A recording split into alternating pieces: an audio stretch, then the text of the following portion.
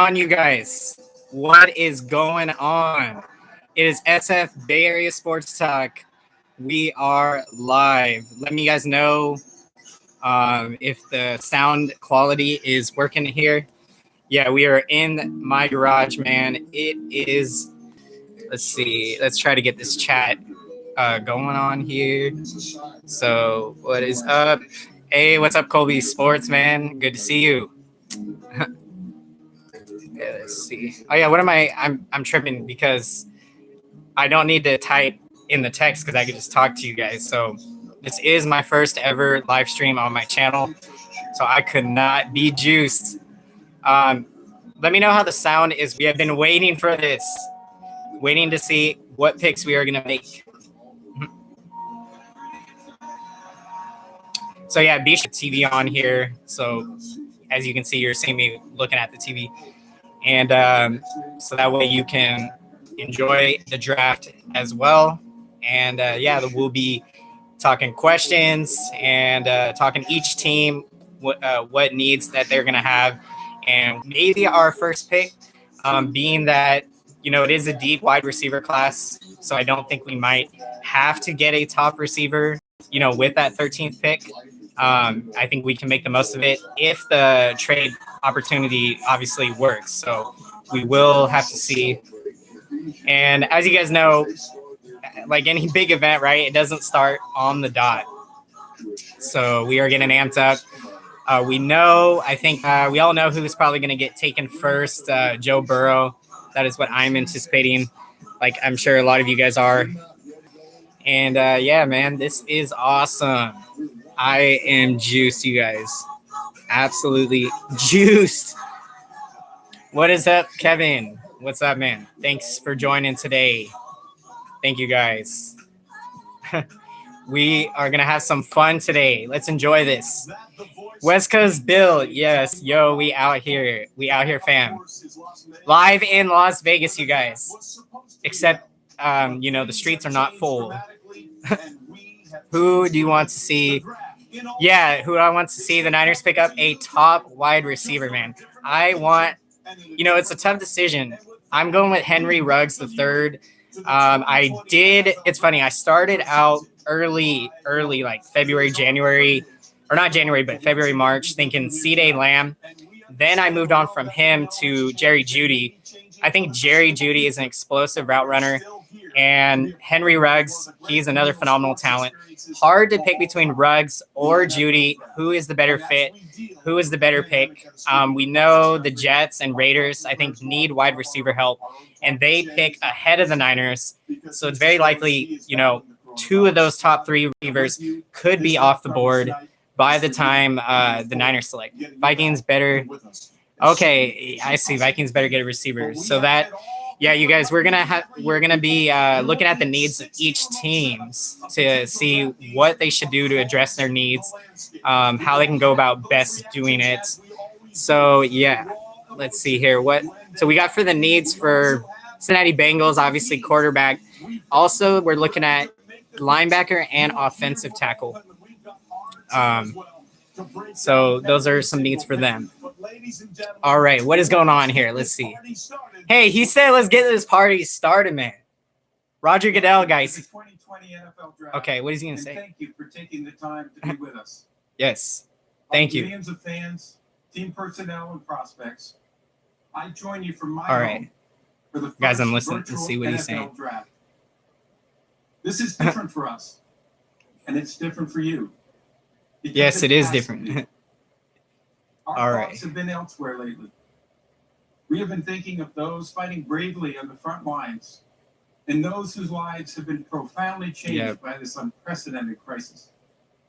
We marvel at the compassion and courage of our healthcare heroes and first responders.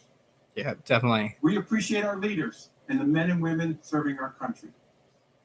Thanks to these heroes and to everyone. Staying a little quiet here, guys, because we're listening to the commissioner we will talk. Get through this together. And when we do, we will be here for you. So you guys, if you want to see, man, this setup, this garage, dude, it is insane here. Like, we got so much memorabilia, like, look at this. This is something else, man. There is everything in this man cave right here. We got everything. This is the famous chair, as you guys know, that I do all the videos of SA Bears Sports Talk. To join the NFL family and make a contribution. All right. We are so fortunate to have the most passionate and generous fans in the world.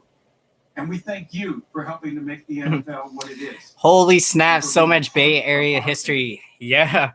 You already know, man. This a lot of this memorabilia my dad actually has accumulated throughout the years.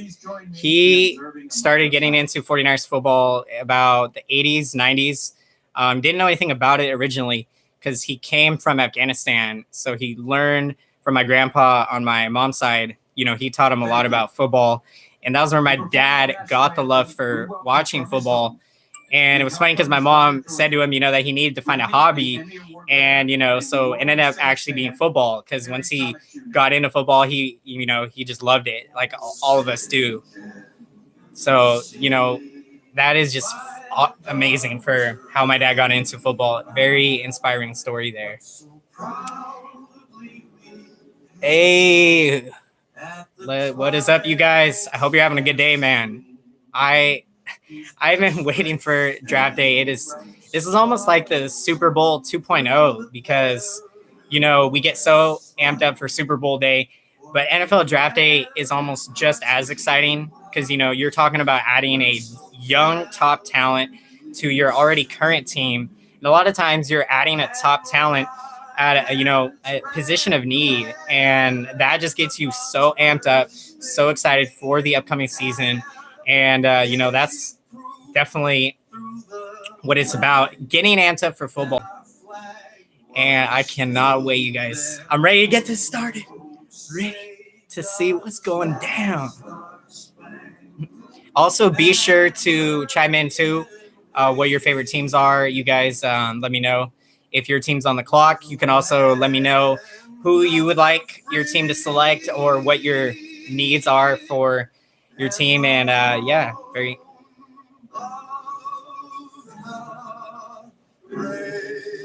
Right now, they're doing the national anthem. Every night in cities across our country and all over the world. So, guys, also, what are some of your, favorite football memories? Whether it's going to games, watching games on TV, you know, there's a lot of great experiences that all of us fans go through. And, you know, love to hear your guys' stories. All of us have amazing memories that connect us to this great game of football that we love all so much.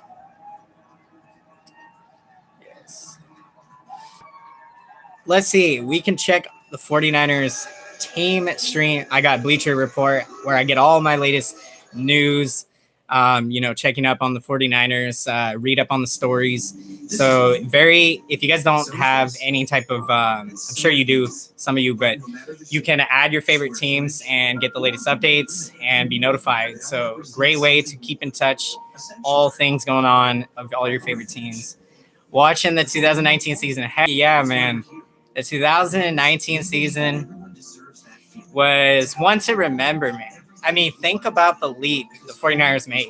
In 2018, we were 4-12. Now, a lot of that was obviously due to the unfortunate Jimmy Garoppolo injury at the time, but it ended up landing us Nick Bosa because we would not have been able to select number 2 overall, you know, in the draft last year. So that was a blessing in disguise. You know, we didn't know where things were going to head down the path. And, you know, to go from 4-12 to a Super Bowl season appearance, we were 13-3, winning the NFC West. Man, what a season that was, you guys. It was actually the first documented 49ers season that I've done on my YouTube channel. So I will never forget that season. Started from the first game of the year last year. We were doing game recaps. And then by game 4 or 5, I started doing in-game live fan reactions. So I love that because, you know, I'd always have the camera rolling and we would get, you know, the best reactions for touchdowns, big time plays. And, you know, that was what's up, man. I love making those videos and putting them out for you guys. and hearing your feedback and, hearing you guys enjoy it. 49ers. Okay, Mr. Kevin, I appreciate the comment because, it's all about speaking your opinion. So although I disagree that, I do think, and I mean, it might seem like I'm biased because I'm sitting here saying, 49ers are going to go back to the Super Bowl. But I mean, you look at our defense, which we pretty much retained everyone back. We did trade all-pro edge rusher DeForest Buckner, but we still have Nick Bosa. We still have D Ford. We still have Eric Armstead. So our defensive line is still one of the best in the game. And I do anticipate we are going to add some defensive linemen in this draft potentially. Probably in the later rounds. That depends if we can get, obviously, if we can trade one of our first round picks to be able to get, like, say, a second and a third, maybe get like 2 or 3 draft picks. Then we can use one of those picks to get a defensive lineman that, won't necessarily replace Buckner, but, definitely helps to get a youth talent, young guy in there that can work hard. And I mean, so many people want to play for the 49ers. Add and a new quarterback, man. That's a good one. I just, I think it's so funny when I see all the takes that the Niners should have got rid of Jimmy G and went with Tom Brady because, it would have put him over the loop to win a Super Bowl. But I mean, what people don't understand is that Tom Brady, if he would have came here for 1 or 2 years, we would have won a Super Bowl. But then we would have needed a new quarterback after a year or 2 years. And I mean, Jimmy G right now, he proved last year, recovering from that ACL tear, he was one of the best quarterbacks in the league, completion percentage, yards. And, people say that, he didn't get a chance to throw that much because, like the NFC Championship, he had 20, 30, 40 passing yards.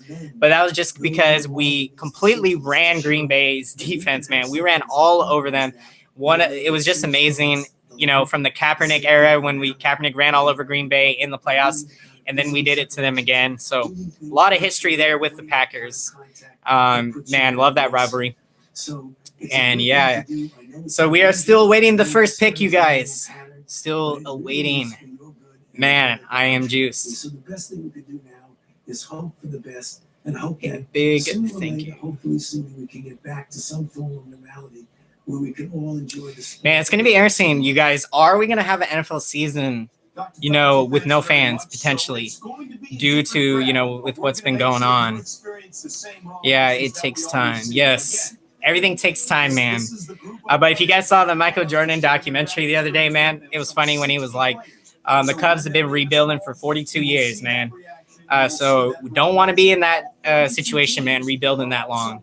Got to take advantage to make it happen. Patience is key. That's right. So our first ever virtual NFL draft, guys. That's right. So there may be some technological glitches, and we will ride through technological glitches, they just told us. I think we expected that.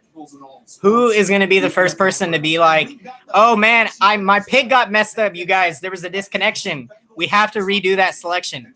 There's going to be someone that is not good with technology.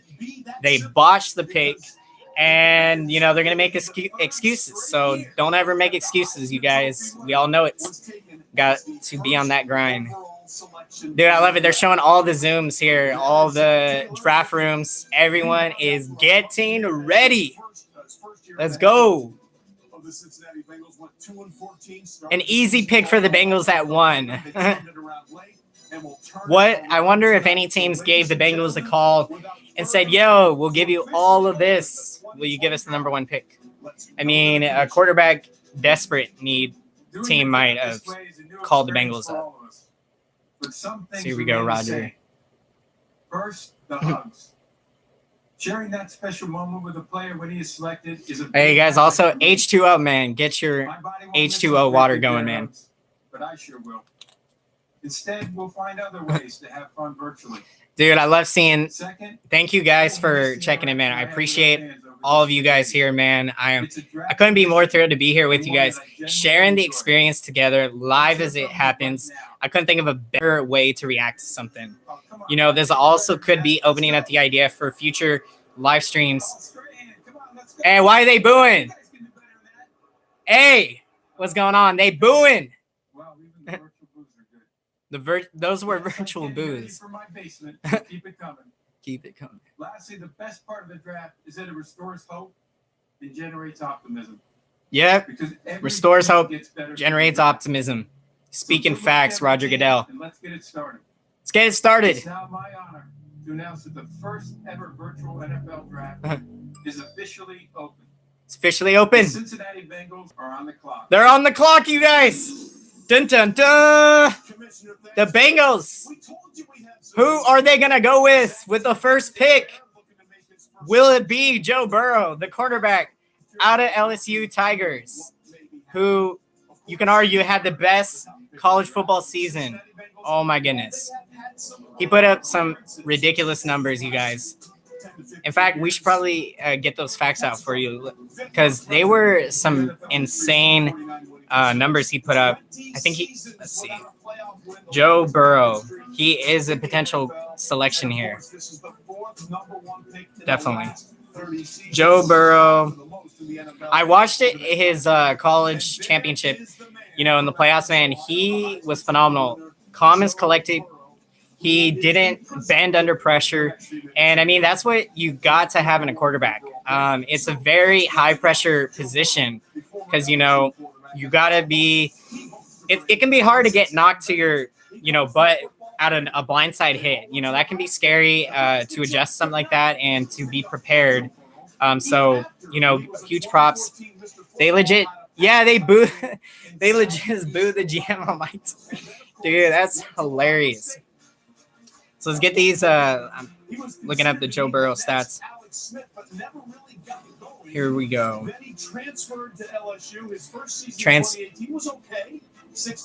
Okay, they're talking about it. And Joe Burrow. Single season record for total offensive yards.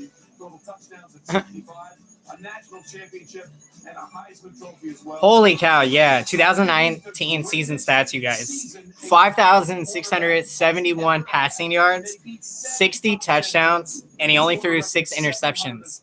That's insane. We need a splitter defensive line. Definitely. Yeah, you guys definitely can get a top defensive lineman probably in your later selections. It's going to be a lot of fun what the Bengals can do in the sense of, when you have a top quarterback, he can definitely make everyone around him better. And, the Bengals could have a chance to get in that wild card. A lot of teams are going to have a chance this year. We all know they did add new wild card teams in each league. Now, 7 teams in each conference are going to make the playoffs now. And the thing I love most about that is come playoff weekend now, the first wild card weekend, we're going to be having 3 playoff games on Saturday and 3 playoff games on Sunday. And then the following weekend would be the divisional playoff weekend with the amazing schedule of 2 games on Saturday, 2 games on Sunday. And then you go the following Sunday, Championship Sunday, and then 2 weeks after that, Super Bowl Sunday. So gotta love the new NFL playoff schedule.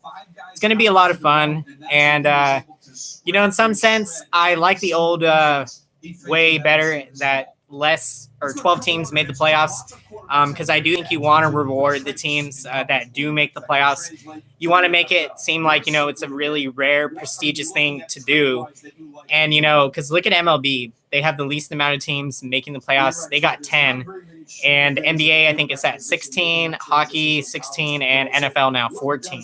So, yeah, it's very intriguing to see how that all is going to play out as we go throughout time.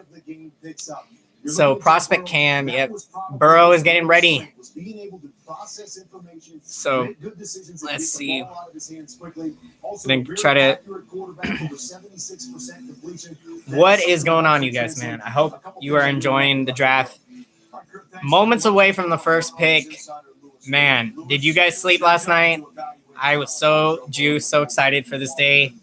Been counting down the days, and it's surreal that I'm here with you guys, and we are watching this. live. He's a guy who can do many, many good things, and he's a very diverse quarterback as far as the kind of things that he can execute both inside the pocket and outside the pocket. Inside the pocket, we've already talked about the fact that he's one of those guys who can just move subtly, buy time, keep his eyes down the field. Keep his eyes down the field. He can throw the ball outside the pocket, outside the pocket, boots and rollouts, and throw with accuracy there. And then the number one thing really is this: he is very, very athletic, almost sneaky athletic.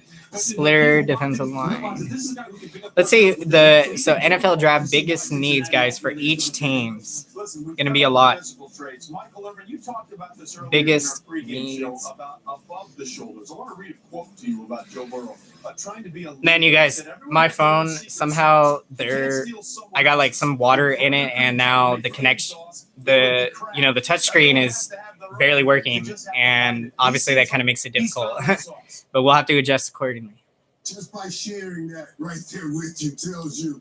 I know, right? He has to be himself in order to win that locker. Because like right now, trying to use my phone for anything, it's gonna be tough. I've had the phone for a long time, so it kind of makes sense that something like that would happen. But to have it happen the day of the draft, kind of funny, I think. And they want to know, can you? But let's try to get this. He led his team to a national championship. That should go a long All right, way we're when he walked gotta be in, patient, man, with this. To the leader of that team, franchise, and community. Michael, you're Man, I'm just so juiced. I'm waiting. I want to know, who are we going to select? Who is going to be added to the 49ers Revenge Tour in 2020? Who is it going to be, you guys? Who is going to step into this amazing culture? And really, their potential is going to go through the roof, through the moon. We are ready to play. Biggest draft. All right. And his ability to walk in the huddle and have the other team guys look at him and know that. All right. So we are pulling up the draft needs. We're getting it. We were walking to midfield for the national championship game. It was me and Joe side by side against Clemson. He simply looked at me. Get this going. He's confident, not cocky. In Cincinnati, he's going to love him up there. Lineman. Your quarterback. A very, very cool story there, Booger. So he did win the Heisman Trophy in a landslide. Most first place. Won the Heisman Trophy. Man. The thing also, guys, the adjustment from the pros, from college to the pros, that's another tough transition. Some guys can't handle the peer pressure of playing at the highest level. It really is unfortunate. But in professional sports, mindset, mentality, mind over matter, like all of that really is important, So, they're showing the Joe Burrow conference from when he won the Heisman Trophy.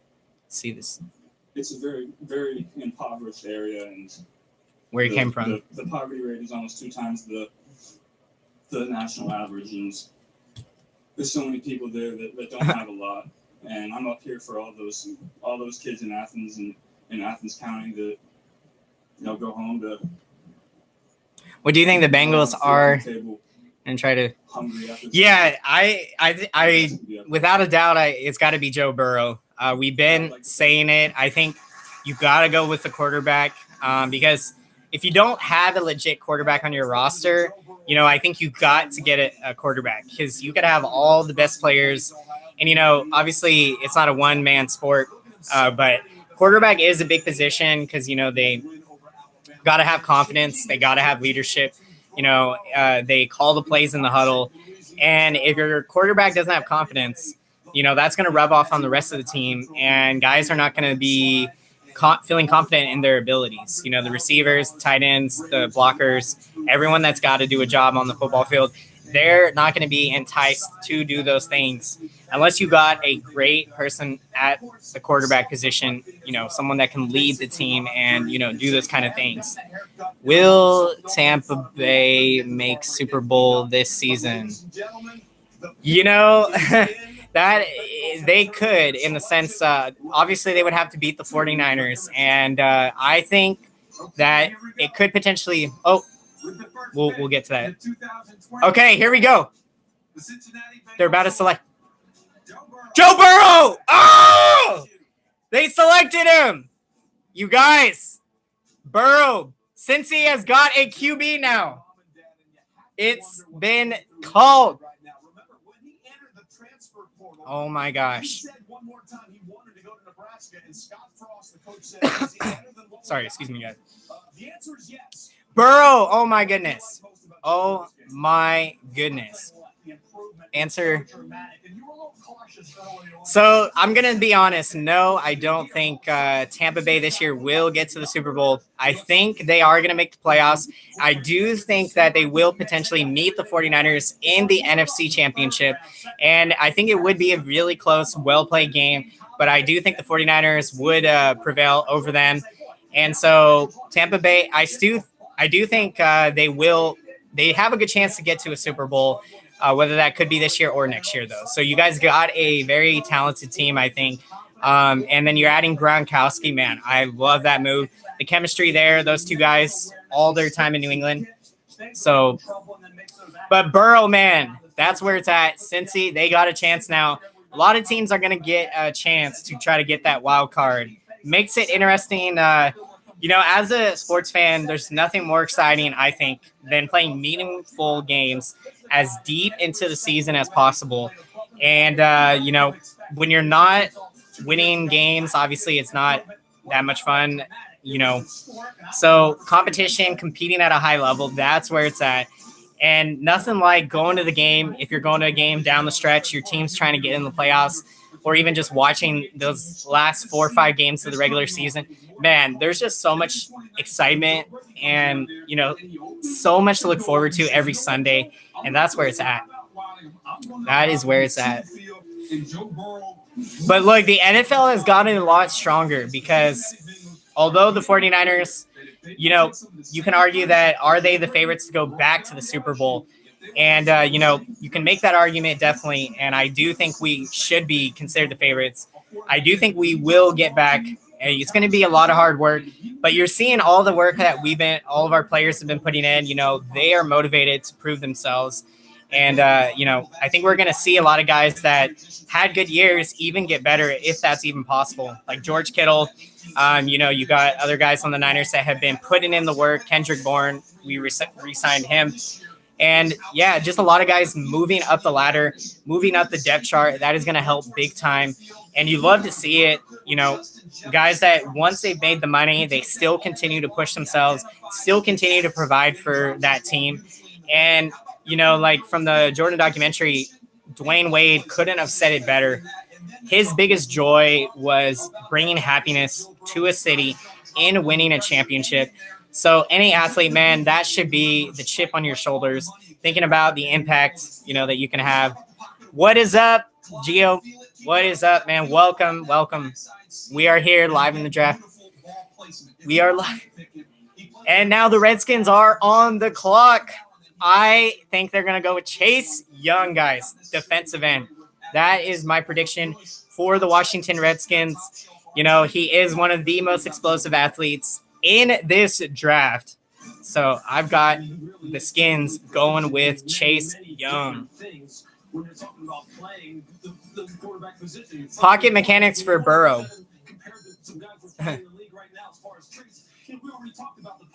Wow. Wow, they're putting a comparison to some mechanics to Tom Brady from Joe Burrow. That's who do you want? All right, so I want the 49ers to get Henry Ruggs III. It was a tough one. I was teetering between Jerry Jeudy and Henry Ruggs III. Decided, I think I want Henry Ruggs III. But, you couldn't go wrong. I do believe we need a top wide receiver. There's been a lot of talk that, the 49ers should try to draft a receiver later in the draft. But the problem with that is that there's no guarantee that some of these receivers later in the draft are going to pan out to be a number one receiver. These guys could have 300, 400 receiving yard seasons. But, you want a difference maker. You want a playmaker to add to your offense. And with the 49ers wide receiving core we got here, it's a very young group. Our top receiver was Deebo Samuel last year. He was a rookie last year. Had a phenomenal season. And we are going to need this team needs another number one target.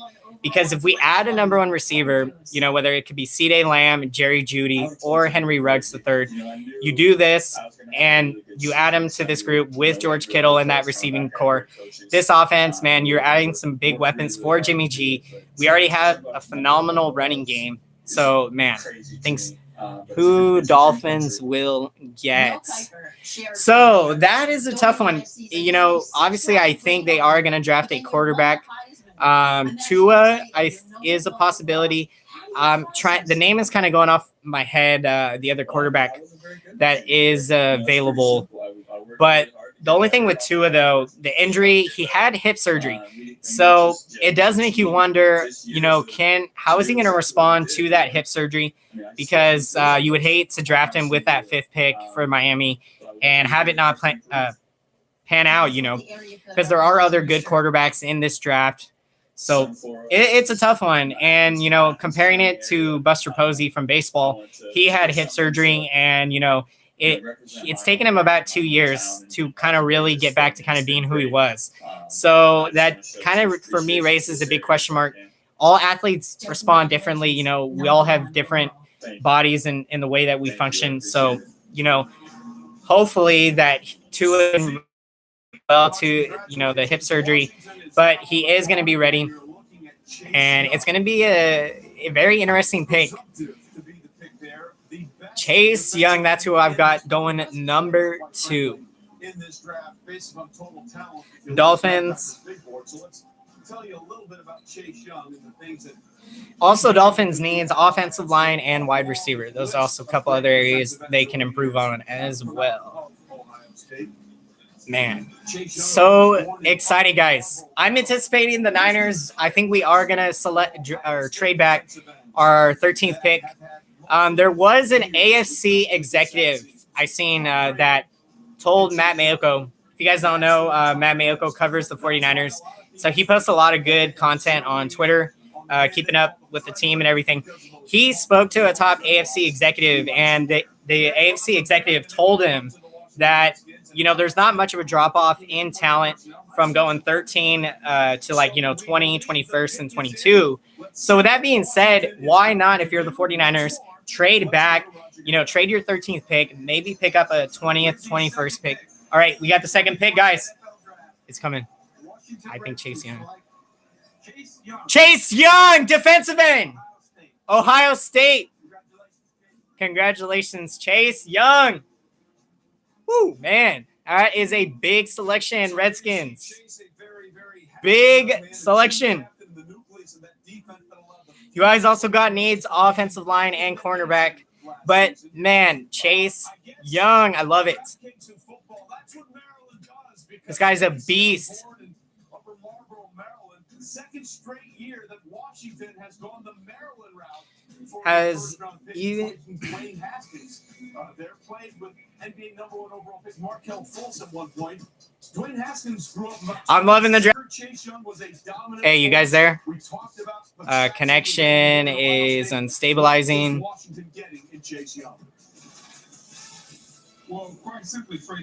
Okay, hold on. The connection was going a little fizzy. I'm in my garage right now, so I hope the connection holds up, you guys, that it's not going to freeze on us. That was a good pick. Congrats. Yeah, Chase Young. Dude, that's where it's at. You build your defensive line, stack it like the 49ers did, because, man, then you put all this pressure on the quarterback and you make hurried throws happen, and that's how you can get some big-time interceptions, fumbles, just cause havoc on the quarterback. Scare him out of his mind, make him jump out of his shoes, jump out of his skin. That's what you got to do. Make him fearful. To draft Henry Ruggs or Jerry Jeudy, but dude, I'm telling you, I want Henry Ruggs more. That is who I'm going with. That is my final selection. I actually changed 2 days ago. I went with Henry Ruggs. So I had been for 2 weeks, I was on Jerry Jeudy. Then started to read more and look at some highlights, seeing how these guys are playing out here. And, I agree with you. Yeah. You can't go wrong either way. Again, I think the Jets and Raiders are teams that need wide receivers, and they do pick ahead of us. So there is a good chance that those 2 out of the top 3 receivers could be off of the draft. And even 3 of the top receivers could be off of the draft by the time we select. And if that's the case, then I think the Niners do have to go with, say we can go with Kinlaw. He is a big-time Javion Kinlaw, big-time defensive lineman. We could also go with, I think it was C.J. Henderson, a cornerback. He would be another good pick to add. And so there's a lot of different areas we could address. Oh, yeah, offensive tackle. How can I forget? 49ers are going to need an offensive tackle because Joe Staley probably is going to retire after the season if he's going to play. I think Staley is going to return because I think if he was going to retire already, he would have told the 49ers by now because I think he would have wanted to give them, time to prepare to get his replacement. And so, yeah, I mean, I'm going to love seeing Staley back for another year. We got to get him a ring, you guys. This man has worked so hard in his career. And, you see the emotion in him because when they interviewed him following the Super Bowl loss, from Staley. And so, I really am rooting for the guy to get that elusive ring. And this could be the season, man. The Revenge Tour 2020, man. That's where it's at. The Lions pick is already in. I think they're going to go with the cornerback, Jeff Okudah. That's my prediction for the Detroit Lions. The Lions need to turn it around, man. I feel for that franchise because they haven't really been able to move, in the right direction. And I think as a sports fan, there's nothing worse than constantly rebuilding and not getting better year. You got to be progressing and, making smart moves. Oh, connection unstable. No. Yes, connection. Sorry, guys. The connection went unstable. Bear with me if it does that during the live stream. All right, the third pick's in. Okay. Oh, Jeff Okudah. I knew it, you guys. I knew it. And then you see the reaction in Grand Prairie, Texas, where Jeff Okudah, that is a big-time pick. You got to love it if you're a Lions fan. Big pick right there. He is a phenomenal cornerback. He's going to be – the Lions are doing good, man. They can start building that secondary. Could trade the 30 for more second or third. Dude, definitely.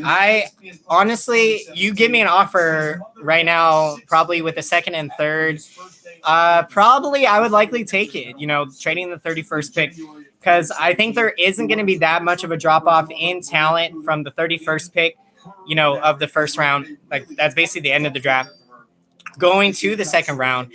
And so I think the 31st pick is a good pick to trade back to be able to get 2 picks, like a second or a third. And, there are going to be teams that are trying to trade up.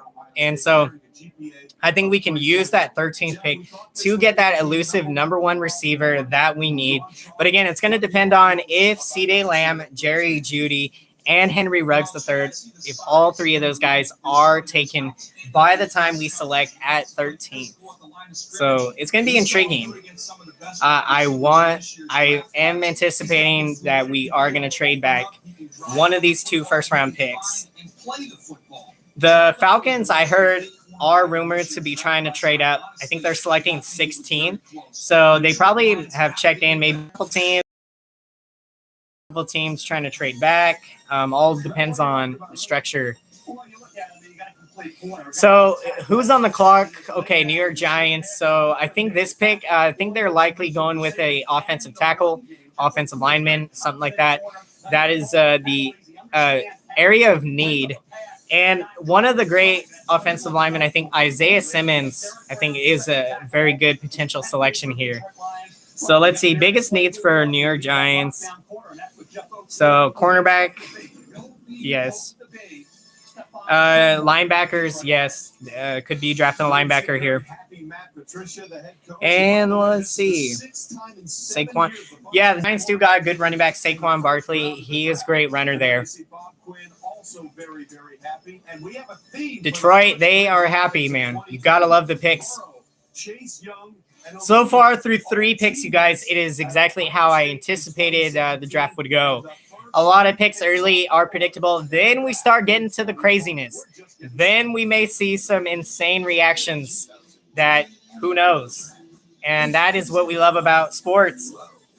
The official home improvement sponsor of the NFL. And powered by Progressive Insurance. Love the reactions. Yes, let's go. I am loving it, you guys. Having a great day out there, you guys. Stay hydrated, drink your water. Get some snacks if you got some. Enjoy this, man. Live it to the fullest. With no baseball, no NBA playoff basketball right now, events like the NFL draft right now, it is taking over our calendars. Yeah, they need a good offensive lineman. There's a question people ask a lot. They think, should you draft the best player available or should you draft the best player available at your need of position? That's a question that gets posed a lot. But I think the reality is usually a lot of teams, I think, have a depth chart. They have the best player available at their position of need. So I feel like a lot of times maybe GMs or teams go based off of, who they have on their depth chart and they adjust accordingly. Because there could be a guy that you could be eyeing in the draft and unfortunately fall to you. So now you got to be able to think on the spot, and then you got like 6-7 minutes to discuss all within your, ownership group and front office to make the right pick. So yeah, it's going to be intriguing. What is going to happen? What does it mean to be a good neighbor? But another thing, guys, the talent level in the NFL now, a lot of teams got better in the offseason. There's a lot. We know the Chiefs are still going to be competitive with Patrick Mahomes there. And the Ravens, of course, with Lamar Jackson, they had that early playoff exit. They'll probably be motivated to try to get back. And then the Saints, they picked up Emmanuel Sanders. That was tough to see him go. But I think Emmanuel Sanders leaving has now opened the doors for the opportunity for us to go out now, get this number 1 receiver to add to the Niners offense. And man, I'm just loving what this offense can do. What Kyle Shanahan, his play calling, he can trick the best of the defensive coordinators out there, man. Whatever play schemes he got, faking the run, play action, all of these things, screens. Man, the 49ers, they take full advantage of a lot of these opportunities because they're so well coached on the football field. They have instincts, like Richard Sherman in the cornerback position.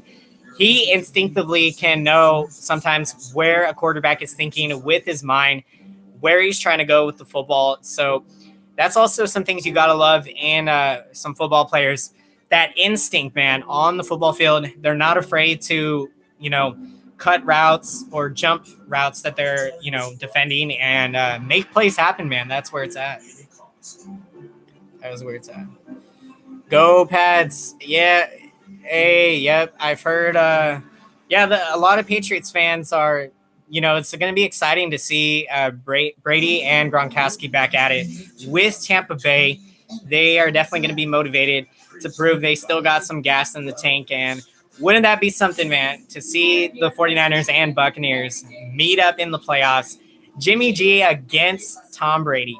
I thought that was going to happen last year, you guys. I thought it was going to be Jimmy G versus Tom Brady in the Super Bowl. So it still would be exciting to see that matchup in a playoff game. Hopefully we see that this year. Would be phenomenal. And the Patriots, you guys, I think, really good opportunity to try to get as many draft picks as possible to try to load up on some good talent and build towards the future. I know the Patriots, they got a phenomenal organization there. I don't think it will take them long to turn things around. So they will be back to being competitive. But you still have to think they probably are still one of the most disliked teams in football. But with Brady having left, you probably have to imagine a lot of teams or a lot of fans probably won't mind the Patriots as much this year. All right, the New York Giants are ready to select. So we are anticipating an offensive lineman. is going to go for the New York Giants. They failed to make the playoffs in 7 of Whoa. seasons. The one time they did, they lost in the wild card round. Hmm. Eli retired following this 2019 season. Yeah, a lot of change has been coming for the New York Giants.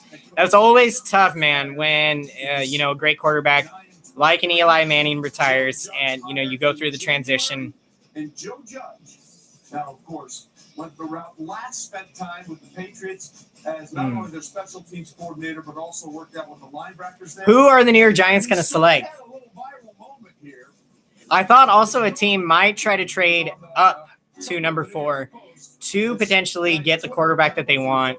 But I am taking a defensive guy for the Giants. Yeah, I think it's going to be an offensive lineman. But you can't. It still would be a great pick to go defense. A lot of great talent available. Gets a chance. Dude, I know. I want to see Jimmy G against Tom Brady. Hopefully we see it in a regular season game. We probably will due to the schedule. We played Tampa Bay last year, the 49ers, so due to how the schedule works, we probably won't face them in the regular season for, I think, like 3 or 4 years. But like we said, playoffs, big time opportunity there. So Isaiah Simmons, that was the guy that I think they probably will potentially go with. All right, listen, it certainly seems Dave Gettleman has made it clear he loves. The pick is in. Who is it going to be? I'm very intrigued right now. Big guys up front. Isaiah Simmons is still there. Dabo Swinney has called him a beautiful football player. A beautiful football player. What a way to describe. Okay, here's the pick. With the 4th pick in The the 4th. 2020 NFL Draft, the New York Giants select Andrew Thomas. Andrew Thomas, offensive tackle. Wow, nice. Surprise. I think I was a little surprised. I thought Isaiah Simmons. I don't know too much about how good Andrew Thomas is, but I do think this is a good pick. Jacob blocking trophy and was a consensus All-American. Now, what's nice. Interesting about him is that not only did he play high school football, but thank you. Appreciate that. He was what we call a percussionist at Pace Academy, which is a fancy way of saying he played the. How are you guys feeling? If any Giants fans out there, do you think this is a good pick for them? Andrew Thomas, definitely a position of need at offensive tackle. Got to get that protection for the quarterback. That's how you kind of start building some chemistry. The quarterback can step into some throws, feel that confidence, not have to be worried that he's going to get knocked to his you-know-what.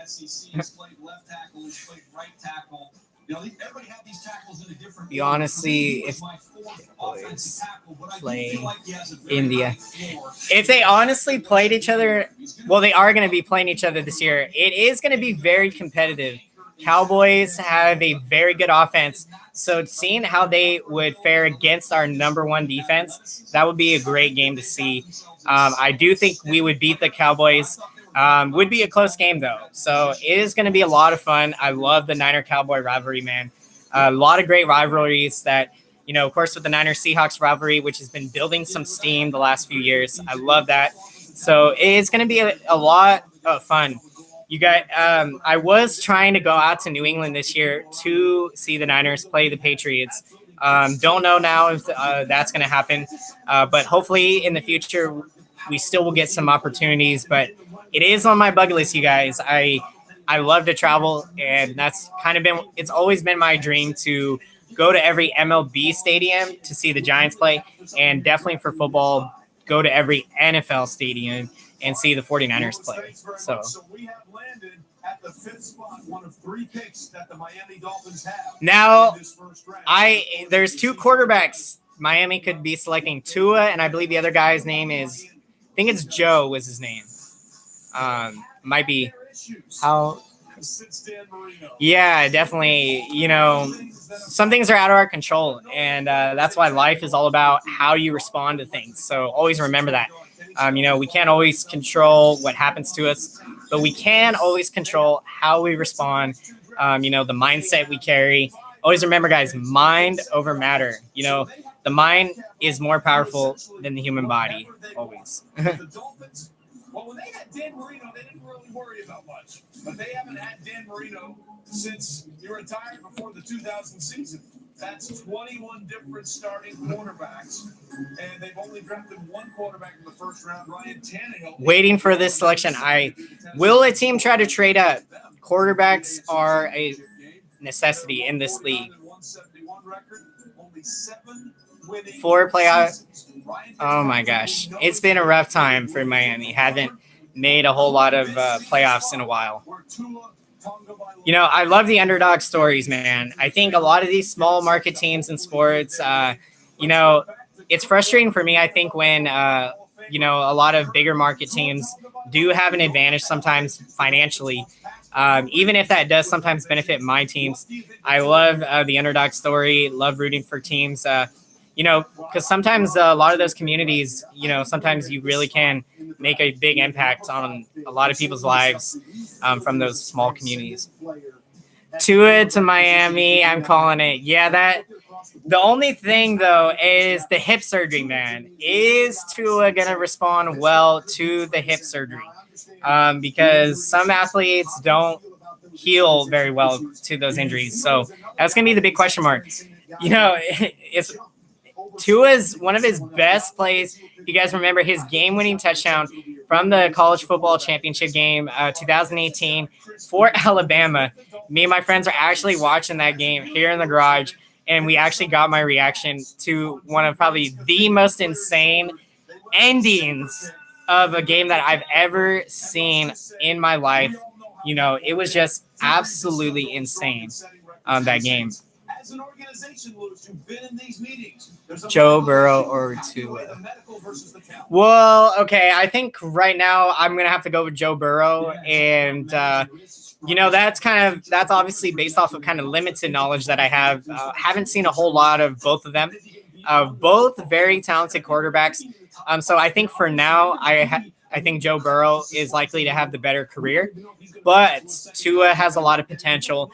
And if he shows that, you know, this hip injury he's recovered from past Burrow, but Burrow, man, connection, guys, has to restart. Connection, okay.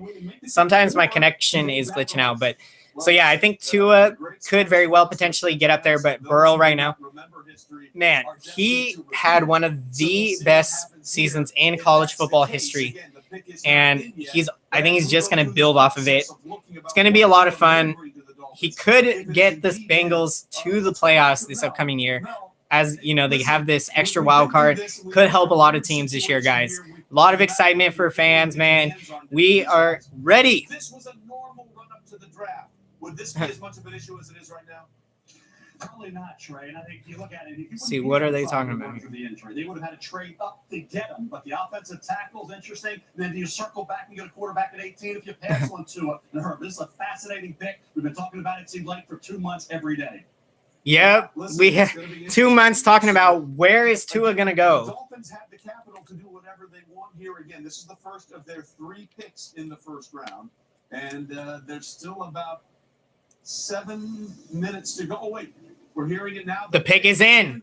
Let's go to the commissioner and see what happens. Thank you guys for the questions, man. If you have any questions, feel free. I love to answer and get your guys' thoughts on everything happening. Tua, they selected him. So they do go with Tua. The hip surgery, guys. The Dolphins said, you know what? We got faith. We got confidence. He is going to change our franchise. Tua has been selected. Quarterback from Alabama to the Dolphins. Big deal. Now, what are the other needs for the Dolphins? Let's see. Offensive line and wide receiver, you guys. Also some areas of need to improve. So they're talking about sprained knee, left quad, left ankle, broken index finger for Tua. And then, of course, in November of 2019 on this play, left-handed quarterback, man. I love that. I'm a lefty, you guys. Oh, man. That sent Tua's draft status into doubt. But I guess the medicals came back. Man, just think how amazing that is, though, for Tua, though. He still was able to get selected 5th overall, despite that big-time injury. But, yeah, he was just having phenomenal college football seasons, man. Well, no question about it. It's interesting, Trey, that when he suffered this injury, a lot of people going into the draft thought, well, he's going to have a redshirt year anyways. Even if we draft him, we're going to sit him for a year. I think when people saw... Man, we're getting close, guys. The Niners pick is getting closer. That is what I'm definitely waiting for, big time. I'm ready. I'm just so glad this year I'm not working on the NFL draft day. Last year when we selected Nick Bosa, I was so juiced, so happy. And then I had to go work. At the time, I was working at In-N-Out.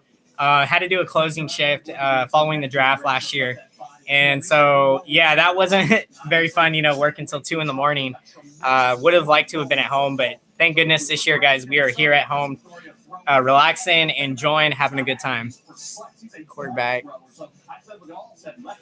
Yeah, I think he's going to make a big-time impact with Miami. He's going to help change that culture there. And, hard to say off the top of my head if I think Dolphins will make playoffs this year.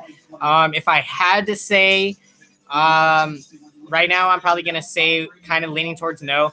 But, I think that, again, with adding this new wild card, a lot of teams are going to be in the mix. So I wouldn't be surprised for the Dolphins to make a run. We'll see what else they can do. As we spoke, they need to offensive tackle, offensive line. Yeah, they got to upgrade there and upgrade at wide receiver. So those are some positions of need. If Tua can come back the same he was in college, oh, yeah. I mean, yeah, it very well is possible. You saw, going back to talking about Jimmy G for a sec, his first season with the Niners when he came over to it, I think it was the 2017 season. He didn't really have any top receivers, and Jimmy G he made all those guys better around it. He's got a lot more catches and a lot more yards.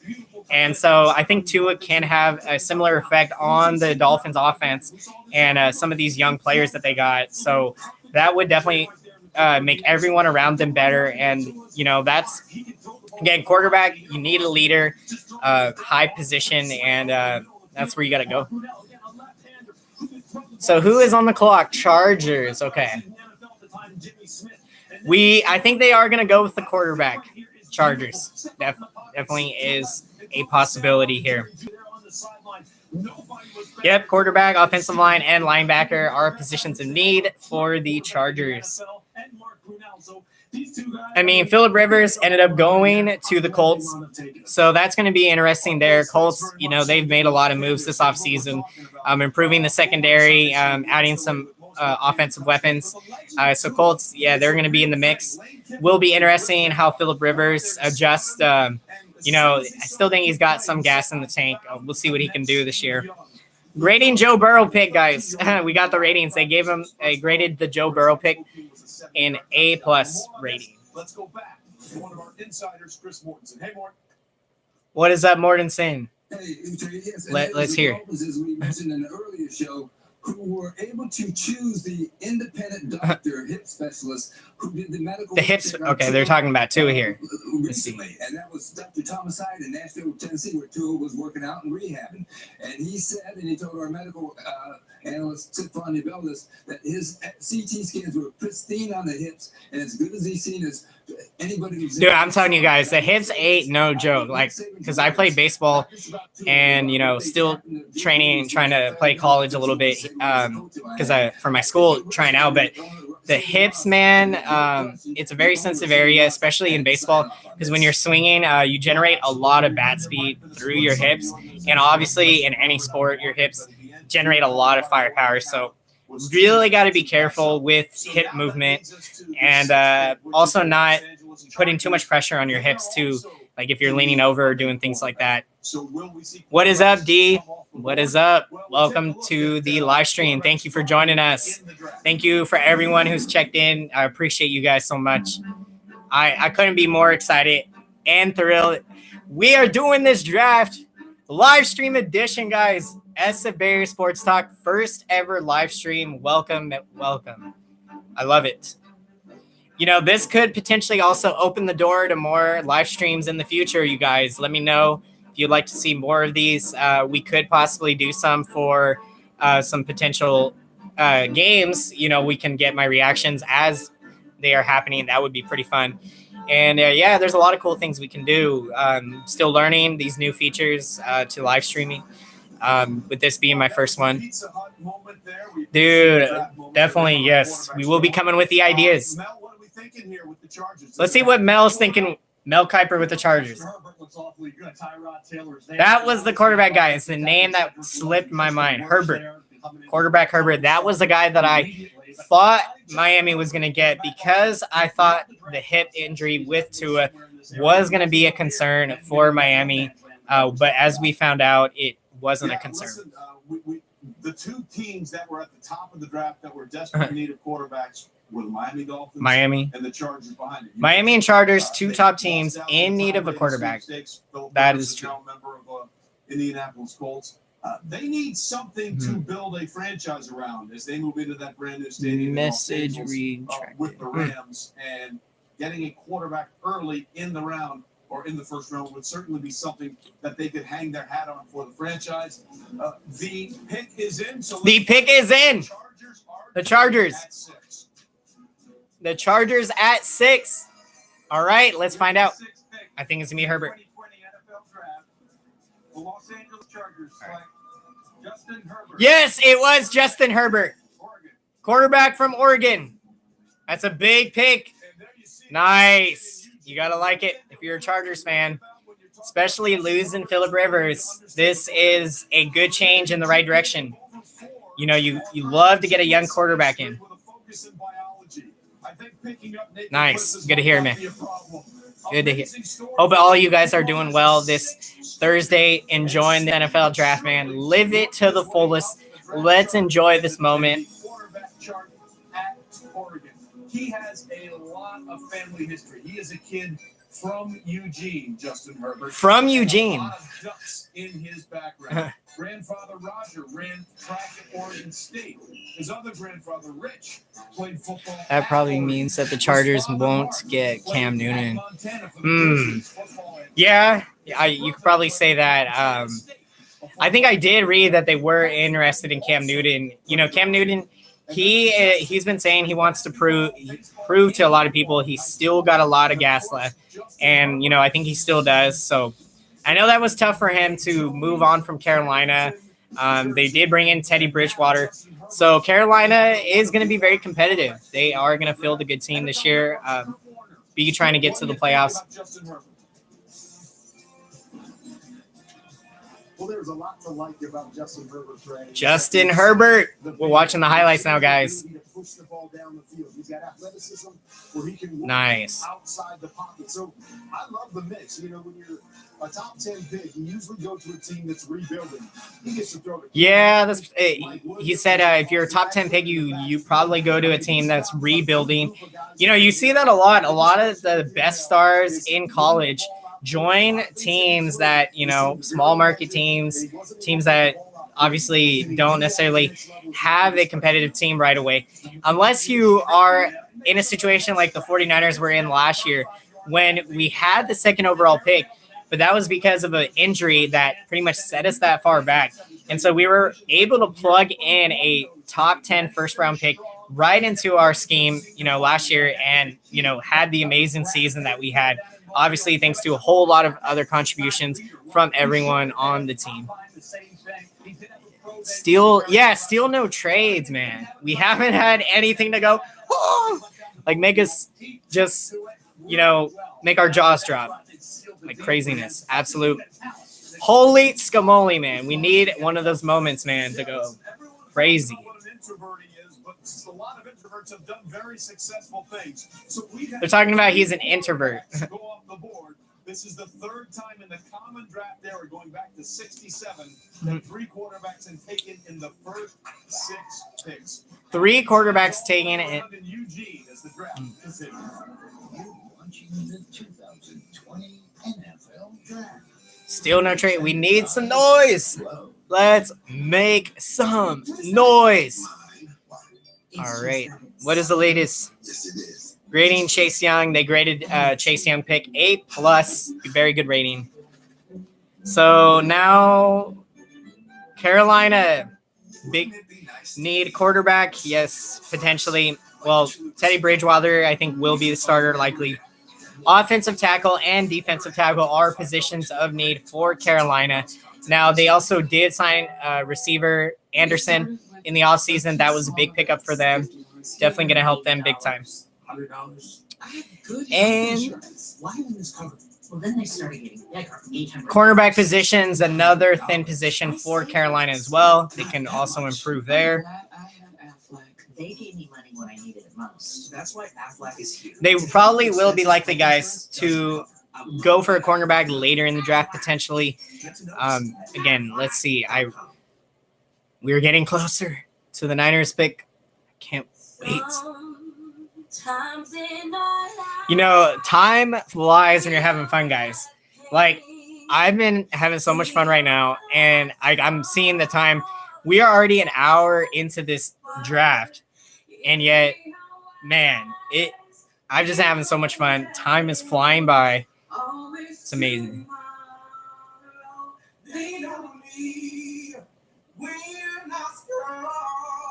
The pick is in. Carolina, they have made the selection. Who is it going to be?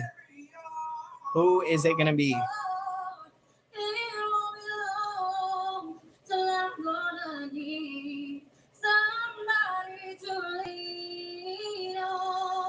We don't need somebody to lean on. See you guys, if we got any news latest from the 49ers right now. Any breaking news? Are we potentially, let's see, what is happening? Who do you think the Panthers are going to pick? So, yeah, this is a very tough one. I'm not entirely sure who I think I would go with here. Let's kind of see what prospects are still available right now.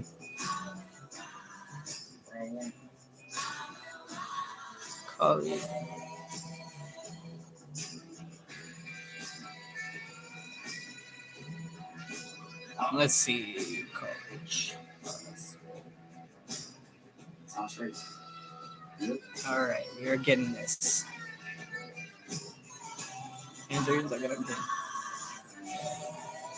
Oh yeah, guys! Another thing, also you can do some push-ups in between commercial breaks.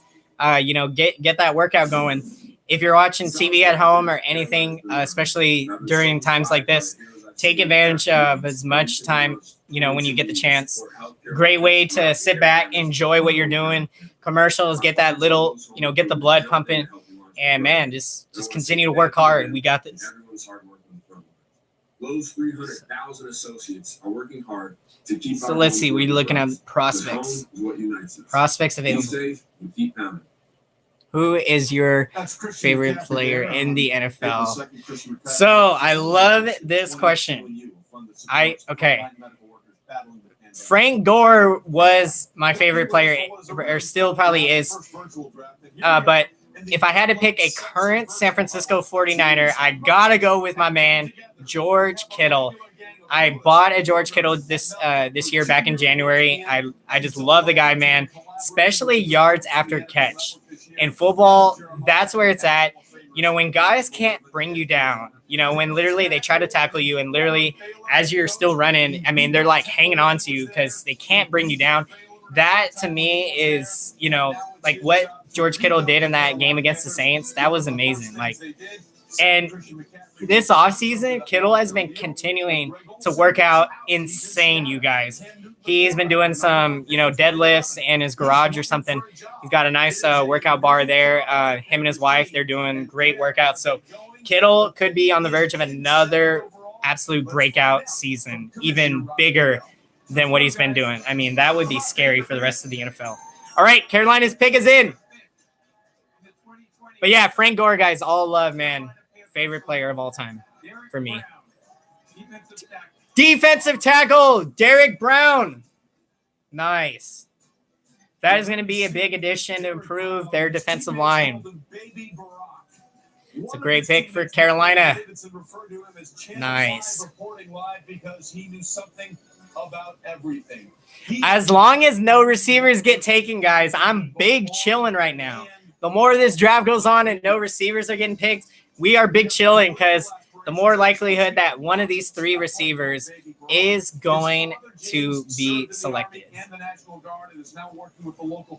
So I see D. Okay, so so totally respect your. Let me know who do you think Carolina should have went with for this pick. Love to get your thoughts. Now Arizona is on the clock.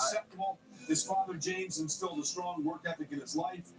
James served in the U.S. Army from 92 to 96. He was stationed overseas in Italy. So yeah, Derrick Brown, 2019 SEC Defensive Player of the Year, guys. And this guy is pretty impressive. So let's kind of see. Look, Carolina. Well, he certainly had an impact on everybody he played with. Feeling was Isaiah Thomas was a better fit for an established team. So, yeah, that kind of makes you just scratch your head a little. Isaiah Thomas, Isaiah Simmons there. I botched that name. I did say in one of my comments, I said I probably will be botching some names the day of the NFL draft. So I apologize, you guys. Bear with me. Still getting used to saying all of these names. But, yeah. So what is the feeling Carolina is selecting Derrick Brown? So the consensus from Carolina, the belief they did do enough on offense this offseason to improve. And so they ended up going with the defensive tackle and improving the defense. That was the route. Jerry Jeudy.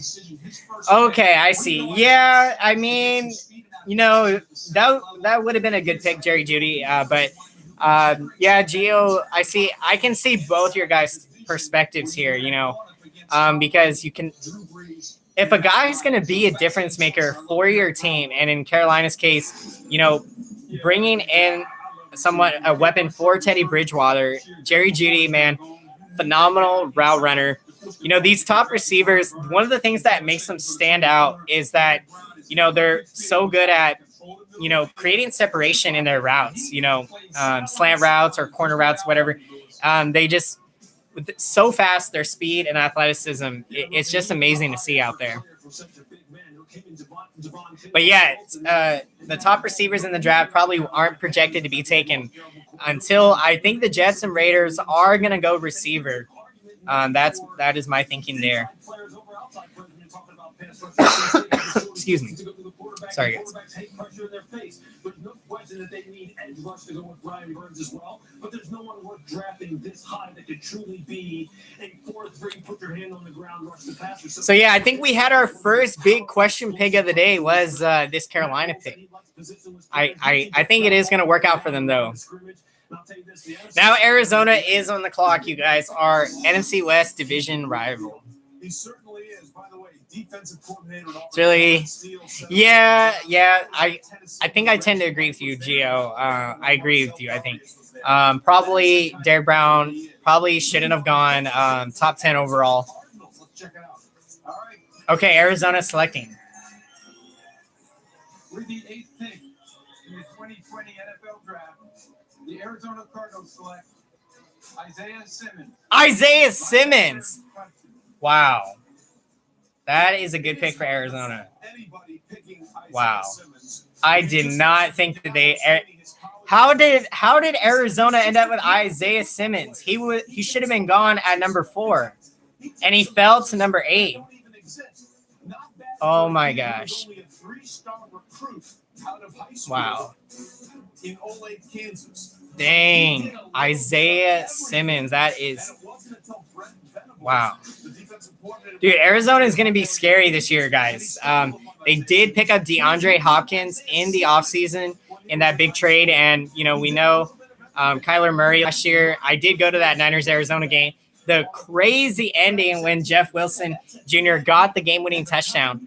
What a game that was to be at Levi Stadium. But I'm telling you, Arizona, they are giving us a run for our money now. So they're going to be a tough opponent. They are going to make this NFC West division even tougher. And it's going to be a lot of fun. Yeah, it is a phenomenal pick, man. Arizona did very good on this pick. Wow. It's very true, Trey. So Jaguars are on the clock, guys. They are selecting upcoming. See, reading up here on the Arizona selection of Isaiah Simmons. Because he can do so many different things. 1 week he might be lined up and covering George Kittle.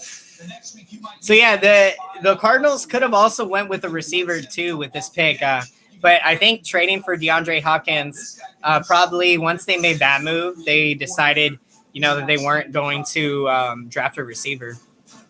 Yeah, DJ, he's a great prospect. I talked to several defensive coordinators, and that's a good pick. I didn't know he went that late. I know. Isaiah Simmons going that late, definitely. Because, you have to figure if he wasn't – well, here's the thing, because the Chargers needed a quarterback and Miami needed a quarterback. So they were picking 5th and 6th. So being that, he didn't get selected at 4th from the Giants, like I thought potentially Isaiah Simmons, they ended up falling to the number 8th pick. So, yeah, that's just crazy how that can happen sometimes.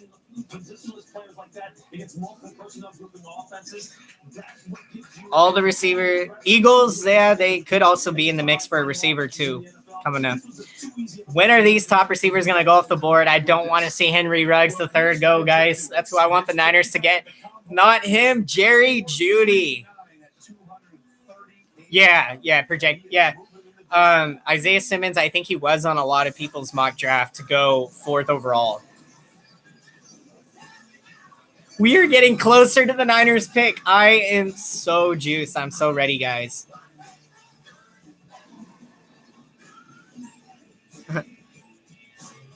You're reading opponents.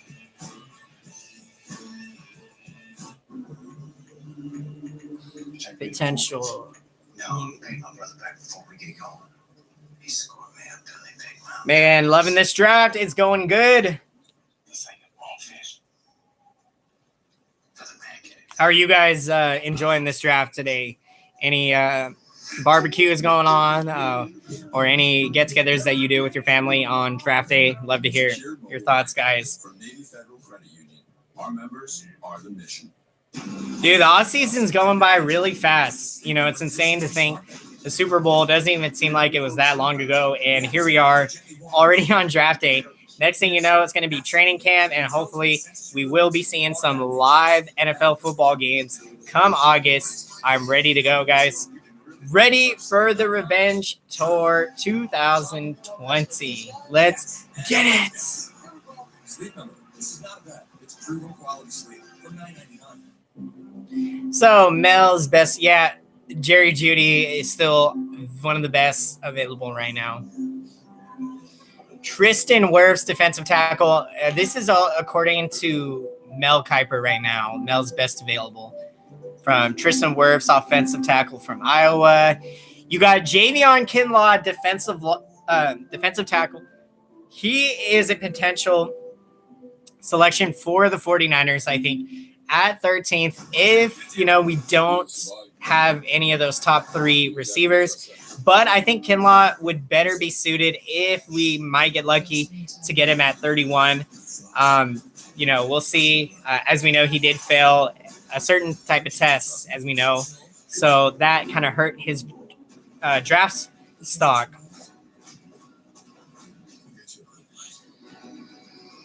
Also, cornerback, I think it was C.J. Henderson. He's another great talent. Because the thing with the Niners, too, a lot of our cornerbacks are going to be going on the market to free agency after this upcoming season. Richard Sherman, he is going to be a free agent, so we'll see if we can retain him or not.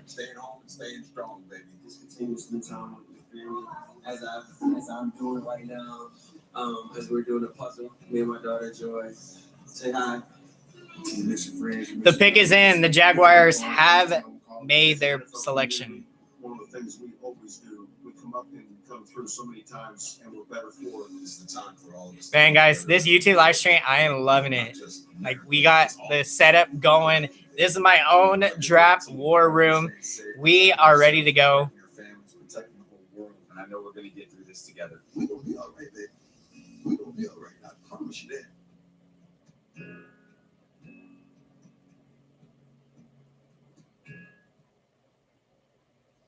All right, you're getting back. Let's go. Dun, dun, dun, dun, dun, dun, dun. Say thank you to all the doctors and nurses. We know that y'all on the front line. Potential. I can't thank you guys enough. So who is on the clock? Jaguars. Who are they going to pick? What is Jacksonville going to do? We're going to get through this sooner or later. We're all going through this together. We're all getting through this together. Stay strong. Everyone, please stay So safe. for Jacksonville, Well, look, we are all in this together. Please help us make a difference now. Huddle up for COVID-19 relief efforts and join players, teams, fans, and communities around the country in the NFL Draft-a-thon. And let's man, what an interesting offseason, though, guys. Like, talking about the Niners for a second again. One of the toughest trades that John Lynch had to make, unfortunately, as GM was trading DeForest Buckner. That was very, very tough. But the move made a lot of sense because it saved us some salary cap space. And you knew that we probably would have an opportunity to be able to, still draft a pretty good defensive lineman in the draft. We need, receiver. That is the biggest need, in my opinion. I think you got to go for the 49ers wide receiver with that 13th pick. I've heard a lot of people say that a very talented draft with wide receivers. So doesn't necessarily mean that you need to take a receiver at 13. But in my opinion, I think you do, because I think you can't let a top talent go off the board. All right, the selection. CJ Henderson, no. Oh, well, I'm saying no because I thought maybe he would be a good pick for the Niners if we don't get a receiver. But good, solid pick for Jacksonville. That is a good one. CJ Henderson. I like that pick. Solid. Very good cornerback. That's going to help that secondary in Jacksonville. Mel, tell us a little bit about CJ Henderson, who really tell us, Mel. Tell us about CJ. Educate us. Talented cover corner. 204 pounds. Wow.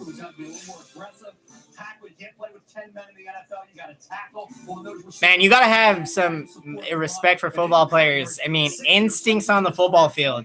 That is something you can't teach sometimes in sports. Some guys have that in them. The innate ability to be instinctive on the football field, anticipate plays before they happen, anticipate routes, jump routes. These are the difference makers in the NFL. And they get it done out there. And it's so much fun to see. Because I don't know if you guys know, but I think sports is getting better and better with the amount of knowledge that there is out there for training, workout routines. There's a lot that you can learn and apply to, your physical workouts to be able to improve. And I think you're seeing the talent level all around, especially in the NFL. Talent level is going up. A lot of teams are moving up the ladder and playing a lot more competitive football. And that's what you love to see. Doesn't get any better when a lot of teams are competitive. It makes it a lot of fun to watch your team play against a lot of these good teams. So this Cleveland is on the clock. Guys, a wide receiver has still not been selected. We are big chillin'. at the 10th pick. What did I say? I said we have 3 wide receivers for the 49ers. Henry Ruggs III, who I want them to get, Jerry Jeudy, and C.J. Lamb. Hello, NFL fans, and a special shout out to Browns Nation. I am so excited to help introduce the first-round draft pick from my hometown. Dang, Browns. my guy Fletcher. Is finally over. Thank you to the NFL for your support of St. Jude. While my journey with cancer has been hard, I cannot say enough about St. Jude. The doctors and staff are amazing, and they have taken such good care of me. And now back to you for the Browns pick. All right, the Browns pick. It is coming. We are getting close. All right, Roger Goodell. Thank you, Fletcher. What's it going to be? We are so happy to see that you're home and doing well. We're very proud to support you and St. Jude in the fight in childhood cancer. And we're all in your corner, Fletcher. Go get him. He's about to announce the selection. Here we go. With the 10th pick Okay. in the 2020 NFL Draft, the Cleveland Browns select Jedrick Wills, tackle. Nice. Offensive tackle, Jedrick Wills Jr. Nice. Got to get that protection for the quarterback for Baker Mayfield. Man, the Cleveland Browns, it was exciting last year, the first 4 games, until they came to Levi Stadium and we pounced on him on Monday Night Football. But yeah, they looked promising early in the season last year. We'll see what Cleveland can do. It has been a struggle for that organization. Hopefully they can turn things around. They deserve a winner, you guys. It's been a long time coming for them. Well, I think he's going to be the one making the move over to the left side with the Cleveland Browns. So they got him, Jedrick Wills Jr., they got him moving over to left tackle for Cleveland. He's going to see on that left side without any help from a tight end. He's outstanding knee bender. He can really roll his hips on contact. Nice. He's outstanding when he works up to the second. You know, I'm still getting adjusted to, like, I see the Raiders on the board, but I saw the LV, and I'm not used to it yet, you guys. Like, I did almost, like, I was, like, looking at the draft board thinking, aren't the Raiders supposed to be picking before the Niners or something? And, yeah, and I was like, oh, wait, LV, yeah, Las Vegas, right? Only 3 more picks. Yes, that is right, you guys. I think my favorite thing about this is having my live reaction to the Niners selection, having it recorded here, but not only that, being live with you guys as it happens. Man, I think couldn't get any more better than that. Couldn't draw or write up a better script, man. We live in the dream. We live in the dream. I love it.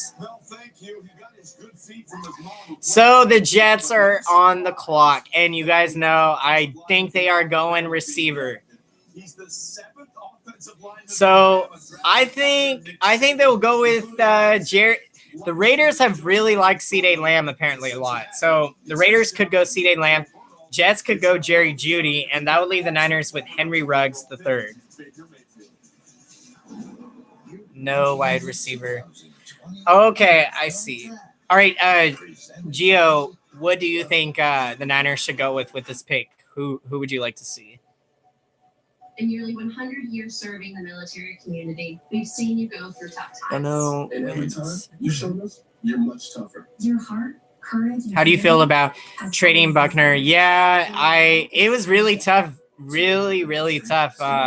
You know, I remember watching a lot of Buckner's interviews post-game from the 2019 season, and really, since we've drafted him, he's just been, you know, amazing player. And it was really, really tough to see him go. You know, I understood the move from the Niners standpoint, you know, to get the 13th pick, move the salary, do those kind of things. And also, you know, Buckner, he was going to command a lot of money. I think 17 or 18 million per year was the deal that the Colts ended up giving him. So, yeah, it was very tough. But, you know, as we know in sports, it can be a business at times. And sometimes you got to make these moves. But I think for both parties, you know, I think Buckner, he's going to do really great with the Colts, and, they've done a lot of good things there. They also brought former 49er Sheldon Day, defensive tackle, over there. So Colts did make a lot of moves in the offseason, and, I wish Buckner all the best, man. He's just a great guy, and, he was there with us from the beginning, man. I think he was there for a part of that 2-14 season we had, which was very rough. Henry Ruggs. No. Why?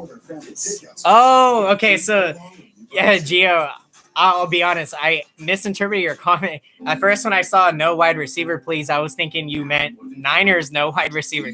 But now I know you mean don't select wide receivers so that the Niners can get wide receivers. I got you, my man. Henry Ruggs, that's my gut feeling. Did a mock draft on Henry Ruggs on a video yesterday, right before the day before the draft. So that was my final selection, Henry Ruggs the third. Think about this offense, you guys. With Kittle, we add a top receiver. You also have Trent Taylor coming back from injury. Hopefully he can turn around. And also third-round pick Jalen Hurd from last year. He also missed the entire season due to injured reserve. He's another guy that could come on and hopefully put up some production. If we get production from some of these guys, like the Trent Taylor, Jalen Hurd, man, that is going to be huge for the 49ers to building our offense. And, of course, we got the best fullback in the NFL, Kyle Juszczyk. What an amazing talent he is, man. Does great job blocking, helping getting those running lanes open. And, the running back situation for the 49ers, I think we have 4 running backs now, so we are very deep at running back. I do think there still could be a chance. I was hearing the Niners could try to trade one of their running backs, possibly today during the draft or before the season starts. So I think you will see the Niners trade a running back because, we don't need 4 running backs on this roster. They did speak about possibly letting go Tavon Coleman, a veteran running back. So, for me, I think Raheem Mostert and Matt Breida, those are the top 2 choices to be your main running back. And Raheem Mostert, he really put on a show the last 4 or 5 games last year, and he continued moving into the playoffs. That game against Green Bay, man, what a phenomenal performance. 220-plus rushing yards for Raheem Mostert. Man, that was amazing. I loved it, you guys. So, and then Matt Breida, I love that the Niners did bring him back. He was clocked in at 22 miles per hour in that game against Cleveland, the fastest speed for a player in the NFL last year. Feel like Deebo Samuel is going to break out, Gio. I agree with you 100% there. I love watching this guy. When we traded for Emmanuel Sanders, you really saw how much of an effect that Sanders had on Deebo Samuel. Sanders did a great job mentoring Deebo Samuel, and you really saw the production numbers start to go up for Deebo Samuel last year. The trade of Emmanuel Sanders. If you ask me, a lot of people are saying, was that trade worth it for the Niners? I think we gave them, I think it was a 3rd and a 5th round pick we traded for Emmanuel Sanders. I think it was worth it because it got us to the Super Bowl. And, we were 9-10 minutes away from a Super Bowl victory. So I have no ill will that, we lost those 2 picks to get Sanders. I think the deal made a lot of sense. Don't sleep on. Dude, yeah, I was just talking about Jalen Hurd. If he can come back, from injury and have a breakout season, dude, that is going to be phenomenal for this wide receiver core. We could potentially see some breakout performances. Kendrick Bourne, he's another guy that's very young. He's the same age as me, so he's got a lot of talent. And, all right, Jets, I think they're going wide receiver. The New York Jets select what? Dude, they didn't go receiver. Yes. I am juiced. I am juice. Yes. No receiver for the Jets. Dude, if you would have told me this morning that we would be 11 picks into this draft and no receivers would be taken, holy scamoli. Holy scamoli, guys. Could the script be? Who are the Niners going to add to this? Who's going to be added to the Revenge Tour 2020? You know, they are definitely going to be feeling that injury, the vibes. Let's go. We getting hyped. So now the Raiders are on the clock, and I think they are going to go wide receiver here. One more pick, and we are going to get the Niners. Yes. Kind of makes me think, will we see a trade with the Niners? I don't know. Hard to say. But I think the Raiders, I heard a lot that they'd like C.D. Lamb, so we'll see if they end up getting him or if they go with Jerry Jeudy. I'm going to need some H2O, guys, man. And look, when you get to see that is when they run some of their zone schemes, they're inside and outside zones. This guy is 6'7", 250. So this is a pretty solid. Okay. Let's see, one more. Oh my, connection unstable. No. You know how big he is. Reminds me a lot of Trent Brown with the way he's able to move at that side. But to me, this is all about Sam Darnold. You need a left tackle. You need to protect your franchise quarterback. Sam Darnold. Yeah, I agree with Booger here, guys. He is right. You've got to protect your franchise quarterback and Sam Darnold. That's why the Jets went with an offensive tackle. You can argue that probably was the way to go, because if you got a top receiver, what good is that going to do if you don't have the protection for your quarterback to be able to have enough time to step in the pocket, make the throws? So I totally understand where the Jets were coming from. I thought for sure they were going to get a receiver, though, but it makes sense. Makes a lot of sense.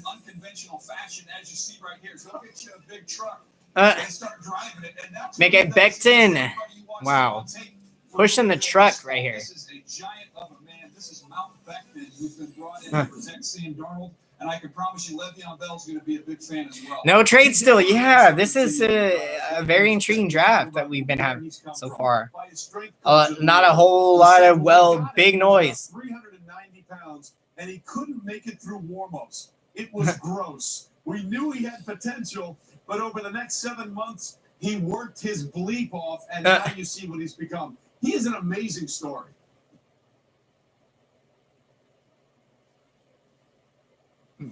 So we'll see what happens here. So we will see what happens. We are waiting. 2 picks in the first round by the Raiders. Again, we were supposed to be there, celebrating the potential of the Raiders moving to. I want trades. Yeah, I mean, trades do make the big noise happen. You know, you love a trade that works out for both teams involved. A lot of times those deals are hard to come by. But again, an AFC executive told Matt Mayoko, who covers the 49ers, that he thinks the talent level from 13th, where the Niners are picking, all the way to 20, 21st, 22, the talent level, there's not much of a drop-off. That's according to this AFC executive. So, from that standpoint, if the Niners can trade back, that could be a big deal depending on what it is. Yeah, we all want to see the trades, guys. We want to see the big noise. I'm going to go CeeDee Lamb would be my guess here for the Raiders. CeeDee Lamb, that was my prediction. That was my prediction for the Raiders. We'll see what happens here. We believe that the pick is close to coming in. The pick is close. I can confirm that the pick is in to Commissioner Goodell. Let's find I didn't even realize this, but kind of cool how the Raiders and 49ers pick back-to-back. There are many first-evers that are part of this draft. First ever. Including the first-ever official draft selection by the Las Vegas Raiders. Wow. The first ever draft selection by the Las Vegas Raiders. With the 12th pick of the 2020 NFL Draft, the Las Vegas Raiders select Henry Ruggs. No!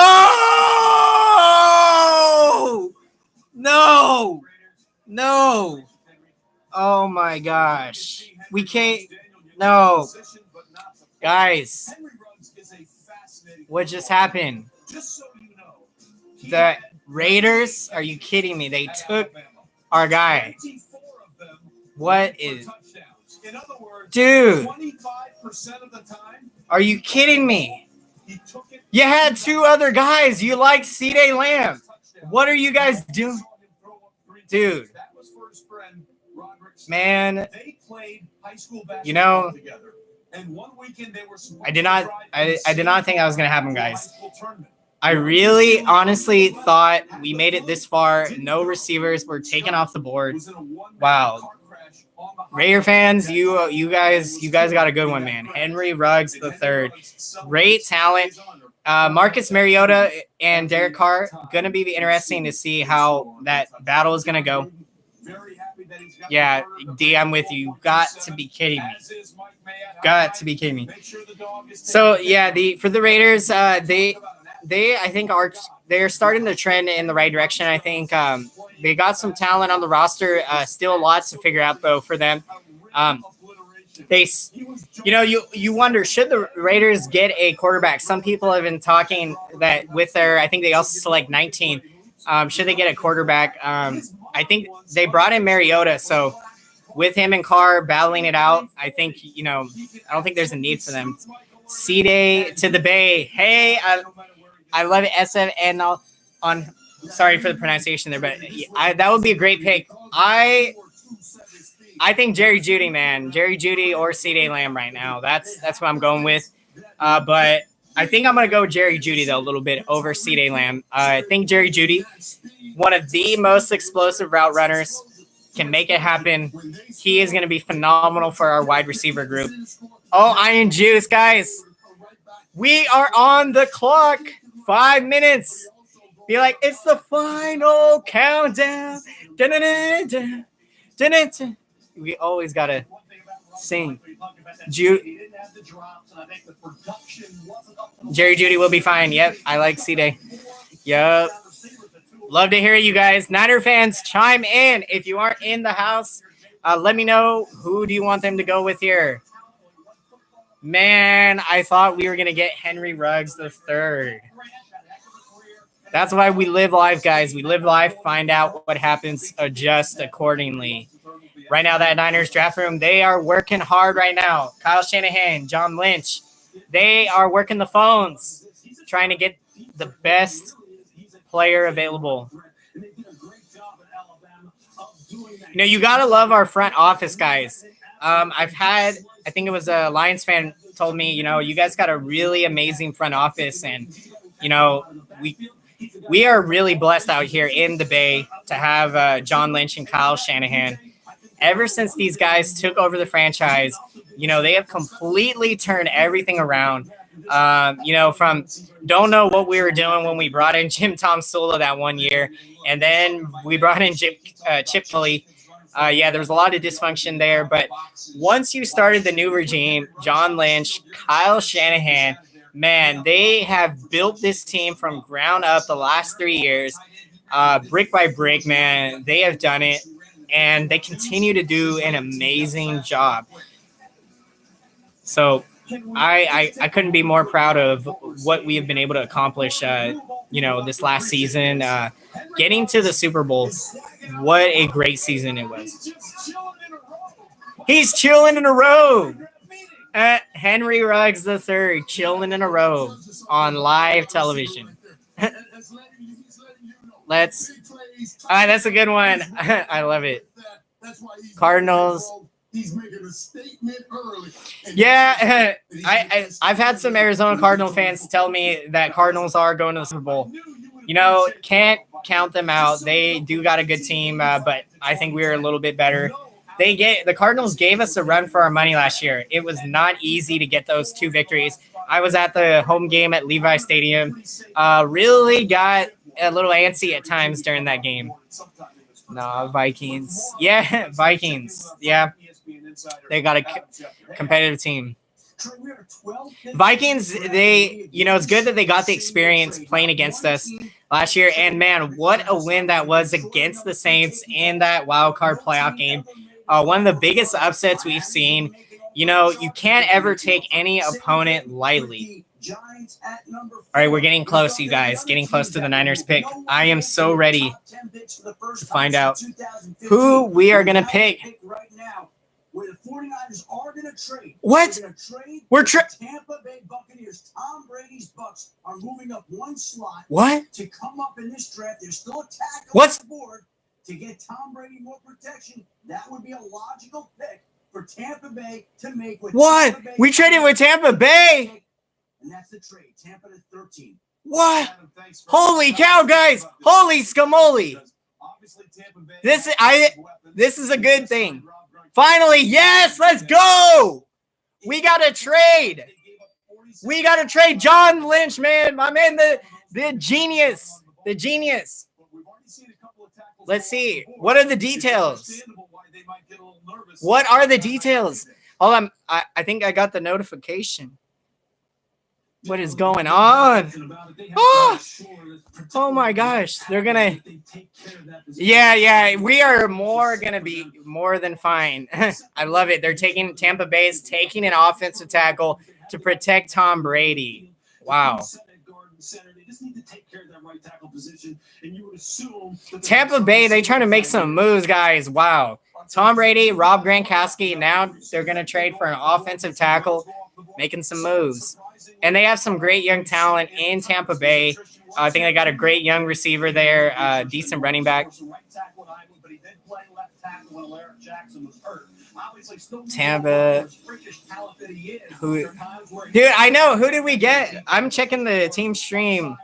We got to check, find out what are the details of this trade. We traded to number 14. Okay, what is going on? What is going on? Got to protect you know it. You got to protect Brady, man. Especially he's 40 going to be 42 now. I still think the way he works out though, he does this type of training called muscle pliability. I was reading part of his book, but it's a different type of training for working out. And, this really helps loosen up the muscles. It helps prepare your muscles to take on impact. And as we know, football, they compare it to like getting in a car wreck basically like every week. And, imagine that, imagine like getting in a car wreck every single week and then healing from it. So that's kind of what these football players' bodies go through. And man, I give them a lot of props to be putting their future health and longevity of their life on the line to play this great game, Okay, we're trying to find out the details on the pick. No, not really. I mean, he's the logical choice here because when you think about where you're picking at right here, look, there aren't slam dunks in the NFL draft anyway. What are finally a trade? Thank you, John Lynch. Okay, fine. Okay, it says they're getting a fourth round pick, guys. The Niners possibly for you get a 14. Dude, yes, that's a good trade. Okay, yeah, you're right. Thank you for that, Kincaid. Thank you for that. You got to that right before I just seen it. I love this deal, guys. Love it. The Bucks wanted to get an offensive tackle. Maybe they were afraid we were going to go offensive tackle because Joe Staley is going to retire. So maybe, that little bit of sliver got the Bucks to shake in their boots, make the deal, give us a pick number 117. Because, basically we didn't lose our pick. We went one pick back. I love this.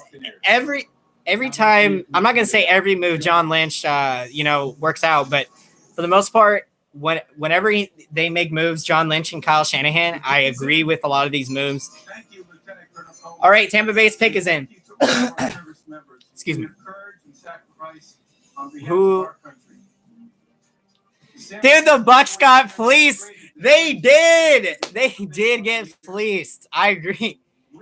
Some teams are gonna get fleeced, guys. That's the world we live in. Yes, Tristan Wirfs. They went with offensive tackle from Iowa. Tristan Wirfs. another freakish athlete. He's 6'3", 322 pounds. Wow. Ran a 4.85. 4.85? Holy cow. Faster than current Chargers defensive end Nick Bosa's brother, Joey Bosa? What? That's impressive. Judy or C-Day, you already know. Jerry Judy or C-Day Lamb to the Bay, guys. It's about to happen. 6 minutes and 27 seconds on the clock. We can still get Judy. I love it. I just love that, that not all of the top receivers are off the board here. This is good. This is very good, guys. We getting ready for the big pick. And we still got another pick later in the first round, 31st overall. Who are we going to get? My goodness. Okay, the workout they're showing, guys, on the TV, I'm going to be completely honest. That workout is really hard for me to do. Not saying that I couldn't be able to do it, but in terms of like form and technique, a lot of the core major workouts like deadlifts, I do know how to do well, like in terms of not hurting myself, and obviously squats. In high school, I almost was going to try out for the football team. Funny. Obviously, I am kind of skinny, but I was going to was going to put on some muscle and just was going to play for fun, my senior year. But I ended up getting a job at that time. So, of course, I did play baseball in high school for a little bit and trying to get back into it in college now. Never want to quit the game you love. This is good. Why would they do that, Tampa Bay? I don't understand, man. Because here's the deal. Even if you were afraid the Niners might have went with an offensive tackle, think about their area of need. Think about where maybe the Niners were thinking. And if you would have thought, hey, like we're going for a receiver, then you probably wouldn't have had to make that type of deal, So for Tampa Bay, look, man, I am juiced that we get the 4th round pick, 117th overall. But for the Tampa Bay sake, I hope I hope Tristan Wirfs really works out well for them. Really good for the Niners, guys. If you would have told me this morning that we would have got a deal or an extra draft pick, basically almost for free, I would have been like, sign me up right now. Like, where's the paper? I'll sign that. Sign on the dot. What position would you have liked to play in high school? Dude, I wanted to be a wide receiver or running back. I've always been extremely fast, still am to this day. I would like to see what my 40-yard dash time would be. But when I was going to the practices my senior year, because I was going for like a couple months, and it was a really good learning experience because I did learn for the first time how to do squats. So, with the bar and racks and everything. And we were doing practices, and there was one play. I actually was a receiver and, scrimmage play. Caught the ball, went all the way to the end zone, guys. It was probably one of the very few moments I ever had on a football field. It was amazing. And I was even talking to the coach, man. I was like, dude, how can I put on some weight? I know I need to probably put like 20, 25 pounds of muscle. But what would you recommend, like diet-wise? And, dude, like I thought, heck, if I put on this weight, like I could be a good running back. And I wanted to. So, yeah, I mean, I'm glad, though, that now I'm back to pursuing baseball. It's what I've always loved. And, I'm going to be trying out for my college team at SF State. So we'll see if the tryout was supposed to be in September. But now, with all this going on, I'm not sure. But what I'm hearing, hopefully, is that our college athletes are potentially going to be getting an extra year of eligibility. So that's just amazing because, it's going to give people like me another year to train to still because the thing is, I think you get like 5 or 6 college semesters that you can play sports. So basically you have like 4 or 5 year college limit that you can play sports. So, yeah, I mean, this is going to be great for all those college athletes that, especially people like me that have been out of sports for a long time and trying to get back into it. The problem with like someone like me that's not played sports at a high level in a long time is all those years of hard work that you see all these great athletes, that they're putting in this grind like from the age of 8, 9, 10 years old, and it doesn't stop all the way till they're 18, 19, 20.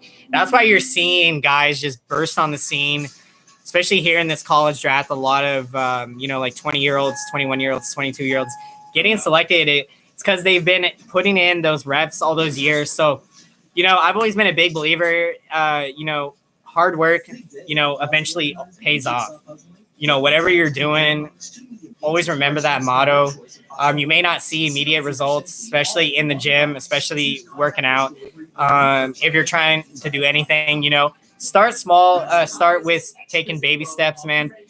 Build confidence. That's how everyone gets better. Yeah, dude, thanks, King Cake. I appreciate it a lot. Tampa Bay gave the night. Dude, they gave us a Ramadan gift. You already know. Happy Ramadan to all of the Muslims out there, you guys. I am so excited to be starting, another Ramadan. How blessed it is to be here, to be alive, breathing. So, man, I'm excited, guys. We are waiting the Niners pick. It is going to be coming. There is Kyle Shanahan. He is ready. I see the smile. I see the smirk. Kyle Shanahan. He is excited. Yo, you guys, we're going to be feeling that same smirk in a little bit. I'm ready. Got to get some H2O, man. This is like my palms are sweating like crazy right now. Last year was trade late in the season for Emmanuel Sanders, and of course he moved on to New Orleans. And there was Oklahoma wide receiver. Showing C.D. Lamb, guys. C.D. Lamb. Consider him to be the best wide receiver in this draft class. Oh my gosh, the pick is in. I think it's going to be Jerry Jeudy. That's who I want. Best route runner. He's seen in all of his years of studying film. It is coming. Would San Francisco be looking here at a wide receiver to replace what they lost in Emmanuel Sanders? Dude, we got to. Michael, what do you think? If it's one of these two, which one do you like better? Let's see. This is what I love, Trey. I talked about the diversity of wide receivers. And you talk about Jerry Jeudy. Remember, Jerry Jeudy does most of his work from the slot. He's about 60% in the slot. Scores 7 touchdowns. Hey, there's John Lynch. It's all about what San Francisco needs right here in this spot, Trey. All right, we'll see what happens there. And again, you take a look at Kyle. Dude, let's get this going. I am ready. I am ready. I want to see this pick. Yo, I'm so ready, guys. Dude, if you guys haven't seen my reaction to the Nick Bosa draft last year, check that out because it was amazing. It was amazing. And I feel like we're going to have another insane reaction again. Hopefully many more to come, you guys. Let's go. Let's get this going. All right. Here we go.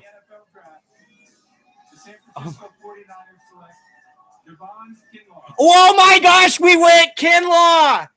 Oh my goodness. Oh my goodness, you guys. I did not expect that, but I love it. I love it. I love it because there's still a lot of top receivers. I still think we can get some talent later in the draft. I mean, it wasn't what I wanted, but I still think it's a good pick. This guy wanted to be drafted by the 49ers. They did do some pre-draft meetups with him. This is big for our defensive line.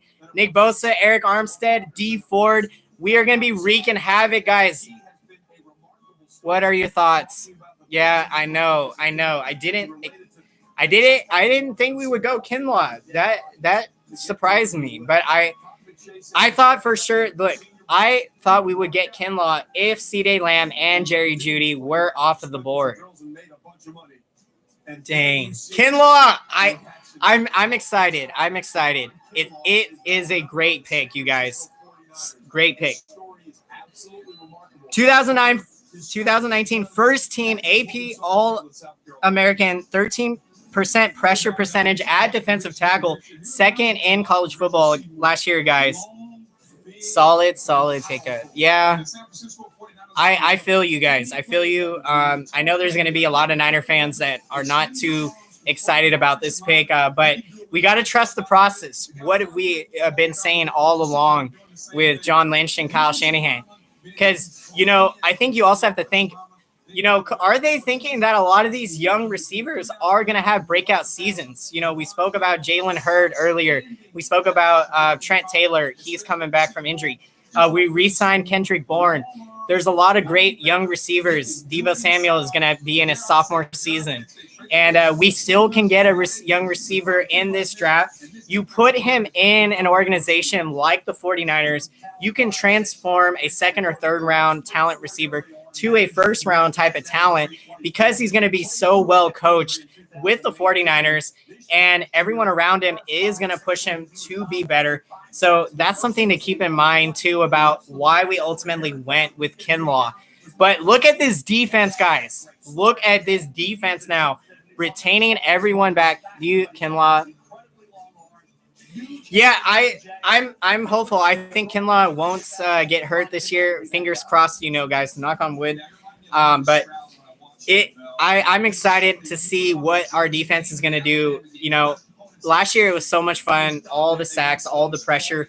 We got a lot of respect in the NFL, and I think you're going to see this defense just continue to get better. I love that we brought back Jimmy Ward. I thought he continued to improve and get better. And, so this is exciting, guys. It's exciting where we could be potentially headed. What are we going to do with that 31st pick? What are we going to do? This is the best defense in the NFL. No questions asked. No questions asked, man. Or I should say no at me. Dude. We are letting this soak in, guys. Kinlaw. Javion Kinlaw. The best defensive line. How great is Nick Bosa going to be in his sophomore season? The thing, of course, guys, we all remember how Aldon Smith had burst upon the scene his rookie year, 14 sacks. And, of course, Nick Bosa, similar story here, bursting upon the scene. But, I think Nick Bosa, he is going to be continuing to get better. And, I'm hopeful that he can just become one of the best players in the NFL because he's got this potential, guys, to get better than what he did last year. And he had a great rookie season. I think they'd be lost. We're all home right now. That's why Verizon is giving you more. Broncos are on the clock. I think they're also another candidate to get a receiver. Man, guys, having to adjust now. My mind was just thinking Jerry Jeudy, C.D. Lamb. I was thinking, this is what it's going to be. I'm going to hear it. And then we heard Kinlaw, Plans start at just $35. But I'm excited. Kinlaw, Javion Kinlaw. See, let's see. So I think we have a 5th round pick, and now we have the 4th round, 117th overall. Give me all the Super Bowl trophies. Dude, Brett, Sam, dude, that's what I'm feeling. This revenge tour 2020 is where it's at, you guys. I would love to see us get back to the Super Bowl, especially because I'm really hoping I can maybe get a chance to possibly go to the Super Bowl. Man, it's always been a dream of mine. I've always wanted to take my dad to a Super Bowl, and this could be the year it happens. We'll see where. And if I was able to go, guys, man, I would love. They went with Jerry, the receiver that I wanted us to get, at least after Henry Ruggs III. So no surprise there for Denver. I did think that they needed a receiver, and with Jerry Jeudy and C.D. Lamb, you had to figure that Broncos would get Jerry Jeudy. Super Bowl this season is in Florida, actually. So it's not going to be in Miami, but it will be in Florida. So I think that's kind of cool. Back-to-back years, Super Bowl in Florida. Yeah, dude, I agree. This is a deep wide receiver class. We will be fine. A lot of, I was seeing some Niner fans that wanted us to get Javion Kinlaw with the 13th pick, and they were feeling the same kind of way, that they were thinking with how deep this wide receiver class is that there's still going to be some good receivers to select later in the draft, and that's, I think, the route we're headed now. So it's going to be real exciting. Are we going to select a receiver with that 31st pick, or will we potentially trade back and try to pick up some multiple picks? Excuse me. Yes, we turn nobodies into stars. You already know. If I with Zoom, I'm not really sure how that works with Zoom. Fill me in. Sorry. Like I said, this is my first live stream, so I'm not sure how to do these things. But yes, we turn nobodies into stars. You already know. Like I said, it depends on check. Okay, let's see. Okay, big problem, guys. My phone actually just shut off. Dang it. I did not charge it before the draft. Okay, let's see. I can probably hit my Twitter DMs. One sec. Hold on, guys. Am I going off of the picture if I click off? Yeah, I think so. Did I go off of the screen when I click off? Check. Okay, hold on. Let me do this real quick, guys. We will get to the Twitter because I got a laptop here. So bear with me for a sec, guys. Hold on. Let's see. Okay, I just got to log in. Bear with me for a sec. Yeah, they certainly are. By the way, Alabama has 2 wide receivers in the first round now. It's just the 5th time in the common draft era since 1967. All right. Okay. Messages. John is very happy right now.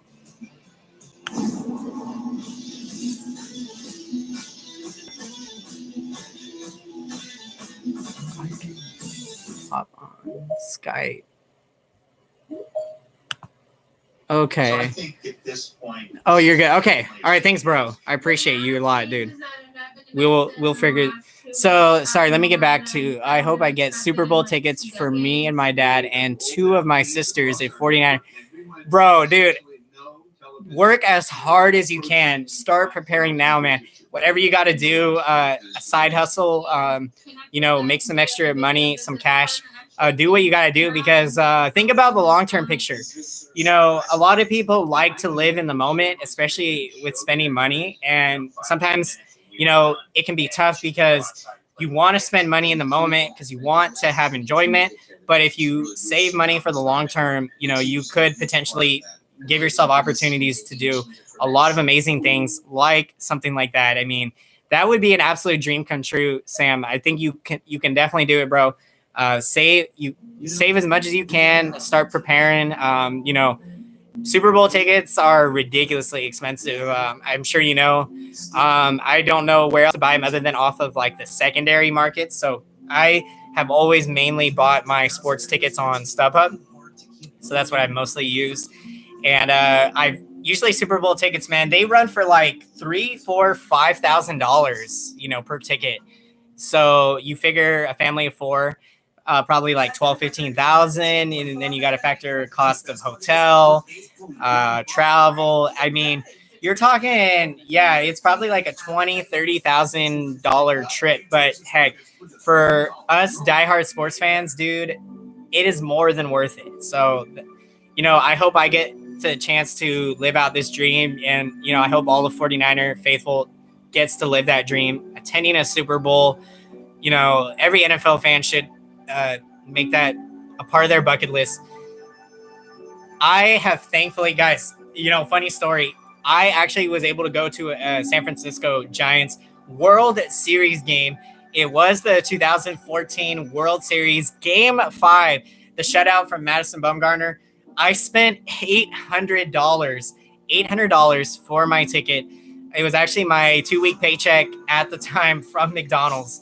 Cashed out my whole 2 weeks paycheck got a bleacher ticket for the World Series.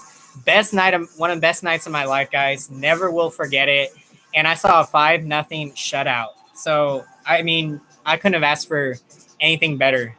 So, yeah, I'm hoping to live that dream with the 49ers. So, who is selecting? Falcons are picking up next, guys. Falcons are selecting next.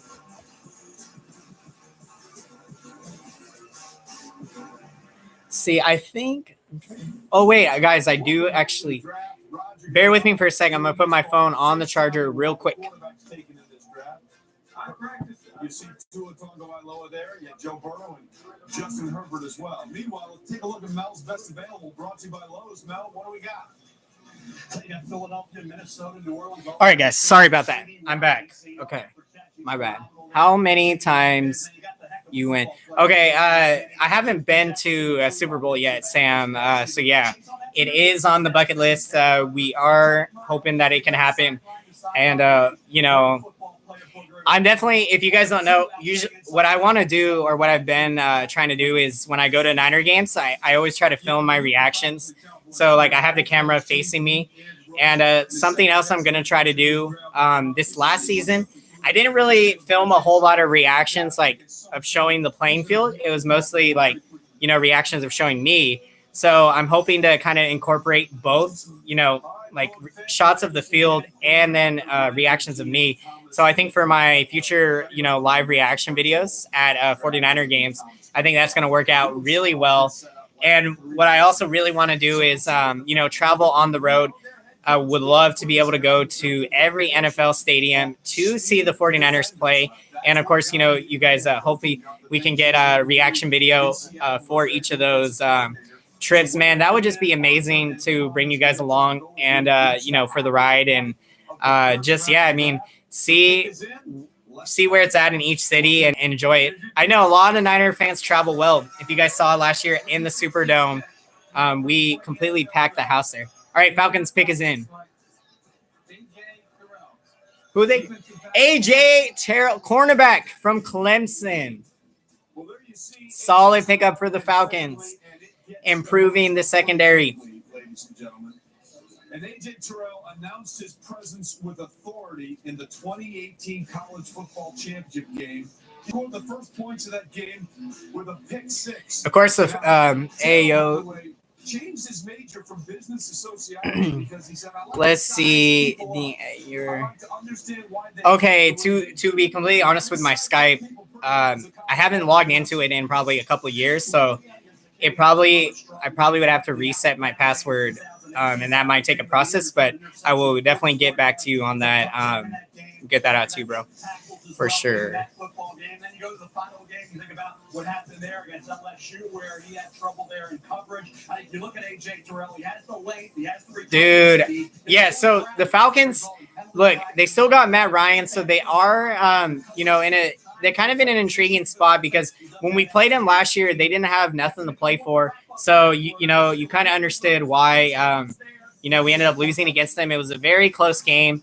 But, the 49ers, that was kind of something that needed to hit us, It really kind of helped motivate us last year and kind of got us ready for that last stretch of games. If you guys remember, we had probably one of the most toughest stretches of games last year.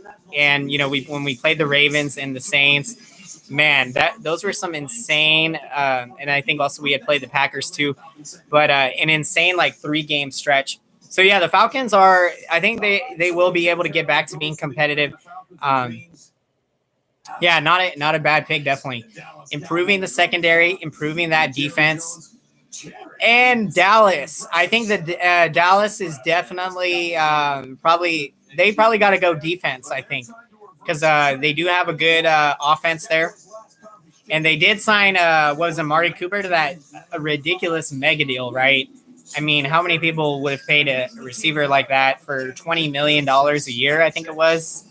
Wow, that's a lot of money. I don't know if I would have paid, that type of money for someone like Amari Cooper, but he is going to provide a lot. And sometimes when you can know for sure you're going to get big production, and if you think it's going to help other areas in your team, then, I feel like why not, go that direction and, like go that route. I'm from Miami. I'm a city boy all the way. But I must admit, when I did get here to Dallas, you start falling into the cowboy ways. And so Miami also is going to be coming up soon too. Yeah, they got to it, and they're probably going to be trying to add, whether they could be adding offensive tackle and or improving their defense. That last Super Bowl. That was a fashion statement, my friend. I will never forget. We showed you. So we know that CeeDee Lamb is still on the board. As you can see, Mike McCarthy had the year away, obviously after being let go in Green Bay, but he was a very. Oh yeah, that's right, guys. Mike McCarthy is going to be the new head coach of the Cowboys. Of course, we all remember him from his days with the Packers all those years. Mike McCarthy, a solid coach. Lewis, let's start with you when we look at the Dallas Cowboys. Obviously, they lost Byron Jones in free agency, making that mega deal. Oh, yeah, you're right. Cowboys did lose Byron Jones in free agency. They may have some needs on the edge rush, but where do we see them going here? Because I think a lot of the corners that the Cowboys might have been looking at are now off the board. Where are they going to go? That's the question everyone's waiting for. In the middle of the field, someone who can play a little bit of safety, play a little bit of nickel and dime linebacker. Someone who comes to mind for me, and I'm looking at Xavier McKinney. Defensive tackle. Yeah, that's definitely a good one there. Defensive packages are concerned. He's a guy who plays with tremendous energy, tremendous tackler, good cover skills, very instinctive. I think he's the kind of guy who would look perfect with that Dallas Cowboys star on his helmet. All right, look, he's sitting there. Interesting thing.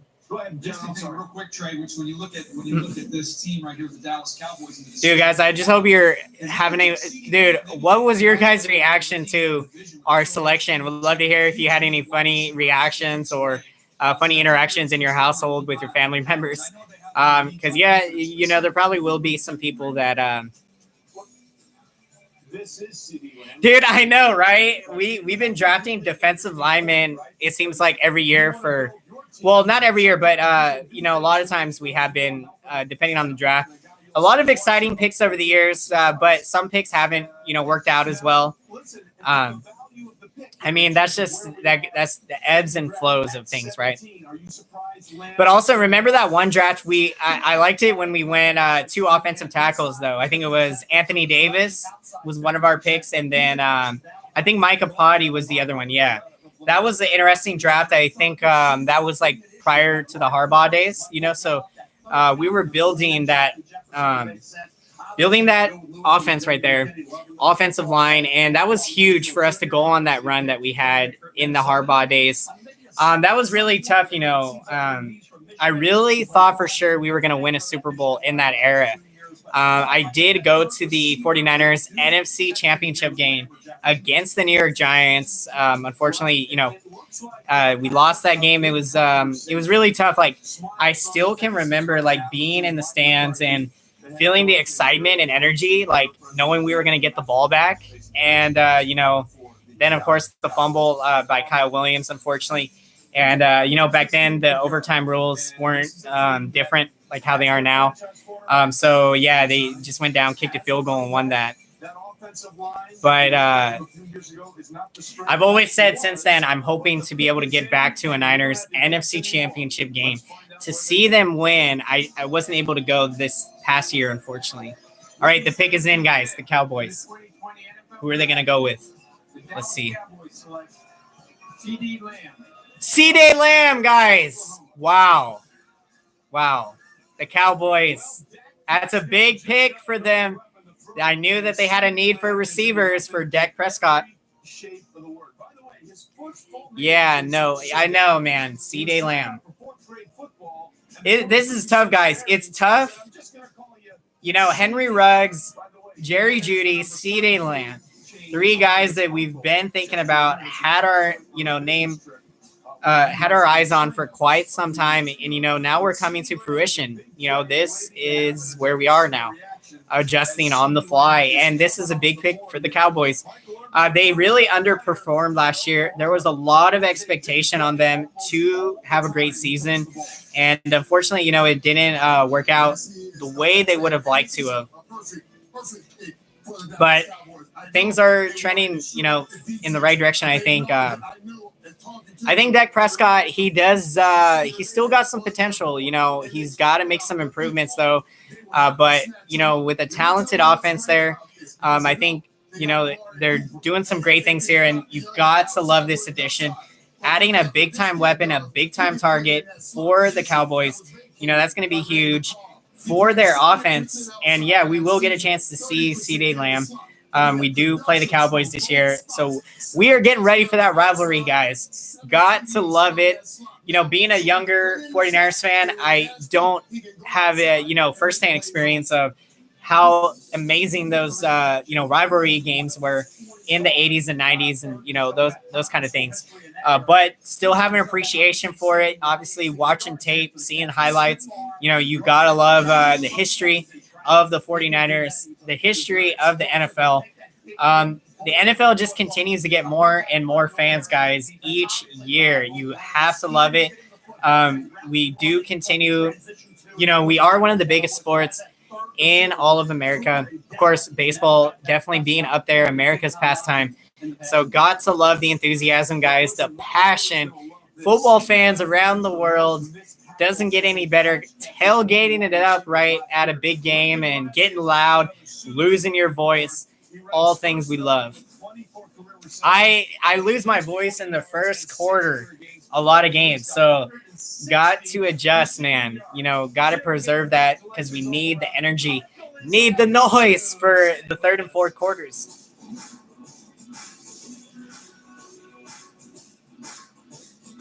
But yeah, who have been some of your guys' favorite draft picks over the years? I definitely remember the one draft off the top of my head thinking about Alex Smith, of course. That was controversial at the time. Remember, people wanted us to get they thought we were going to get Aaron Rodgers.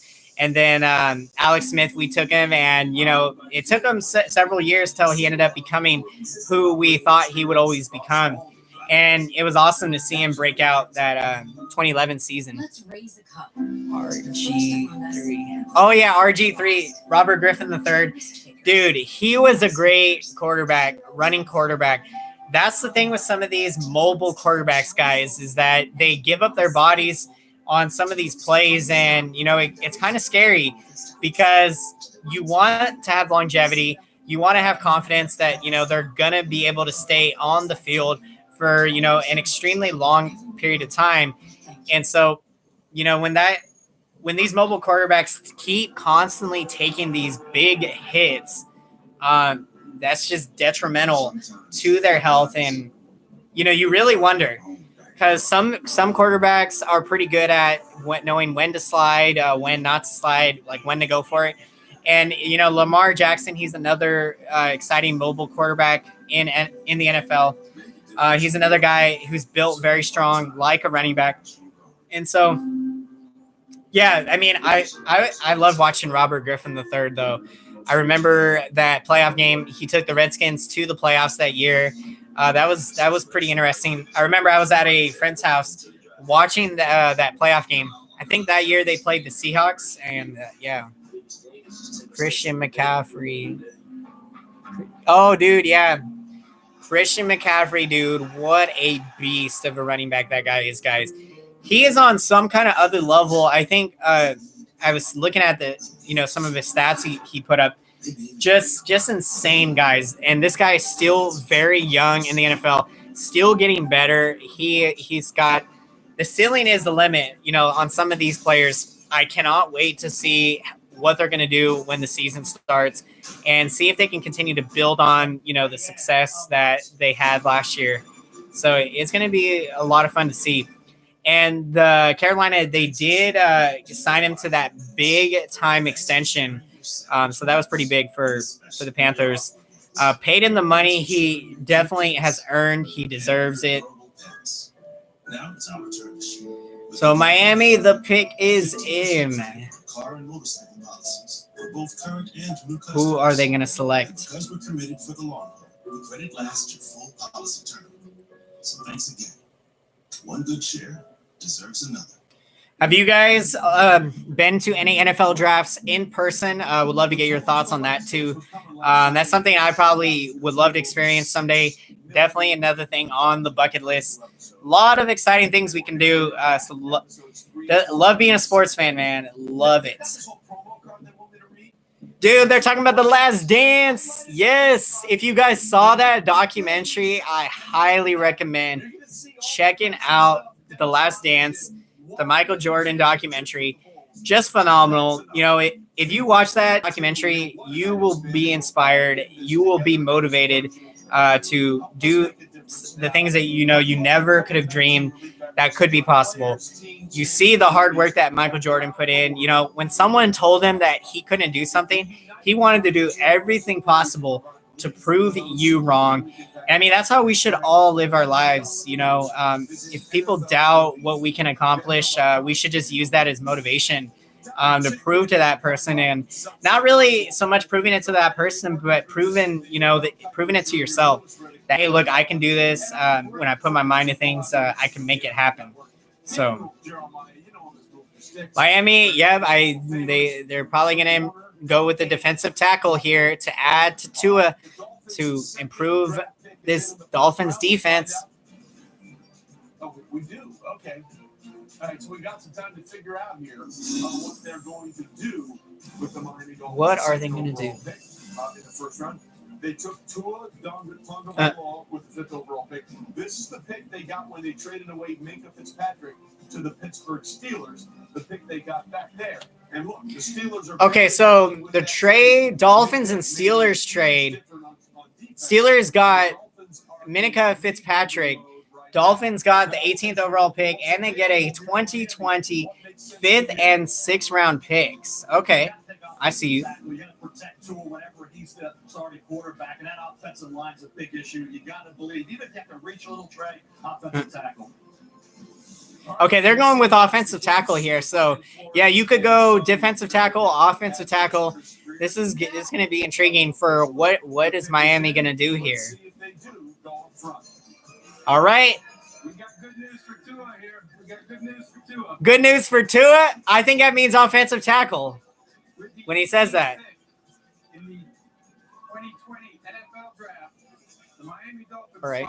select Austin Jackson. Austin Jackson, offensive tackle. You know what just happened? Nice. That's a big pick, you guys. Going to have some protection for Tua now.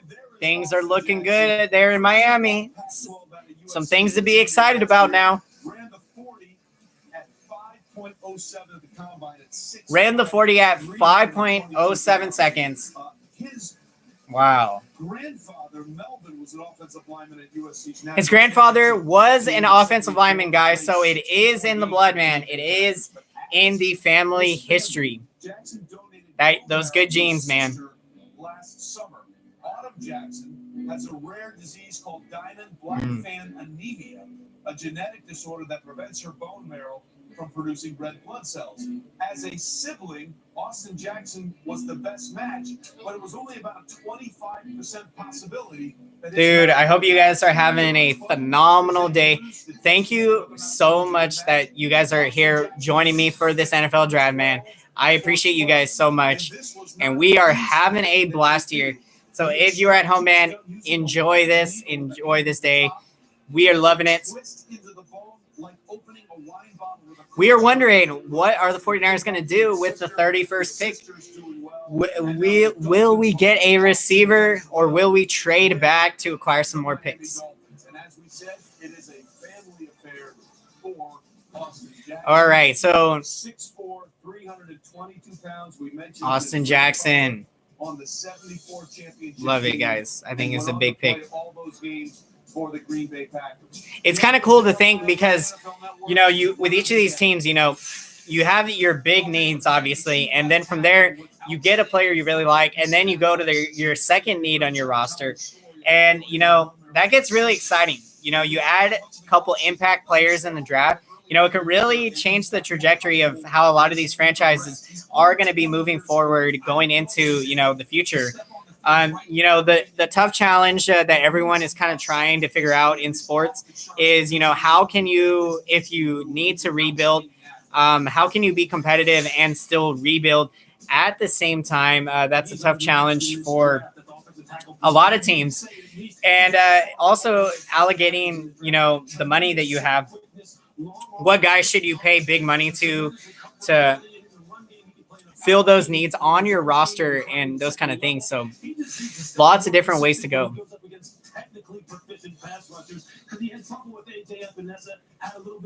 Nice. They're showing some of these highlights, guys.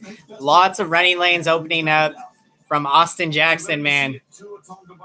Under center, Austin Jackson protecting that man under center, the offensive tackle out of USC. Nice. We continue to work our way through the draft. We are on pick number 19, and there you see Austin Jackson and family celebrating. And as we just told you, it is absolutely something that is very important to Austin Jackson family.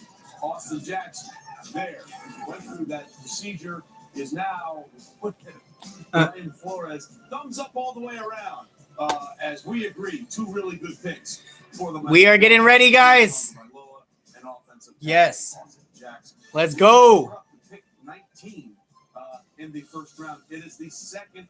So let's see. Raiders are going to be selecting next. I do think they are going to get a receiver. I think without a doubt. I think that's probably what they're thinking. But with the 3 top receivers off the draft, I think now maybe probably not going to happen. We'll see. We'll see what they end up doing. But on another note, guys, to talk about the Raiders' move to Las Vegas, I'm going to miss the Battle of the Bay games a lot. The 49er-Raider matchups. They're still going to be a lot of fun, but not like how they used to be, As the Las Vegas Raiders welcome their second selection, make a special announcement. As you may know, we are scheduled to host the draft in in Vegas this year. And we thank so many for the effort they put forth to prepare that possibility. And we think you deserve another shot. So we're happy here to announce that tonight, the Las Vegas Raiders will host the 2020 NFL Draft. Wait, why did he say the 2020 NFL Draft? Well, I thought he was trying to say that they're going to host next year's draft for Las Vegas. I don't know. Tell me, you guys, if I caught that or if I missed something there. All right, here's the selection. The Las Vegas Raiders select Damon Arnett. Okay, I see you guys. You guys went with a cornerback. Yes, I also thought the Raiders didn't have a need at cornerback. I'm sorry, cornerback. Definitely was a need there. So this is a big pick. Thought they were going to go receiver, but again, with those 3 top receivers, Henry Ruggs III, Jerry Jeudy, and C.D. Lamb off the board, you had to figure the Raiders would go in another direction, and yes, they have here. Getting a cornerback, it's going to be big for their defense. They've been trying to improve, do some things in the offseason. To be the best player you can be. And now we thought we'd see a second or third round grade on Damon Arnett. How surprised are you that he's in the first round? Okay, this is a surprising pick. I think you look at that third corner, Trey. We've been saying, who's the third corner? You could never build a consensus on who that third corner was. After Jeff Okuda, Ohio State, and C.J. Henderson, Florida, DJ, you just couldn't find that guy. Who that third corner was. A.J. Terrell's already been taken by Atlanta, maybe a little higher than we thought. And here, Damon Arnett, he played through that injury. He tackled well. And when you're out, what is going on, you guys? What is happening? Let me know how you guys are doing today. Hope you're having a good day. Hope you're enjoying this draft like I am. Just having an absolute blast, guys. We are big chilling out here. Nice. That third corner in all different orders. One thing I'll say about Arnett, while I was surprised that he went this high. All right, I think I'm going to grab my phone, guys, real quick. I think it is charging. This team over the last couple of years, a very physical, very competitive kid who can really find and play the football, which you've got to have at that position, Lewis. And we are back. We are back in the house, guys. Let's kind of get prepared. What is going on? People expected, but when you watch the film and you watch Jeffrey Okuda and then you watch Damon Arnett, look, I can tell you this. So let's figure out who. So we've got Jacksonville coming up on the clock, guys. They are going to be Vikings better draft a wide receiver than a cornerback. Yes, that would be big for Minnesota. Very big. And with a deep wide receiver class in this draft. A lot of excitement for teams that need receivers. A lot of potential guys, and a lot of great talent to go around. So we got. Well, listen, he was a guy that listened to the people that were. So yes, Jacksonville selecting. Your draft status, and that's exactly what he did. Yeah, with the trades, guys, I'm getting confused here. The selections have been going out of order because of the trades that have been going on. With the 19th overall pick in the first round. By the way, second time in the last 4 drafts. So let's see. That is 2 first-round defensive backs. Had 3 back in 2017. Put your feet up, John. You're done for the night. Who is Jacksonville going to select now with this next pick?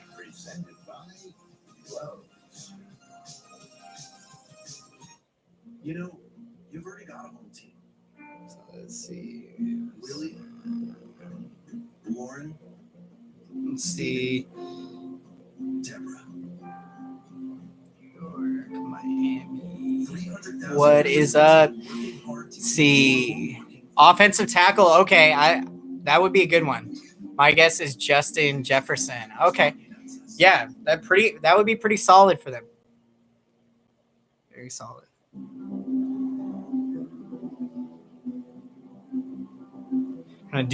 Doing some research here, looking up some stuff. My guess.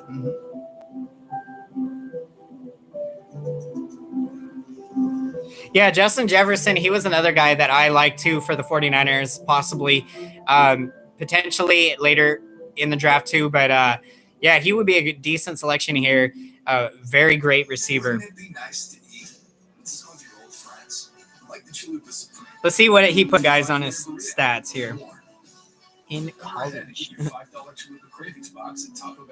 Wow, yeah. Holy cow. I didn't realize. He had a phenomenal season, guys. 111 catches, 1,540 receiving yards. Holy cow. 18 touchdowns. Some big-time stuff there. Big-time production. You plug him in any major offense, he is going to be a force. Big-time weapon.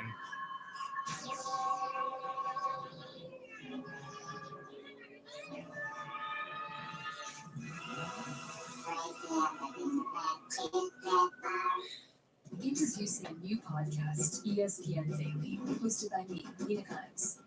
Go deeper into the story. Let's kind of see what other prospects are still on the board. Got to figure out as these names come off the selection. Listen wherever you get your podcasts.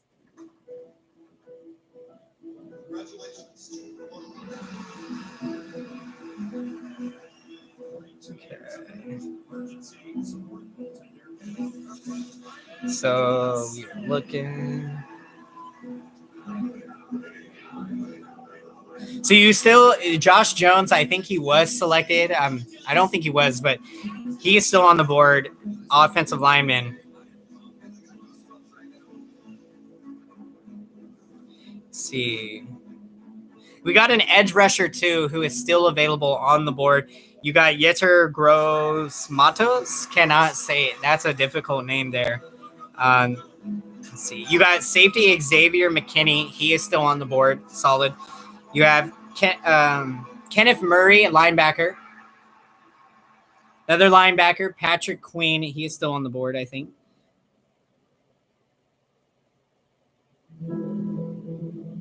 Let's see. Wide receivers. So you got Brandon Ayuk from Arizona State. That is a wide receiver. You have T. Higgins, wide receiver from Clemson. There's a lot of wide receivers in this draft. Laviska Shenault from Colorado. Dude, right? That's what I'm saying. I wasn't even thinking about that. No running backs have been drafted. It tells you what the position of need is. Doing what they can to help us get through the pandemic that has swept across this country, and why we're doing this draft virtually. Like, a lot of teams do have a lot of great running backs, but still, I mean, not everyone does. And, you know, if you have an impact player, yeah, it's really surprising that we are 19 picks now into the draft. Wow, that's insane. running backs that have been selected. Let's take a look at Mel's best available. Brought to you. Okay, Mel's best available. See, thank you, Mel, putting it up for us now. So, yeah, see, Xavier McKinney, I did mention him as safety. Justin Jefferson, thank you guys for mentioning him. Phenomenal receiver there. You got Kenavon Shawson from LSU. Kenneth Murray, we did mention. And, yeah, Jordan Love, quarterback. He's a pretty solid quarterback. He's still on the board for that reason. Well, there you see the quarterback. Still, a lot of people thought were going in Jordan Love, but where's Jacksonville going? With the 20th. All right, where's Jacksonville going? Here we go. The Jacksonville Jaguars select Kevon Chason. Kevon Chason. Wow. That is a big pick, you guys. Nice for Jacksonville. They are moving down to Jacksonville. Kevon Chason is a tour de force. He played his best at the end of the season over the last 4 games, including the SEC championship and the playoffs. That's played his best football the last 4 games of the season, guys. That's where it's happening, man. You put together your best play. Dude, linebacker. He said, when you hire somebody, do you want to hire someone who speaks one language, or do you want to hire somebody? I agree, dude. They really did Ustream the draft tomorrow. I think I will be. I'm not 100% sure on that. It depends on because I might be busy. I have a lot of stuff going on, but I'm hopeful. We'll see if I can get it. Not sure what time it is tomorrow though, but yeah, we'll definitely think about it. Great pick. Yes, great, phenomenal pick for them, man. Jacksonville. You have to start building up that defense, man. 3-4-4-3. He's at his best though when he puts his hand down. He has elite get off coming off the edge, running twist. Nice. In a 3-4, he could be an outside linebacker. In a 4-3, he could be a defensive end. And you also gotta love, guys, his experience too. Playing with the LSU Tigers, you know that playoff run and championship experience. That does go a long ways. It will help him transition into the NFL. That will be big. Eagles definitely. Yeah. I agree. They definitely need to pick a receiver. Eagles. Yep. Oh, Philly is on the clock. They are coming up. Let's see what the Phillies need is also. They set themselves up to once again have a young upfront group that can really get after the passer on the edges. Yeah, very athletic up front now for the Jacksonville Jaguars, Lewis. And I'd also add this kid. Let's see. You also got defensive back and safety are other positions of need for the Eagles. When I talked to the coaches down there, they said when he hurt his knee, when he was rehabbing, he did not miss a single meeting. He was plugged into that. Yeah, the secondary Eagles secondary did not play as well last year. And then, of course, they had lost Malcolm Jenkins. So they could also go defense, and that would be big as well. But receiver is a big need for sure. Meanwhile, we have the Philadelphia Eagles sitting there with 22. You thought they might go wide receiver. We've seen some wide receivers go off the board. Yes, 3 of the top receivers are already off the board. But here's why they need wide receivers and what is a very deep wide receiver draft. The last 4 games of 20. Holy cow, man. Look at that, guys, on the Eagles wide receiver depth chart. You are right, man. Draft Dude, I think you're definitely onto something, X Mars. That he always seems to get hurt, Carson Wentz, and you know when you don't have that consistency or you know someone you can rely on, you know you definitely have to wonder should you bring in another quarterback. Yeah. All guys do respond differently to big time injuries, especially concussions. You know they can be detrimental, but I think Carson Wentz, hopefully he bounces back.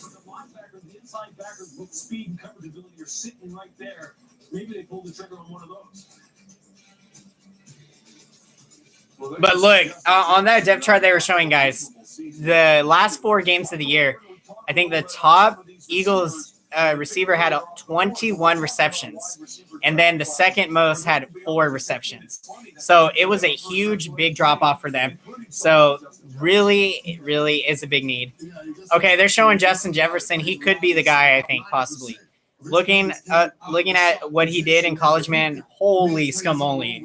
What a season he had. He reminds me some of Keenan Allen, the kind of guy that you cannot stop no matter where he lines up. All right, we'll see what happens. Again, sometimes you have to let the board talk to you. And if you are the Philadelphia Eagles, you know you need to get some sort of wide receiver for your help in Carson Wentz, who has obviously had his own issues the last couple of years. But you just saw the Dallas Cowboys load up in that division. The pick is in, guys. Who are the Eagles going to go with?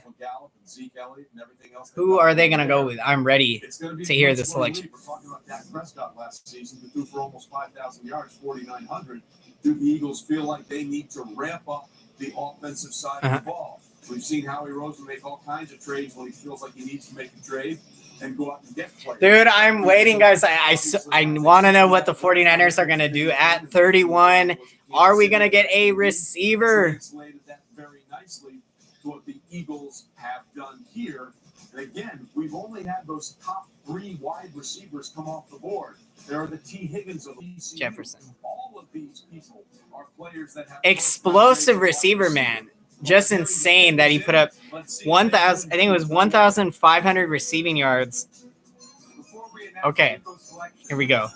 I want to personally thank our fans for your contributions to the NFL draft. If you're able to give, we encourage you to go to NFL.com/relief to contribute to those most in need. And we thank you again for your support. With the 21st pick, all right, here we go. NFL draft, I'm ready. The Philadelphia Eagles select Jalen Reagor. What? Wide receiver, TCU. They went with Jalen Reagor, guys. They went with a receiver, but not the one that I thought they would go with. Still, man, phenomenal pickup. Jalen Reagor. Since the end of the season. And you're thinking, Reagor, that name Reagor, that's how it is. You are 100% correct. His father, Monte Reagor, was a defensive end who played 9 years in the NFL, including he was a member of the Indianapolis Colts when they won Super Bowl 41 in Miami 29-17 over the Chicago Bears. But Reagor, that's a big, solid pickup. And there you see Monte Reagor, and he was a guy whose job it was to get. And his dad played in the NFL. Love to see a lot of these father and son duos coming into the NFL. It is awesome. Yeah, and I was impressed with Moso. He's another one of those guys, small guy, but can go when he gets that football in his hands. He only ran a 4.47 at the combine, but he's faster than that clock shows. Dude, bruh, Kincaid, I think it is there for your guys' liking. Justin Jefferson, definitely is it. I think you got to make this call. I'd be curious to see how this guy that Render that just got picked, what he did last year. Let's see what stats he put up.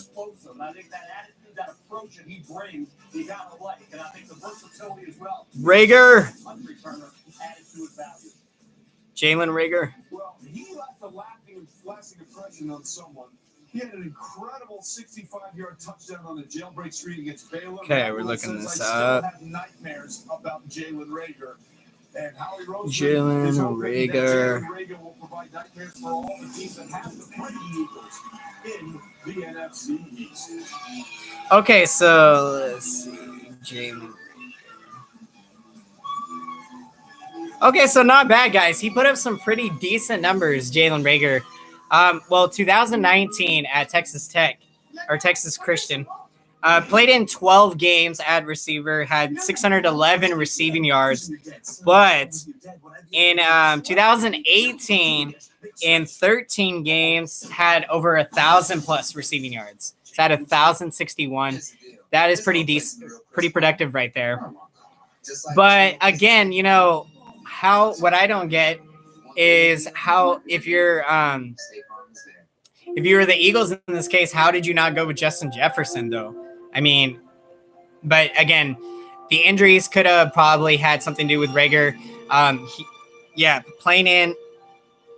Well, he only missed one game, but still, it's like, yeah, that's something you wonder. There's going to be teams making moves today that make you scratch your head, that you wonder. But again, obviously we don't grade and judge these drafts on draft day. Ultimately, we'll see how these are going to pan out the rest of the season and, going into the future if these actually end up being big-time picks for the long term. Because home is what unites us. The pick is in for Minnesota. We live in uncertain They have made their selection. However, there's one thing you can be certain of. The men and women of the United States Postal Service. We're here to deliver. All right, D. Thank you so much for joining today. I appreciate you so much. Have a great day, man. Enjoy. Thanks for coming to the show, man. I appreciate it. Every day, all across America, we deliver for you. Thank you, everyone, man, for coming today. For my first ever YouTube live stream, I've been thinking about this for quite some time now. So to actually finally be doing it, I'm just ecstatic and juiced about it.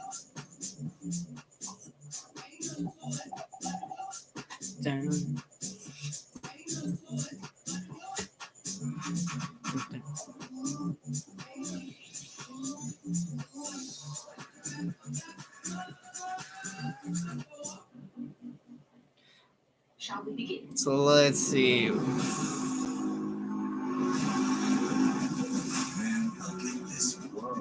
So other needs for the Vikings, you got cornerback and offensive line. They also can improve.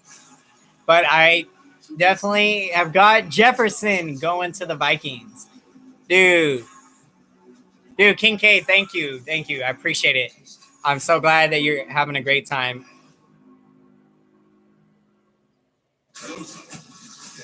Loving it, you guys. I couldn't be more thankful to be doing this. I'm ecstatic. Handle sweat without all that jazz. You're right, son. Yes, that's right. Yeah. Forgot about that. Stephon Diggs, that was a big trade going to Buffalo.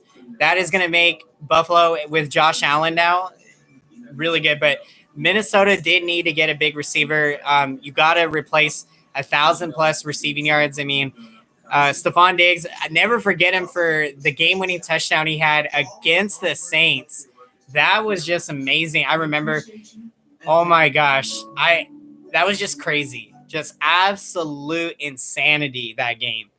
And man, the Vikings and Saints seem like to have some of the most insane playoff games. Because even this year's wild card game between Minnesota and New Orleans, that was a really fun one too to watch. Yeah, they are gonna go wide receiver. They got two. Time now for our Pizza Hut draft moment.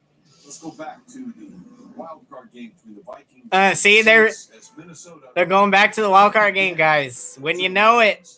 Just 3 straight years, the Saints have had heartbreaking losses. Yeah, the Saints have had a lot of heartbreaking losses. You feel for that franchise, but we, the 49ers, have also endured a lot of suffering. Big time games, unfortunately. Yeah, we've lost 2 Super Bowls and 2 NFC championships in like the last 10, 11, 12 years, man. That is rough. That is rough.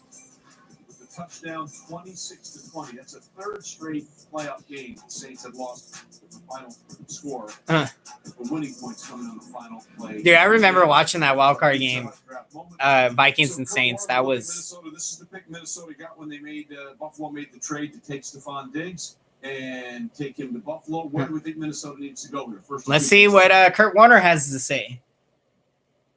Well, sir, you're talking to a quarterback. Get me more weapons if I'm Kirk Cousins. And this was a team that was top 10 in rushing the football last year. We know we just saw they won the playoff game, but they're only 23rd ranked in the National Football League at throwing the football. You lose one of your biggest weapons. Yeah. Stephon Diggs. You wonder if they take a page out of San Francisco's playbook. Hold on, guys. Going to grab some water real quick.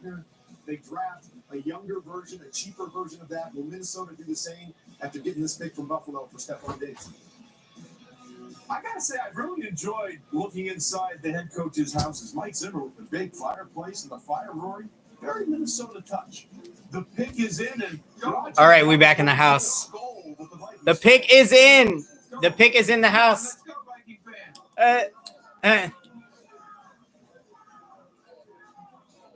With the 22nd pick in the 2020 draft, the Minnesota Vikings select Justin Jefferson. Yes, they did it. They did it. Justin Jefferson. That's a good pick for the Vikings. Oh, my goodness. Yes, that is big, Kincaid. That is big. Justin, we apologize. ESPN gave you no stars coming out of high school. And you were listed as the number 308 receiver in the nation in the Three- class of 2017. Wow. You cracked the top 50 in the state of Louisiana. That's insane, guys, how undervalued Justin Jefferson was coming out of high school. A lot of top talents, even walk-on college athletes, you know, they do some amazing things. So never count anyone out. Bruh, you got to be. The Vikings nailed this pick. You have got, man, that's a solid pick. Another older brother was an LSU defensive back 2013 to 2016. Michael Justin Jefferson was a late bloomer and came into this process a little later than Chargers get the pick from trade. Okay, I see. Thank you for filling me in there for this upcoming pick for the Chargers. Yes, hey, listen, I love this pick as a football player. Now, I'm really interested. Yeah, you gotta love this pick, man. For Minnesota. Big receiver, 202 pounds. And I think 18 touchdowns. Crazy. Dude, that is some nice athleticism right there. Look at this. Okay, going out to the right. Nice. Justin Jefferson going to Minnesota. I tell you, DJ, that's going to be a great pick. Yeah, look, you look at this player on tape. He reminds me so much of Keenan Allen and what he did in the slot, Mike. His ability to separate, he catches everything. He's always where he's supposed to be. He's a pro. And when I talked to the folks down at LSU, they said, look, his brother who played at LSU was roommates with Patrick Now, Peterson. with the Chargers coming up, who should they select next? So we know that they got a new quarterback now. Now, what other area of need we shall see for the Chargers? He's going to catch 1,000,000 balls in Minnesota. DJ, I'm surprised he was there. I thought he'd go more middle See. first round at 13, 14, 15 area. The big game. Georgia, Oklahoma. See, you got offensive line and linebacker are needs for the Chargers coming up. They ran 4.43 in the combine when a lot of people thought he went 4.55. Joe Brady really improved coaching up those receivers. He eliminated those drops, and Justin Jefferson became like Joe Burrow, a completely different player in 2019 as he was in 2018. Yeah, offensive line would be big for them because, you know, you got to protect the young quarterback you just drafted to try to help build his confidence. Jordan Love, 2 Saints. Jordan Love, that was part of a trade before the draft, but let's go back to Adam Silver. Yes, that's right. I was like, wait a second. I knew Jordan Love, the name. It was ringing a bell. I was pretty sure quarterback. Yeah, that would be a good move for the Saints because you have to wonder how many more years is Drew Brees going to be playing. We know he's going to come back for another season, but you are going to want to draft an up-and-coming quarterback. And, you know, if you draft a young quarterback, you can have Drew Brees mentor him and, you know, kind of like how Tom Brady mentored Jimmy Garoppolo before Garoppolo got his chance to start as a starter with the 49ers. So, yeah, that would be big for the Saints. I think that would be a great selection with that pick. You're looking for a tackle machine. You're looking for the pick is in. Let's find out what the Chargers are doing with their second first-round pick. No, okay. Jameson is not a franchise quarterback. Okay, I'm pretty sure. I think he is the. Patriots moved back. We're not surprising that the Patriots moved back at all. This is what Bill Belichick has done. As we're trying to see what Anthony Lynn, the head coach, and Tom Telesco, the general manager of the LA Chargers, are going to do. Listen, the Patriots are going to take a quarterback at some point in this draft process, but it wasn't going to be in the first round. And what they're doing is okay, I see. Backup quarterback Taysom Hill. Yeah. Definitely not a franchise quarterback. Yeah, I could see that. I don't know too much about Taysom Hill, honestly, but I see. let's see, looking up a little bit about him. 29 years old, so kind of getting up there. But yeah, I mean, I think it would be great. You bring in a young quarterback, that will help be able to build and structure something to go towards the future there. Again, this is a team that is moving on from everything that happened. Yeah, wow, yeah. Taysom Hill looking at that didn't really get a whole lot of playing time. Of course, when you have Drew Brees there, it makes it tough. All right, the pick. The 23rd pick to the Los Angeles Chargers. The Patriots have traded to the Chargers. The Los Angeles Chargers select Kenneth Murray. Kenneth Murray, linebacker from Oklahoma. Nice. So they elected to go the defensive route. Cannot go wrong there. Chargers are trying to build something towards the future. You got to be thrilled. You got a quarterback now. Now you're improving this defense. First sports that he played well was golf. So he'll do very well in the Los Angeles area. Lots of great golf courses. But he is a fascinating guy, and he was a kid that people saw right away. His uncle said, I called him meat because at the age of 2, I knew that was a man right there. And he has been a man on the field and a man off the field in so many ways. Lewis, take us through what the Chargers are getting in Canada. Yeah, educate us, man. Let us hear, what are the Chargers getting? And Kenneth Murray, what kind of a talent?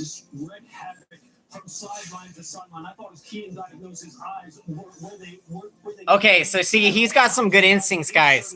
Scanning the football field, those are good qualities. Very good qualities. Got to be able to instinctively, like, where is your body moving toward, leaning towards?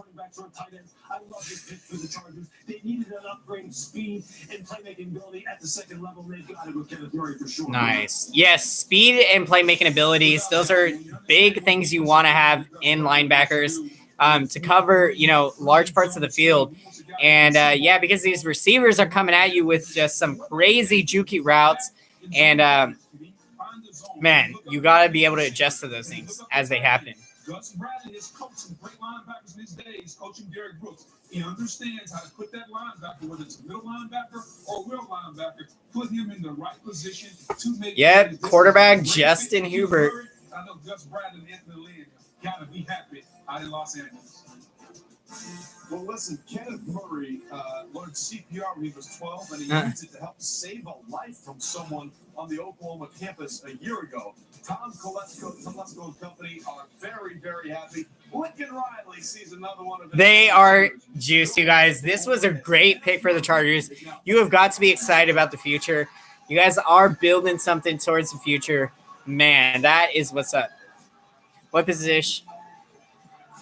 Okay, so wide receiver has been what I've been feeling, but also I do think cornerback could be a possibility, being that Richard Sherman, after this upcoming season, his contract will be up. And also offensive tackle too, because Joe Staley, he's going to be retiring.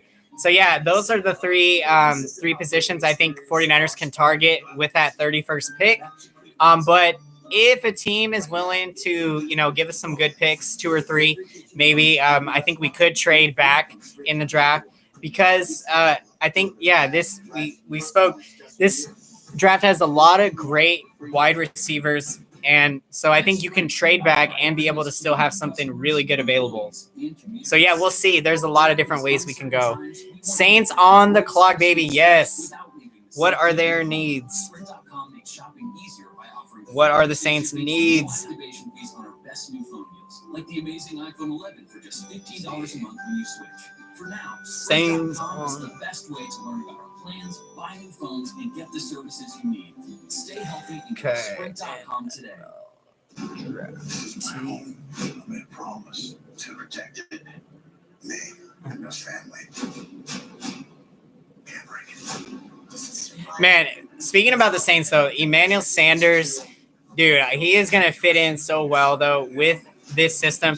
And having Drew Brees at quarterback, I think you're going to see great chemistry between those two. And, yeah, Sanders is just a phenomenal talent. It was really tough to see him go. So you guys are really going to enjoy him. And he burned you guys so hard for over 100 plus receiving yards when we played against the Saints. So you have to wonder, did the Saints say, dude, we got to sign this guy in the offseason? He's going to be a free agent. We're getting refunds on auto insurance premiums. Assisting customers with financial hardships. And our foundation is contributing millions of dollars to charities helping with COVID-19 relief. Keeping our promise to be honest. So, yeah, we got back wide receiver or quarterback. So, yeah, do you have a... Yes, so my favorite player on the 49ers, George Kittle right now. That is my favorite. I love the guy, man. I bought his jersey back in January. And, I've been watching Kittle for a long time, and I just love he's gotten better and better every year. But the biggest thing is his yards after catch ability. Like, the man cannot be tackled. And football player, seeing a guy in football, but also because of his blocking ability. Like, people try to knock George Kittle saying he's not a good run blocker, but look at the tape, man. He puts defensive players on their back, literally, completely picks them up and throws them down. That is how great of a run blocker George Kittle is. And Travis Kelce, the tight end from the Chiefs, he is a phenomenal talent, but I think Kittle is just slightly a little bit better. I don't think Kelce is as good in the blocking game as George Kittle. But yeah, my all-time favorite 49er, though, probably is Frank Gore. I've just always admired and loved Frank Gore. Got his jersey. And, I've seen him really ever since he started playing. My first year watching the 49ers was 2006. And I think Gore was drafted 05. So, yeah, I basically have seen Frank Gore's entire career and watched some of his biggest games. And, it was really tough when the Niners weren't able to bring him back. But that was because we had Trent Baalke as GM at the time. So, yeah, that was what happened. But Frank Gore still could possibly return to be able to retire as a 49er. I would love that. On the final play of the game. They had some losses in the secondary. They did pick up Emmanuel Sanders, getting him over in free agency after he was let go. So where will the Saints go? What are we thinking about possibilities here for them? So yeah, the Saints roster is pretty stacked. Adrian Peterson. Dude, Peterson was an absolute beast. Great player. I remember watching him in his days. I think he was on that Vikings team with Brett Favre. Correct me if I'm wrong.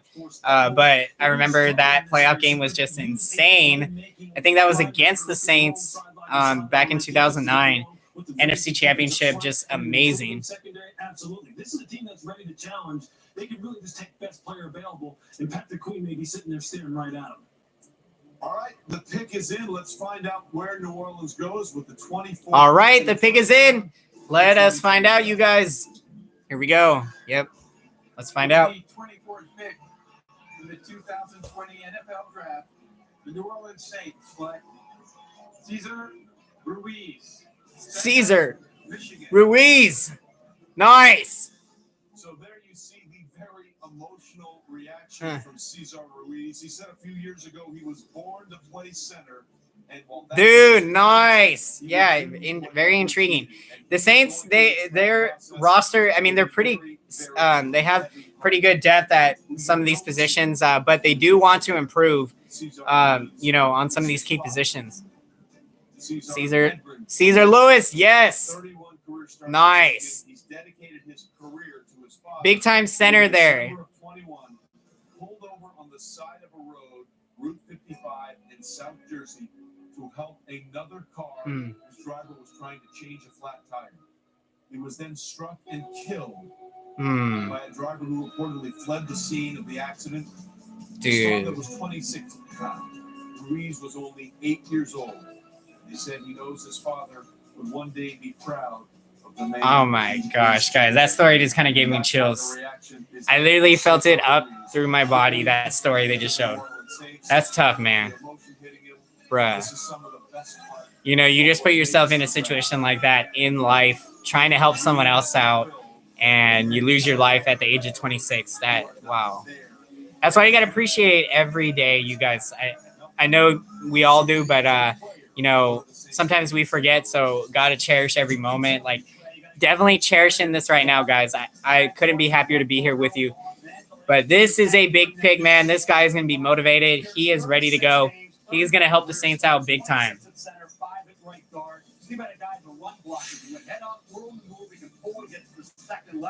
Pass protection, good technique, deep phase, he can mirror, he can re-anchor. Steve talked about versatility. I think dude, he's great at center. He's good. He's good at blocking, man.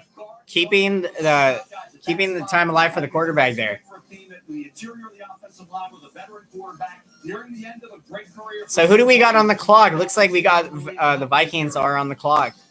Yeah, well, I thought he was the top interior offensive lineman in this draft. But yeah, the Saints are going to be a force to be reckoned with, you guys. I expect to see a lot of another big Niners-Saints battles. I think we are playing them again this year. So expect another miracle at the Superdome, another battle contested game between Jimmy Garoppolo and Drew Brees. Man, we're going to love it.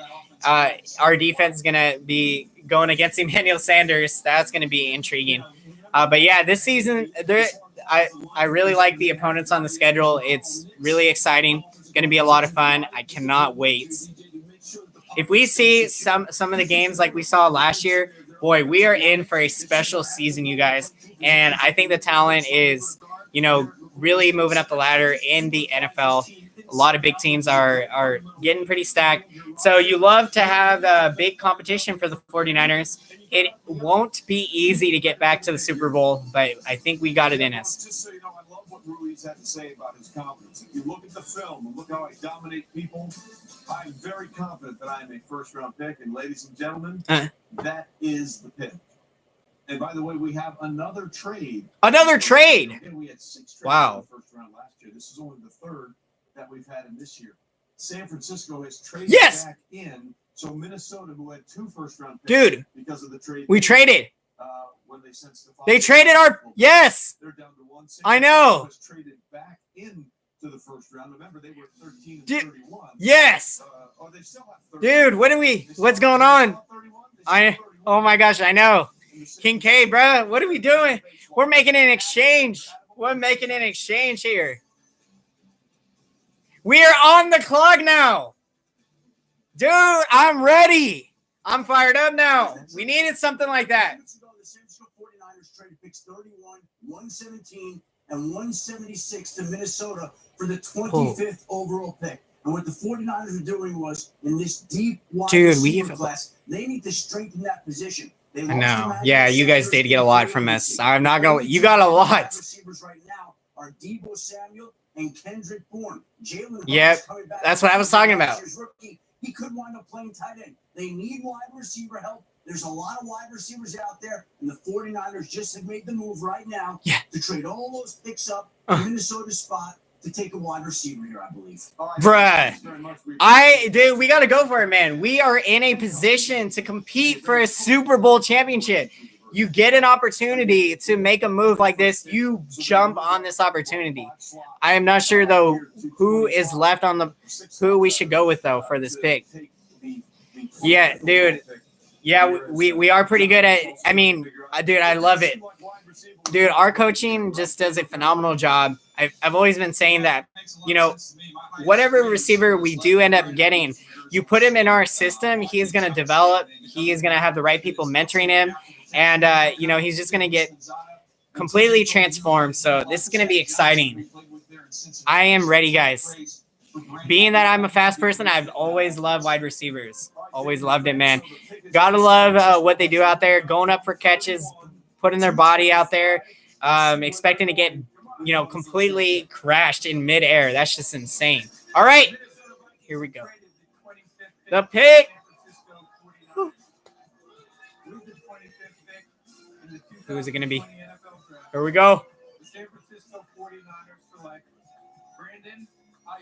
Brandon Ayuk, wide receiver from Arizona State.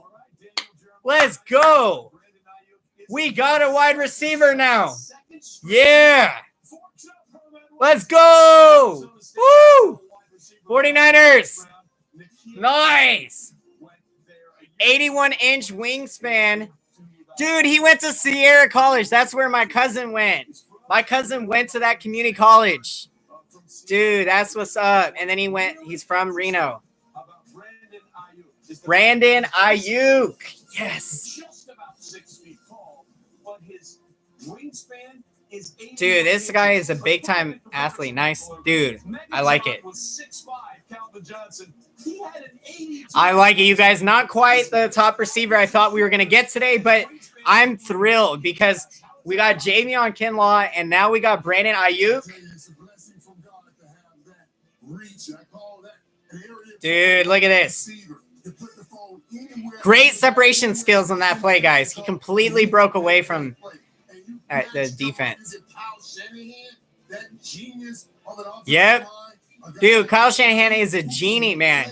He knows how to come up with play calls. It's insane. Like, Kyle Shanahan probably is a phenomenal chess player.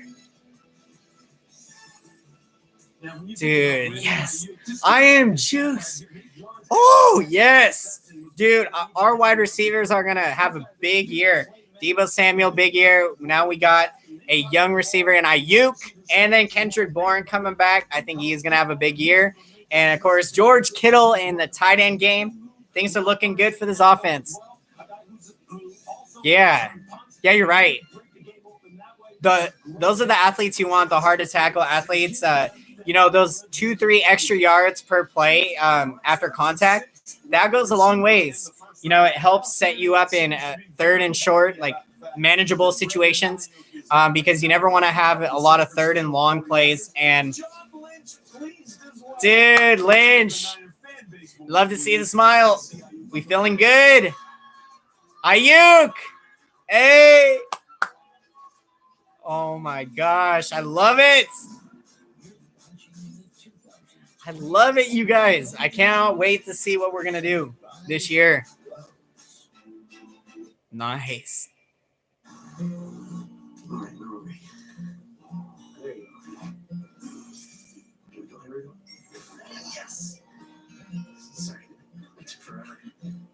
Now the Miami Dolphins are on the clock.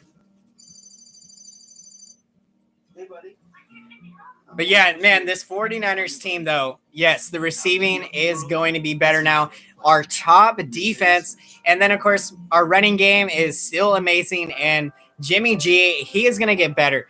Look, people obviously have been knocking Jimmy Garoppolo because of the bad fourth quarter from the Super Bowl. And, people want to come out and say that, he bends under peer pressure or he can't handle the big moment. But, I don't think it was a characteristic of that. Just didn't play well in the fourth quarter. But you got to understand that Jimmy Garoppolo was just completing his first full season in the NFL, coming off of that torn ACL. So, for him to do what he did last year and how efficient he was in the throwing game, he's only going to get better. The more reps he takes, he needs to get that experience. So, yeah, you can, even though Garoppolo is like 28, I think now, he's still almost, you can say, very young, inexperienced quarterback because he hasn't had a lot of starts in the NFL. Of course, he's spent a lot of time being Tom Brady's backup in New England. That was phenomenal to be able to get that, to be mentored by Brady, soak up as much knowledge as possible.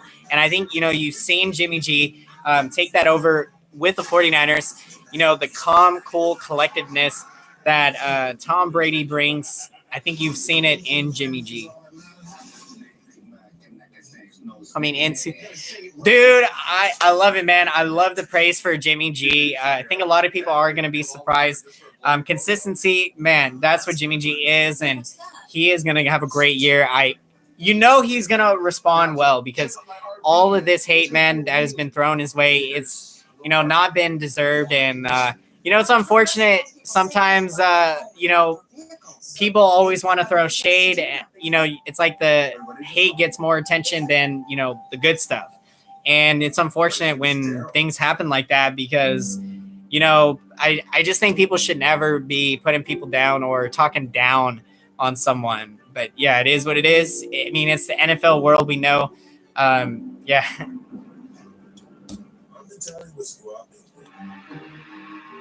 Bruh, Saints 49ers NFC title. Dude, I would love to see that. Could very well happen. You could see the Saints play the Tampa Bay Buccaneers, a little NFC South playoff matchup. And then, the winner of that game could be playing the Niners in the NFC Championship. That would be intriguing. Dude, I did watch the MJ doc. Oh my gosh, I loved it. Especially being a Bulls fan, that documentary just made me feel so good inside, because a lot of, that entire era, that those 6 championships, I never got to experience it. I was born in 1995. And of course, that last Bulls championship was the 97-98 season. So yeah, I mean, I never got to see Jordan play in those days, but seeing the footage, seeing, the unpaid me to obviously continue working in my baseball career that I still hope to come to fruition in college, working on that. But I just want to, get that work ethic that MJ had, that belief that, look, there's nothing that I can't do, and I'm going to motivate myself. I'm going to push myself. So, I hope that this documentary serves as a source of inspiration for me moving forward. And, that's what I love. I love hearing these stories that get my juices flowing. Dude, right? Michael Jordan, Kobe Bryant, Charles Barkley. Man, you got to love it. Braun the GOAT. I was like, okay, I knew that was Braun the GOAT. Yeah, I mean, LeBron is phenomenal talent. I still think Jordan is a little bit better, and not just being biased, but Jordan was consistently putting up 27 to 30 points per game, every season. Holy cow! Yeah, Packers did just trade. They did just trade. Holy cow. What did I say? Who was on the clock before? You guys, in the beginning, we didn't have that many trades. Now they're happening like it's nothing. Okay. Hey, I got respect, you guys. That's what we love in sports, man. We love to have our own opinions. We love to debate. That's where it's at, man. If we didn't have opinions in sports, how would it be fun to debate things and talk about, what we think is going to happen? Not all of our predictions have come true. And, sometimes, obviously, it could be a good thing. Other times, a bad thing. As you look at this team, Mel, what do you think? Yeah, it's so hard to choose. The one, I mean, with LeBron, you can make the case that, I mean, he is potentially, I'm not sure how many seasons LeBron has played, but I think he probably has played more than Jordan. So, in terms of point-wise and all that, you can argue. But just for overall, I mean, Jordan, he's got the most 40-plus point career playoff games. I think Jordan had 38 games that he put up 40-plus points in the playoffs. I think LeBron had like 10 to 20. So something like that. Let's see. Can you read my comment? Dude, Sin Alex. Dude, hands down, I am shouting you out, bro. Definitely. Much love from Tampa. I appreciate you, dude. Go 49ers. I love it. Thank you so much for joining. Thank you, everyone that has. All right, we got the selection coming. Who are they? Jordan Love. They went with a quarterback. Okay, that's a smart pick. Again, Aaron Rodgers, he can groom him up, man. Jordan Love, Green Bay. That's a big pick for them. The only thing I wonder, though, Aaron Rodgers, I mean, how old is he now? I'm not sure. But I think if the Packers if they're predicting, like, this guy's going to take over in like 3 or 4 years, props to Green. Yeah. Dude, yep, he's going to have a phenomenal mentor. mentors are key, guys, because I'm telling you, when I was younger, I didn't have a mentor in sports. And, that's why I didn't play well, because I overthought everything. Too much going on in my head. Couldn't play to my ability. And I imagine a lot of athletes go through this issue. And nobody, unfortunately, was there when I was 14 to tell me otherwise, to teach and coach me on the mental side of playing sports at a high level. If someone would have taught me the mindset, and I definitely think that I would have responded differently. But thankfully, I'm thankful that things happened the way they did, and I'm just excited to learn as much as I can and try to compete, in sports even now. Man, I love it. Vikings are gonna have to deal with that for dude. Yeah, the Vikings are gonna have to. Just like, the 49ers, we got to deal with Kyler Murray and Russell Wilson for, a very long time. That's a lot to deal with. Excuse me. But yeah, so they are going to have to deal with Jordan Love and Aaron Rodgers there. The Packers, they do seem to put together a solid team. They're always in the mix. Doesn't always mean that they have the best team, going in the playoffs usually, but, they're a force to be reckoned with. I can compare him to Russell. Dude, right? Great talent. Those are the great quarterbacks, the mobile quarterbacks that can escape the pocket, keep plays alive, and again, have that calm collectiveness feeling, not being afraid to get hit from quarterbacks. Can Jeff Okudah? Bruh, I love it. We're already talking about these matchups we're going to see from this draft. With the Lions selecting Jeff Okudah with the third pick, he's going to be that corner now, locking things down. Can he stop Jordan Love? That is going to be some great competition that we're going to get to see.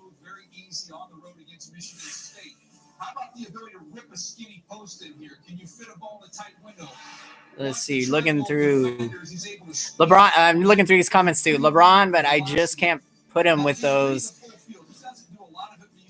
Okay, I see. Yeah, putting him in the category. Yeah, definitely. It's a debate that, even the debate of Stephen Curry, people talking about, where does he stand also on the NBA plateau level.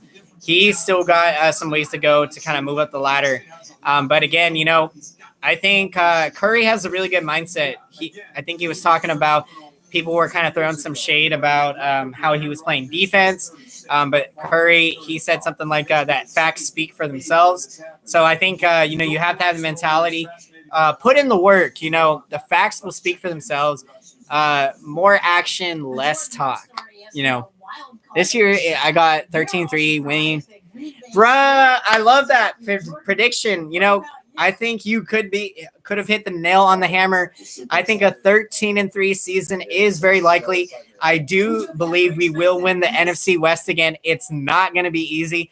I think our matchups with the Seattle and Arizona, those are going to be some really close games and some really hard, intense competition. I love it, though, because outside of the Rams, of course, not sure kind of where they're going, if they're rebuilding or just kind of restocking and retooling. But it's going to be a fun, exciting year. We got some big opponents on our schedule. Going to be a lot of fun. Cards are going to go 10-6. Hey, that's a good prediction. And 10-6 for Arizona could get them in the playoffs. It very well could. With the extra wild card team now in the NFC, you got 7 teams making the playoffs now in each conference. Seahawks versus Cards, first round. Yeah, you could see 3 teams from the NFC West make the playoffs. 49ers, Seahawks, and the Cardinals. Wouldn't that be something? I would like to see, would be a fun matchup if 49ers did play Arizona in a playoff game. Of course, we saw the Niners, Seahawks, NFC West, NFC Championship. That good prediction there, man. Could see it happening. Seattle and Russell Wilson out-dueling Kyler Murray and DeAndre Hopkins. Hopkins going to be a big addition for Arizona. I have no idea, guys, what the Houston Texans were thinking, man. What were they thinking trading Hopkins? They traded him for a running back, not even a star running back. I forgot what was his name, but just not a great deal there for Houston, in my opinion, I thought. But we'll see. Hopefully they can turn, some of their draft picks they have into, some big-time talent. NFC West is the best division going into the season. Yep, that's my prediction. I definitely have got it. Even last year, Arizona, they were still pretty competitive in the games that we played against them. So I think, with them being a lot better and with Seattle still being, a top dog too. Yeah, I mean, outside of the Rams, NFC West is the division. Also, NFC South is another division to look at. Of course, with the Saints and Buccaneers now being the power horses there. Carolina still could be in the mix for a wild card spot. Still got a talented group there. So that division is still pretty good. David Johnson. That's right. I knew it. I knew it was David Johnson. He still could turn things around, though, with the Texans. I think he was coming off some injuries, though, with Arizona. But when I saw, dude, that's awesome. Dude, I love that story. I grew up a Bucs fan for SYNX. When I saw Steve Young, I was stunned. Dude, Steve Young was phenomenal. Man, absolutely phenomenal. Another great quarterback. I wish I could have seen a lot of these guys play, the MJs, the Steve Youngs, the Joe Montanas, the Jeff Garcias. I wish I could have experienced those eras, but I'm so thankful that I got to experience the Alex Smith, the Colin Kaepernick era, and now the Jimmy G era. We're going through the years, guys, going through history. Is the reason, dude, I love that, man. I love it because Michael Jordan, honestly, is probably the reason that I became a Bulls fan. My dad used to live in Chicago for about 5 years when he first moved from Afghanistan. And so, that was when he had his first experience. He was doing taxi delivery or taxi driving, and he was dropping Bulls fans off at the United Center to go see Michael Jordan. So I just, that really resonates with me. And he had that impact. So I love to hear stories like that when individual players make you have an influence to become a fan of a team. Because, like my cousin too, he became a big San Antonio Spurs fan because of Tim Duncan. He wasn't even into basketball yet. And he went to, I think, the mall, and he bought a Tim Duncan jersey and, fell in love with the guy. And now he loves the Spurs and, got to experience that run that they went on, winning a lot of championships. And, that's where it's at. I was so good. Dude, Montana to Rice. Dude, Jerry Rice, man, Jerry Rice almost probably could have been the reason that I wanted to be a receiver, instead of being a baseball player, potentially. All right, Seattle is selecting guys. What are we going to have to deal with? But with whoever they pick, our defense, we're going to shut them down, or our offense, we're going to be able to contain them. So with the 27th pick in the 2020 All right, NFL draft, here we go. The Seattle Seahawks select Jordan Brooks. Jordan Brooks. Okay, they bringing in a linebacker. They gotta try to bring the Legion of Boom defense back. I guess they gotta retool it. But Seattle, their defense, yeah, I mean, it's kind of been a little bit stagnating. Still very high quality, but not quite like where they used to be. In those Super Bowl seasons. But they're trying to make a run back. Another big thing. I mean, the Seahawks this offseason, they brought in some offensive tackles. And so that's been pretty big. Antonio Brown. Okay, I'm pretty sure you're talking about Antonio Brown going to the Ravens. I haven't actually done a whole lot of research on, I haven't heard a whole lot of what's been going on with Antonio Brown. I think he's still been working. Oh, yeah, I did see the workout, guys. I saw the workout. I think he was making those catches one-handed. He would be a great fit for the Ravens. I heard the Ravens were in on DeAndre Hopkins before he went to Arizona. So if Baltimore is trying to get a top receiver, why not entertain Antonio Brown? But you got to wonder, is there going to be, a dysfunction in the locker room? because chemistry, you know, you can argue that you can have the talent to win a championship, but if these players aren't going to mesh together, you know, you're probably not going to have the season that, you know, you ultimately dream of and envisioning. Lamar. Okay, Lamar, if he's been talking with Antonio Brown and they've been working, you know, kind of like Brady and Gronkowski getting together, heck, why not entertain that? If Brown, you know, people can change. You know, I like to think looking for the best in people, being an optimistic. You can call me an optimist at times. I try to stay positive a lot. I always try to see the good in things, see the good in people. You know, we all make bad choices. We make a lot of bad decisions, but, you know, our decisions don't define us at the end of the day. It's how we respond to it, how we can become better people from these things. AB going. Oh, okay, dude. Thanks for filling me in, guys, on these rumors. You know, yeah. Probably once Gronkowski got to the Bucks, that was probably when you know, those rumors probably got shut down with Antonio Brown potentially. See, between Bucks and dude, I've been saying, oh my gosh, I love it.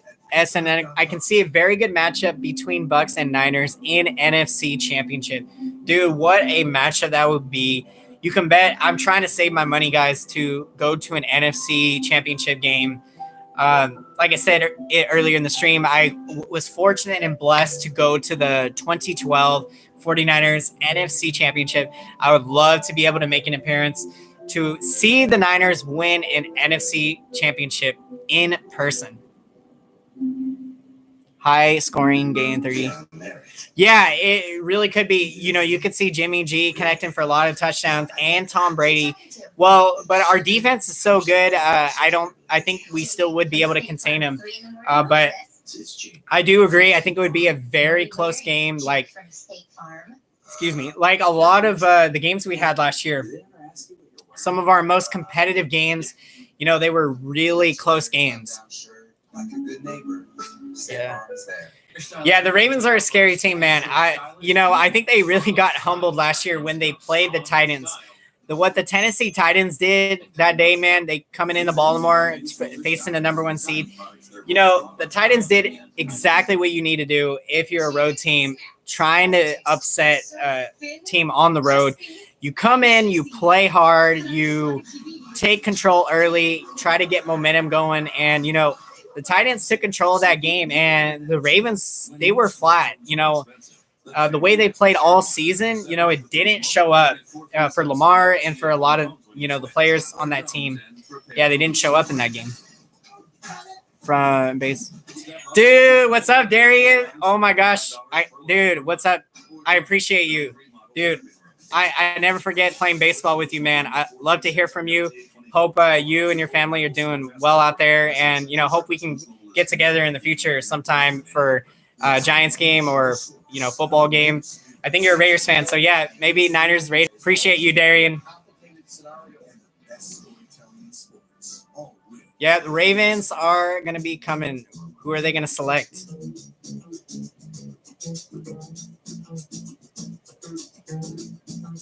Let's kind of see what the needs are for Baltimore. So we got linebacker. They can upgrade offensive line, wide receiver. Also, they can go edge rusher or defensive line, potentially.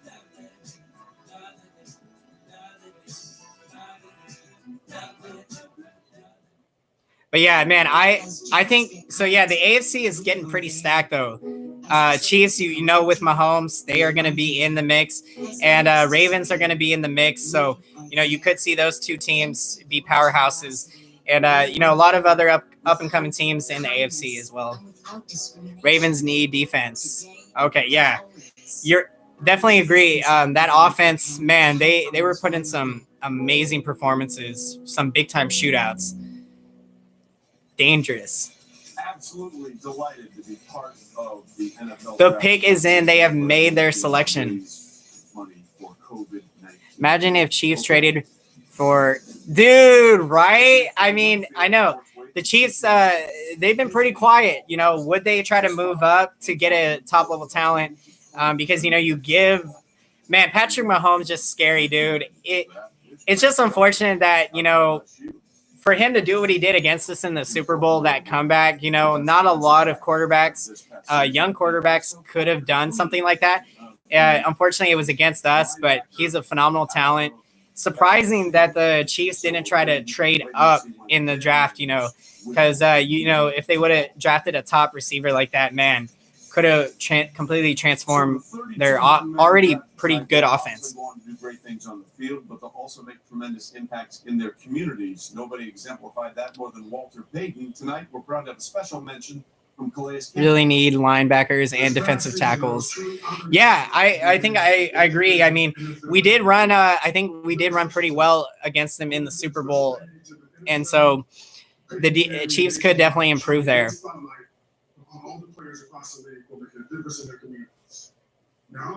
I also think we could see, a rematch of last year's Super Bowl, 49ers and Chiefs. Never know.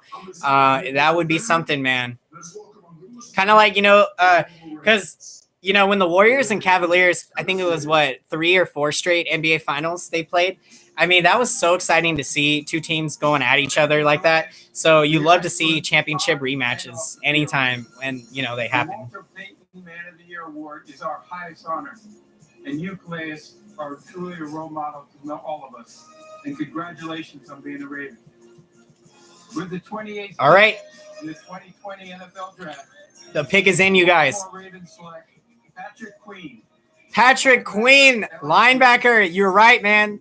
Ravens needed defense. They went with a linebacker. I'm not surprised that we're seeing a draft dominated by Alabama and LSU players. The draft has been dominated by Alabama and LSU players, guys. What does that tell you? It tells you they got great schools, great programs to develop athletes, some of the best schools to go to.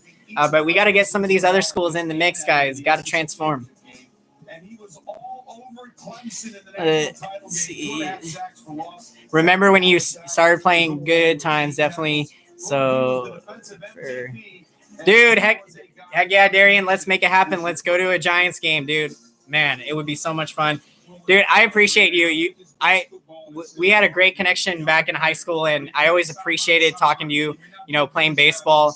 You were a big part of having a good influence on me, so, it means a lot. Dude, definitely Warriors versus Bulls. I'm definitely down. Let's make it happen, dude. I will definitely stay in touch with you, bro. We will make it happen. Let's see. Let's start looking through. I'm trying to save for a Super Bowl, hoping Niners make it. If not, I'm going to go anyway. I have 1,000 in savings. 1,000 savings. Nice, dude. You can definitely keep saving. It's my dream to go to a Super Bowl as well. I 1 year I did buy Bulls finals tickets, 2015, and we didn't make it, so I had to get a refund, unfortunately. But my dad and we still were able to fly to Chicago, and man, that was one of the best trips ever. I got to meet my dad's cousin out there and some family, and got to see Chicago for the first time. So although I would have loved to have been going to a finals game, still ended up enjoying my trip. But yeah, saving for those types of experiences, that's where it's at. Getting paid for, can see trades for more defense. Yeah, definitely. So hyped for round 2. Kenny Wilkins, Michigan State. Okay, I see. Yeah, dude, the draft, man. There's so much that's going to be happening over the next few days, guys. We are going to be bombarded with lots of information. In my opinion, Titans are on the clock. Let's talk about their needs. They need linemen or a defensive beast, maybe. Yeah, that their offense, again, they put it together in that playoff game, man. And their running back, I love their running back. He is a great running back, putting up big numbers. I want the Vikings to draft Trevon Diggs, even though Stephon. Okay, Trevon Diggs. Okay, I don't know. I'm trying to think. Trevon Diggs. Let's see. Need area on this football team to see Patrick Queen fall there. New Orleans really done him a favor. Trevon Diggs. Because I thought that was a spot maybe Queen would go after Murray had gone. Okay, yeah. Okay, so cornerback, I see. I think. Trevon. Yeah, cornerback. Okay, I see here. Well, you saw that home where they were celebrating Ventures, Louisiana. His mom. Yeah, I mean, that would be a great pick for Minnesota to get him, man, a cornerback. I think linemen so they can create more room for Henry. Yeah, that's right. I was thinking, who was the Titans running back? His name, but Henry. Thank you. Swinging back and forth, and she looked up, and as a 4-year-old. Dude, thank you. Yeah, Darian, I appreciate it. Hey, dude, same here. If you guys have me on Snap, I'll be honest, like I do not post a whole lot. And also, if you follow me on Twitter, I do a lot of retweets and a lot of reposts. I do post, but not maybe all the time. But everyone has their own way for doing that.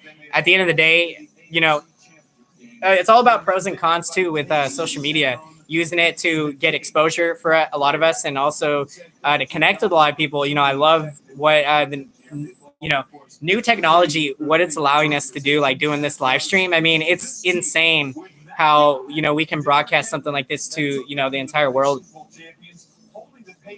Holy cow! I'm okay. So see. Stephon Diggs, brother. Okay. I see. Pick is in. Mike. Yeah, it looks pretty good for them. I was like, wait, I think I missed the pick, you guys. I was like so into reading the chat. But looking at these highlights, man, nice. You love a good underdog story, like how Tennessee, man, they came in and beat Baltimore. And look for, hopefully Tennessee can keep making a run and go deep in postseason. Okay, I think the pick is in now. Sorry, Mike. We just had to recap the season. Pick is in. As we look at Kurt Warner here, Ryan Tannehill. See, I was like, wait, did they already pick or not? And now I'm like, okay. I think they want to continue to build and be the team that they were last year. Did good for a team without. At its best, when they ran the football, yeah. They ran play action, and they attacked down the yeah, you're right. Definitely Tennessee. Like they didn't have a whole lot, but they were a well-connected group, and yeah, like I said, they had that bulldog mentality. When you go on the road to a hostile environment, you got to be able to calm your nerves. You can't let your body jump out of your skin. Got to relax everything. Repetition, practice really does make things perfect because, almost perfect. But practice, you get relaxed. Your muscles know what to do in situations, and they can fire, when you need to. My Super Bowl prediction was Ravens versus Saints. Yeah, I mean, a lot of people did have a lot of, different predictions this year. Yeah, that definitely possibly could have happened. But yeah, two big upsets from Ravens and Saints this past year. A lot of people even thought that the Vikings were going to upset us, the 49ers. Vikings fans were saying, the pick is in, guys. Well, I think they should trade Marcus Mariota for a good Isaiah Wilson, offensive tackle. Yep, they are improving that offense, getting more protection.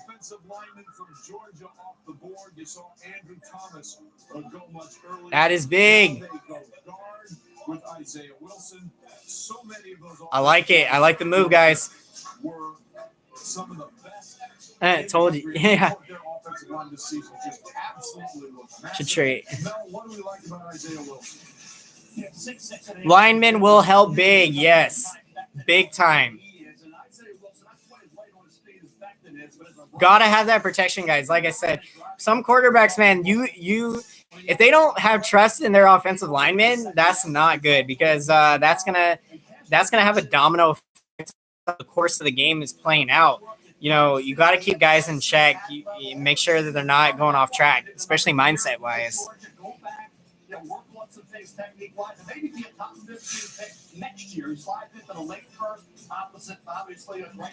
The GM is in the chat. LOL. Dude, the GM is in the chat. I love it. I love it, man. You guys, we all are GMs. We all are learning on the go.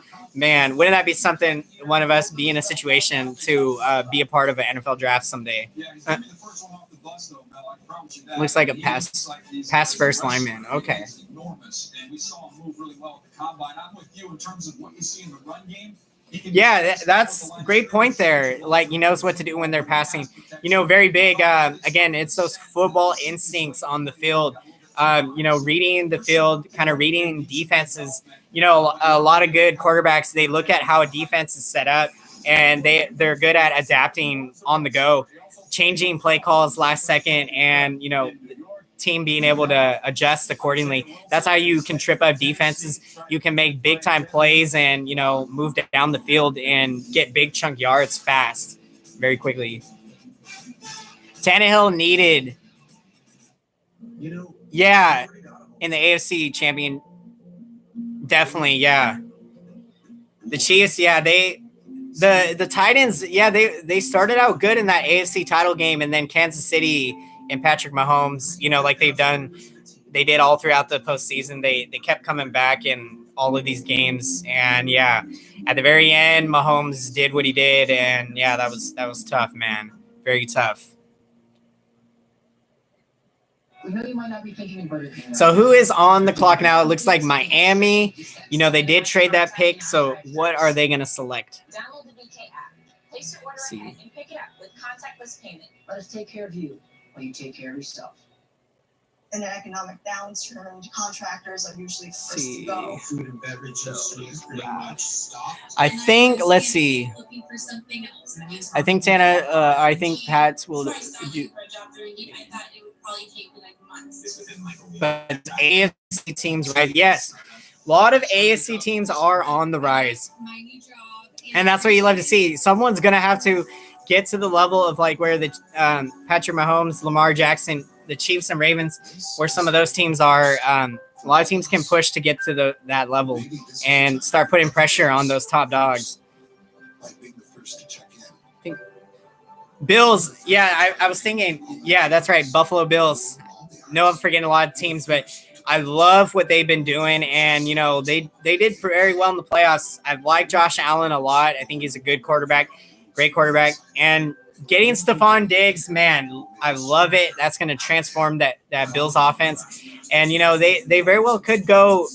They have a pretty good defense too. They could go far.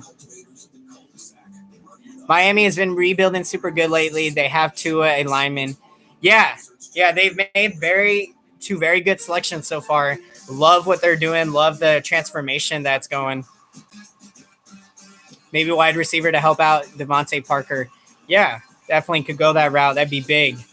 Try to get some weapons for Tua. We all know Tannehill is going to slip up this year. Yeah, you could see that, having too much hype and, certain athletes, yeah, they adapt well to pressure like that. And some, yeah, they don't adapt well. So it's going to be intriguing to see what type of response he has. The spotlight will be on Tannehill a lot after what the Titans did last year. So it will be interesting to see how he responds and, how a lot of other young quarterbacks are going to respond too. It's going to be intriguing. Defense needs to improve, especially linebackers. Yeah, definitely. I agree a lot. Look at Mariota. Definitely. So Marcus Mariota, he ended up going to the Raiders, I believe. Let's see, Marcus. Pretty sure it was. Get 8 original chicken nuggets for just $1 only at Burger King. Let's see. Marcus. Yeah, I knew it. Yeah, that was right. Marcus Mariota. Let's see. I can see Aaron.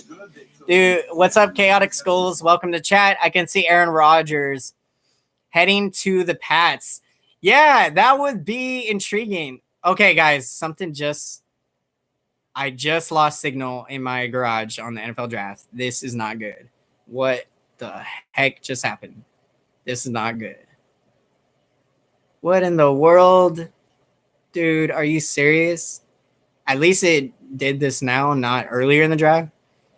Dude, come on. What?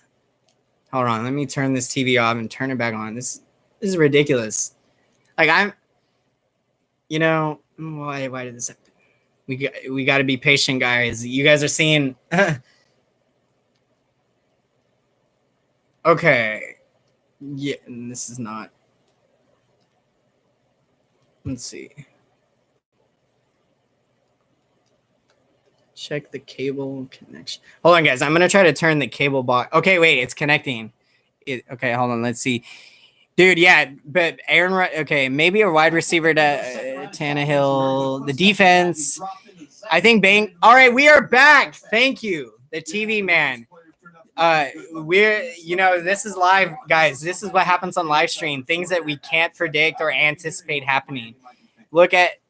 I think Bengals will still fall Burrow. Only has A.J. Green to throw to.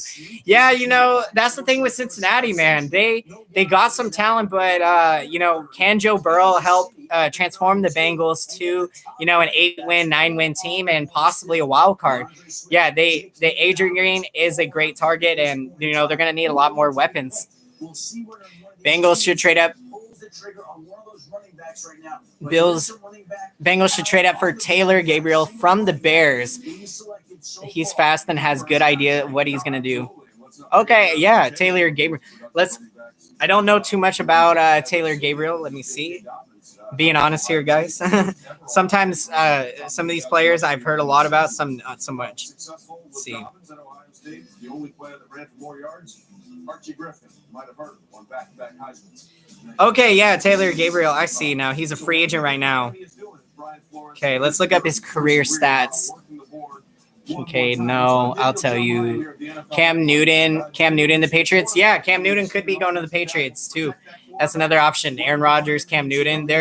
Gabriel, you mentioned, okay, so with the Bears, he had 353 receiving yards in 2019, but did have 688 receiving yards 2018. So, yeah, put up some good numbers there. Yeah, listen, especially with the way the running back Dolphins, where they maybe get Miami never had a good rushing core. Okay, I see. Yeah. Frank Gore did, I believe, play with Miami. I forget if it was I think he did play with Miami for maybe not. I know Frank Gore went to Buffalo. I think he did go to Indianapolis. I'm starting to lose track now of all the teams since Frank Gore has left us, man. My favorite.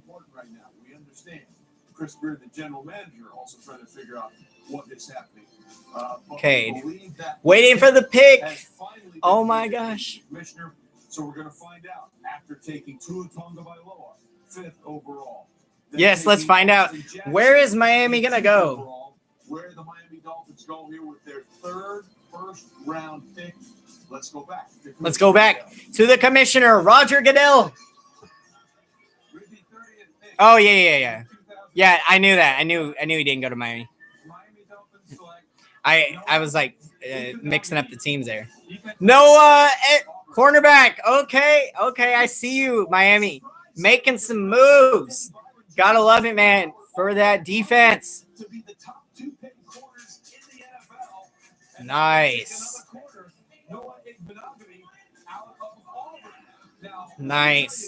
Miami's got to start building, guys. Start building towards a good future. His parents are Olympians. His father, Festus, ran track in Mississippi. Defense back. Byron Jones. Oh, yeah, that's right. Yeah, Miami did sign Byron Jones, the big corner, I think, secondary from Dallas. He's a great, phenomenal pickup for them. Okay. Oh, okay. I was like, yeah. Hard to pronounce his name, man. I do not know how to pronounce. Miami has really fixed up AFC South. Definitely. Yeah, the AFC South, if I'm not mistaken, is the division with the Patriots. Miami. I think they also got Buffalo, I believe, in that division. Nicknames, here we come. You already know, man. You guys, I'm sorry, on some of my football videos, I botched some of these guys' names, so definitely going to try and make sure we get that accordingly done. But also, it is kind of funny for some people because, me, sometimes I don't even know. I kind of twist some of the letters in some guys' names and, it comes out really funny. Now that most of Pat's team is gone, they have a chance. Yeah, they're going through a big transformation. Things are going to be looking a lot different in New England. And, that could be a good opportunity for the 49ers in the sense that we are going to play New England this year. So not saying that'll be a, easy win, but it could be a trap game for us. Could be playing a young up-and-coming Patriots team, and, we won't want to take them lightly going in there to New England to try to get a dub. Let's go. Yeah, Vikings, Minnesota on the clock. You are in it. You are in it to win it, man. You are definitely going to be competing in the NFC. We could match up again in the playoffs. How do you feel about the draft? Dude, for the 49ers, I'm ecstatic about our picks. I think it really did work out for us. I did really want Henry Ruggs or Jerry Jeudy, C.D. Lamb, any one of those guys. But, I love who we got. I love that we got Javion Kinlaw for our defensive line, to go with D Ford, Nick Bosa, Eric Armstead. Man, this 49ers defensive line just phenomenal. And Azua, I think was his name, from Arizona State, the receiver we got. He's a great talent. And, yeah, I think a lot of teams overall, I think this has been a good draft for a lot of teams. Some teams have made some questionable picks we've seen, but, I think it still could work out very well. But with the draft, we judge these picks, obviously, years and years down the road. We'll see kind of. I forgot who drafted Henry Ruggs. Okay, yeah, my mind's going. Okay, wait, Henry Ruggs. Oh, yeah, that's right, the Raiders. That's right, the Raiders. They ended up getting Henry Ruggs, the third man. They got a good talent there. I like defensive tackle. Saints shouldn't have taken a center. Yeah, well, sometimes a small position of need could ultimately have a big impact. All right, pick. Jeff Gladney, cornerback. Okay, I see it. Nice. Dude, right? I'm telling you, we despise the Raiders more now. Why did they have to ruin this draft for us? Would the Niners have gone with Henry Ruggs III if he was available? That's kind of that question the world will never know. Nice pickup. Let's see the film on him here.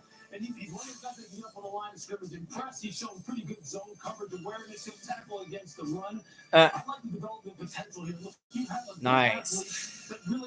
They have a good backfield core. Watch Chiefs draft a punter for the memes. Dude, right? Like the Chiefs trying to come out here and say like, yo, we better than all the rest of y'all. We just need to improve our special teams and you guys ain't going to win. Yeah, I could see that. That'd be funny. They have Vikings backfield core is looking pretty solid. Looking solid, man. We have set up for NJ. Yes. For Jefferson. Jeff Gladney, cornerback. That is a great. Yeah, I love the selections for the Vikings in this draft, man. Jefferson, he's a phenomenal talent, man. 1,500 receiving yards, 18 touchdowns. Vikings are looking good. Kirk Cousins, he's looking good, man. Good quarterback. I think the Vikings did a really good job of those first two picks. Okay, I have a dark dude. That's what's up, man. I really love this beanie though. Like, I just think it's so authentic. Like, the gray and the color on it. My dad actually got it and ended up giving it to me. So I've just loved it, and hopefully I can get some more really nice beanies though too. Dude, thank you. I appreciate it. I've had this jacket since I was younger. My dad gave it to me. It's a large, so it it fits me really, really nice. And growing up, I remember I would wear it to school and stuff, and those were the days, man. I was like in middle school wearing this jacket. Man, that was gifted to me. Man, I love it. That's what's up. MT201, my older brother gifted it to me for Christmas. Dude, I love hearing those stories. With gift giving, guys, man, sometimes it's almost more fun to give someone a gift and watch their reaction than it is, to how you feel when you receive a gift. I mean, think about how good you feel. You watch someone open up a gift that you gave them and then you see the reaction on their face. I mean, yeah, it's priceless moments, guys. So yeah, doing those kind of things with your family, highly recommend it, especially with NFL merchandise. Like me and my dad, me and my brother, we got my dad a Jimmy Garoppolo jersey for Christmas back in 2017. Like Jimmy G had only been a Niner for like a month and a half, and me and my brother, I mean, my dad did not see that coming. Like he did not expect that. And thankfully, like Jimmy G, obviously, of course, my dad was like, man, when he had the ACL tear, but man, I couldn't be more ecstatic that, me and my brother did that for my dad. See, my dad had that jacket, but and he sold it for 200. Yeah, 200. Well, I don't know. Some of these sports memorabilia, it's like, how can you sell it? How can you put a price tag on, something that if a friend or a family member gave to you, it can be tough sometimes, but sometimes you do need the money, and, you got to make those tough decisions.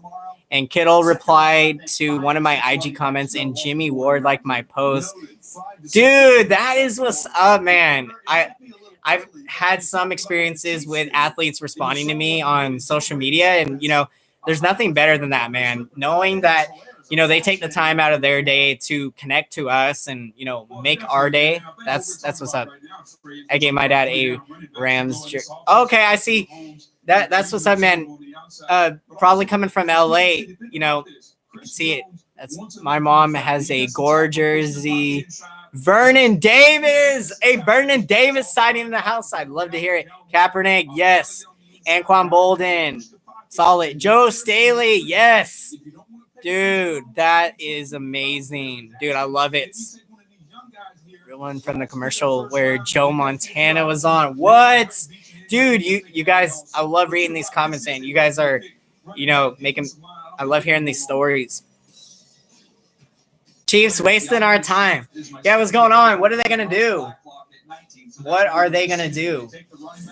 Or do you take the defensive tackle? It's a big choice here for Andy Reid and Brett Veach and company.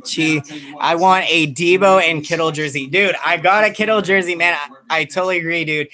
Definitely got to get one. And a Debo, dude, definitely. Debo Samuel is probably going to have a breakout sophomore season, guys.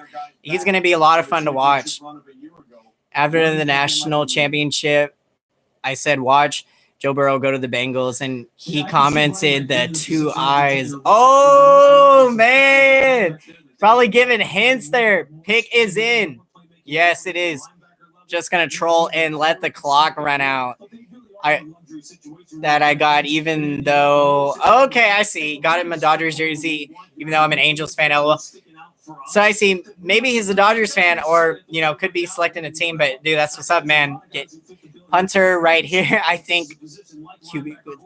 I want a refund on my custom Antonio Brown Saints jersey. Oh man, dude. Yeah, I'd definitely be calling him up, man, requesting. First half of Super Bowl. Yeah, he definitely did, man. He burst out on the scene. And, that was one of the big things with Debo Samuel in the playoff run, guys. He showed, well composure, like that it didn't really faze him that, he was in the playoffs as a rookie. And that's what you love to see, that these guys can handle the, the bright lights and still perform at a high level. Samuel, when Sanders started mentoring him, he started to break out the last few games of the season. Well, I'm getting off. Dude, Kincaid, thank you. Thanks for the fun, man. Appreciate you. We'll be seeing you around.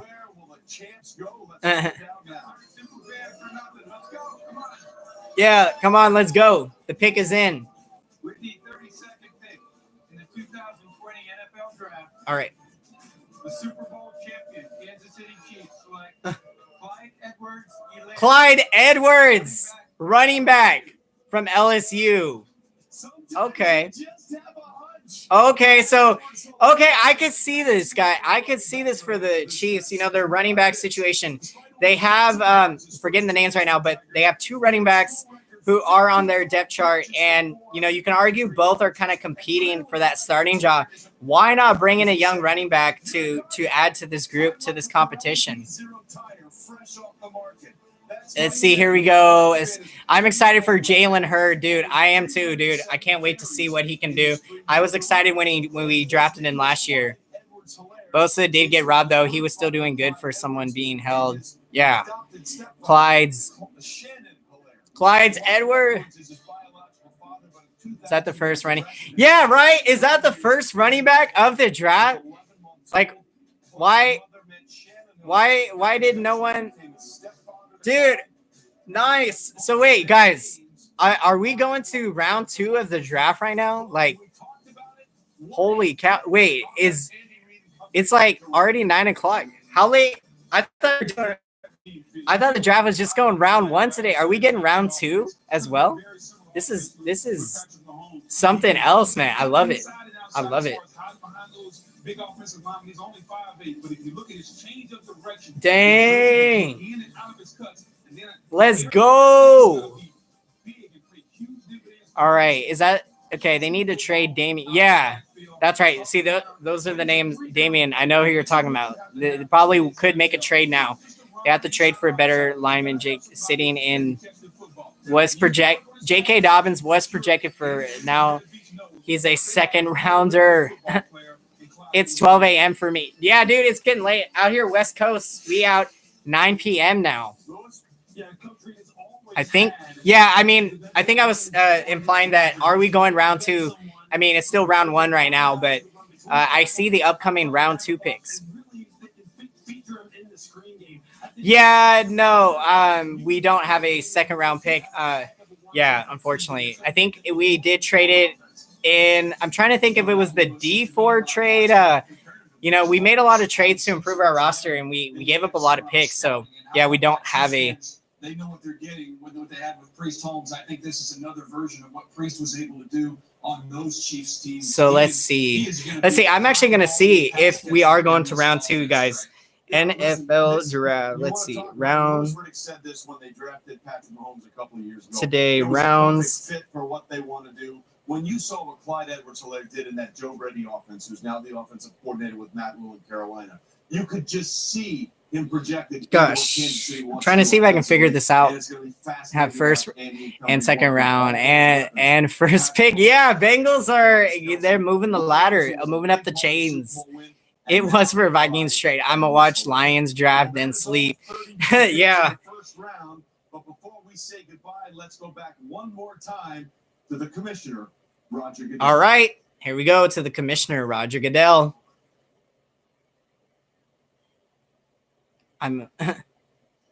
Yup. Second. Okay, we got the conclusion of the round. Before we close, I want to take a moment to express my gratitude for joining us this evening. Thus far, the NFL family has raised more than $85 million. Let's listen. Yeah, round 2. We out here. Hopefully this team doesn't mess this up. Yeah, Cincinnati, come on. You know, make smart picks, man. We want to see a competitor here. Keep the donations coming. You can keep the booze coming, too. Keep the donations coming so you can keep the booze coming. Join us back here on ABC, ESPN, ESPN Deportes, and the NFL Network tomorrow night, starting at 7 p.m. Eastern. Thank you for being with us. Roger, thanks very much. So what a night and what a showing for the Whoa, SEC. This is round 1 still. Yeah. Players from the SEC conference taken in the first round. That was we still record. Guys. I'm like, wait, is the draft still going on? What's happening? That's it. Yeah. This is at 7 p.m. Eastern. Yeah, I was like, wait, he's talking about the second round. Because I was like, how are they going to go? How are they doing I'm like sitting here thinking, how are they doing a second round? It's like 9 o'clock, 12 a.m. East Coast time. I mean, what do they expect us? I mean, I know we're night owls, and we want to see the draft all night. If we could, maybe we'd see all second, third. We'd be here all night, guys. We'd be here all night. That would be insane. I mean, we'd probably. So, I think it's over. So. It started with Joe Burrow off the top, and it didn't stop there. Again, we've got all right, you guys, that is it. I think that is going to wrap up today's NFL draft project. Hopefully we get another gym. Okay, so that is going to wrap up, guys, today's live stream. So I want to thank you, everyone, from the bottom of my heart thank you guys for showing up today and checking in the chat and being a part of my first live stream. You know, it was phenomenal. I had a great time with you guys all, and I'm looking forward to doing more live streams in the future. So thank you guys all for chiming in, and, you know, be sure to leave a like on this if you enjoyed this stream. And yeah, I can't wait for more streams, guys.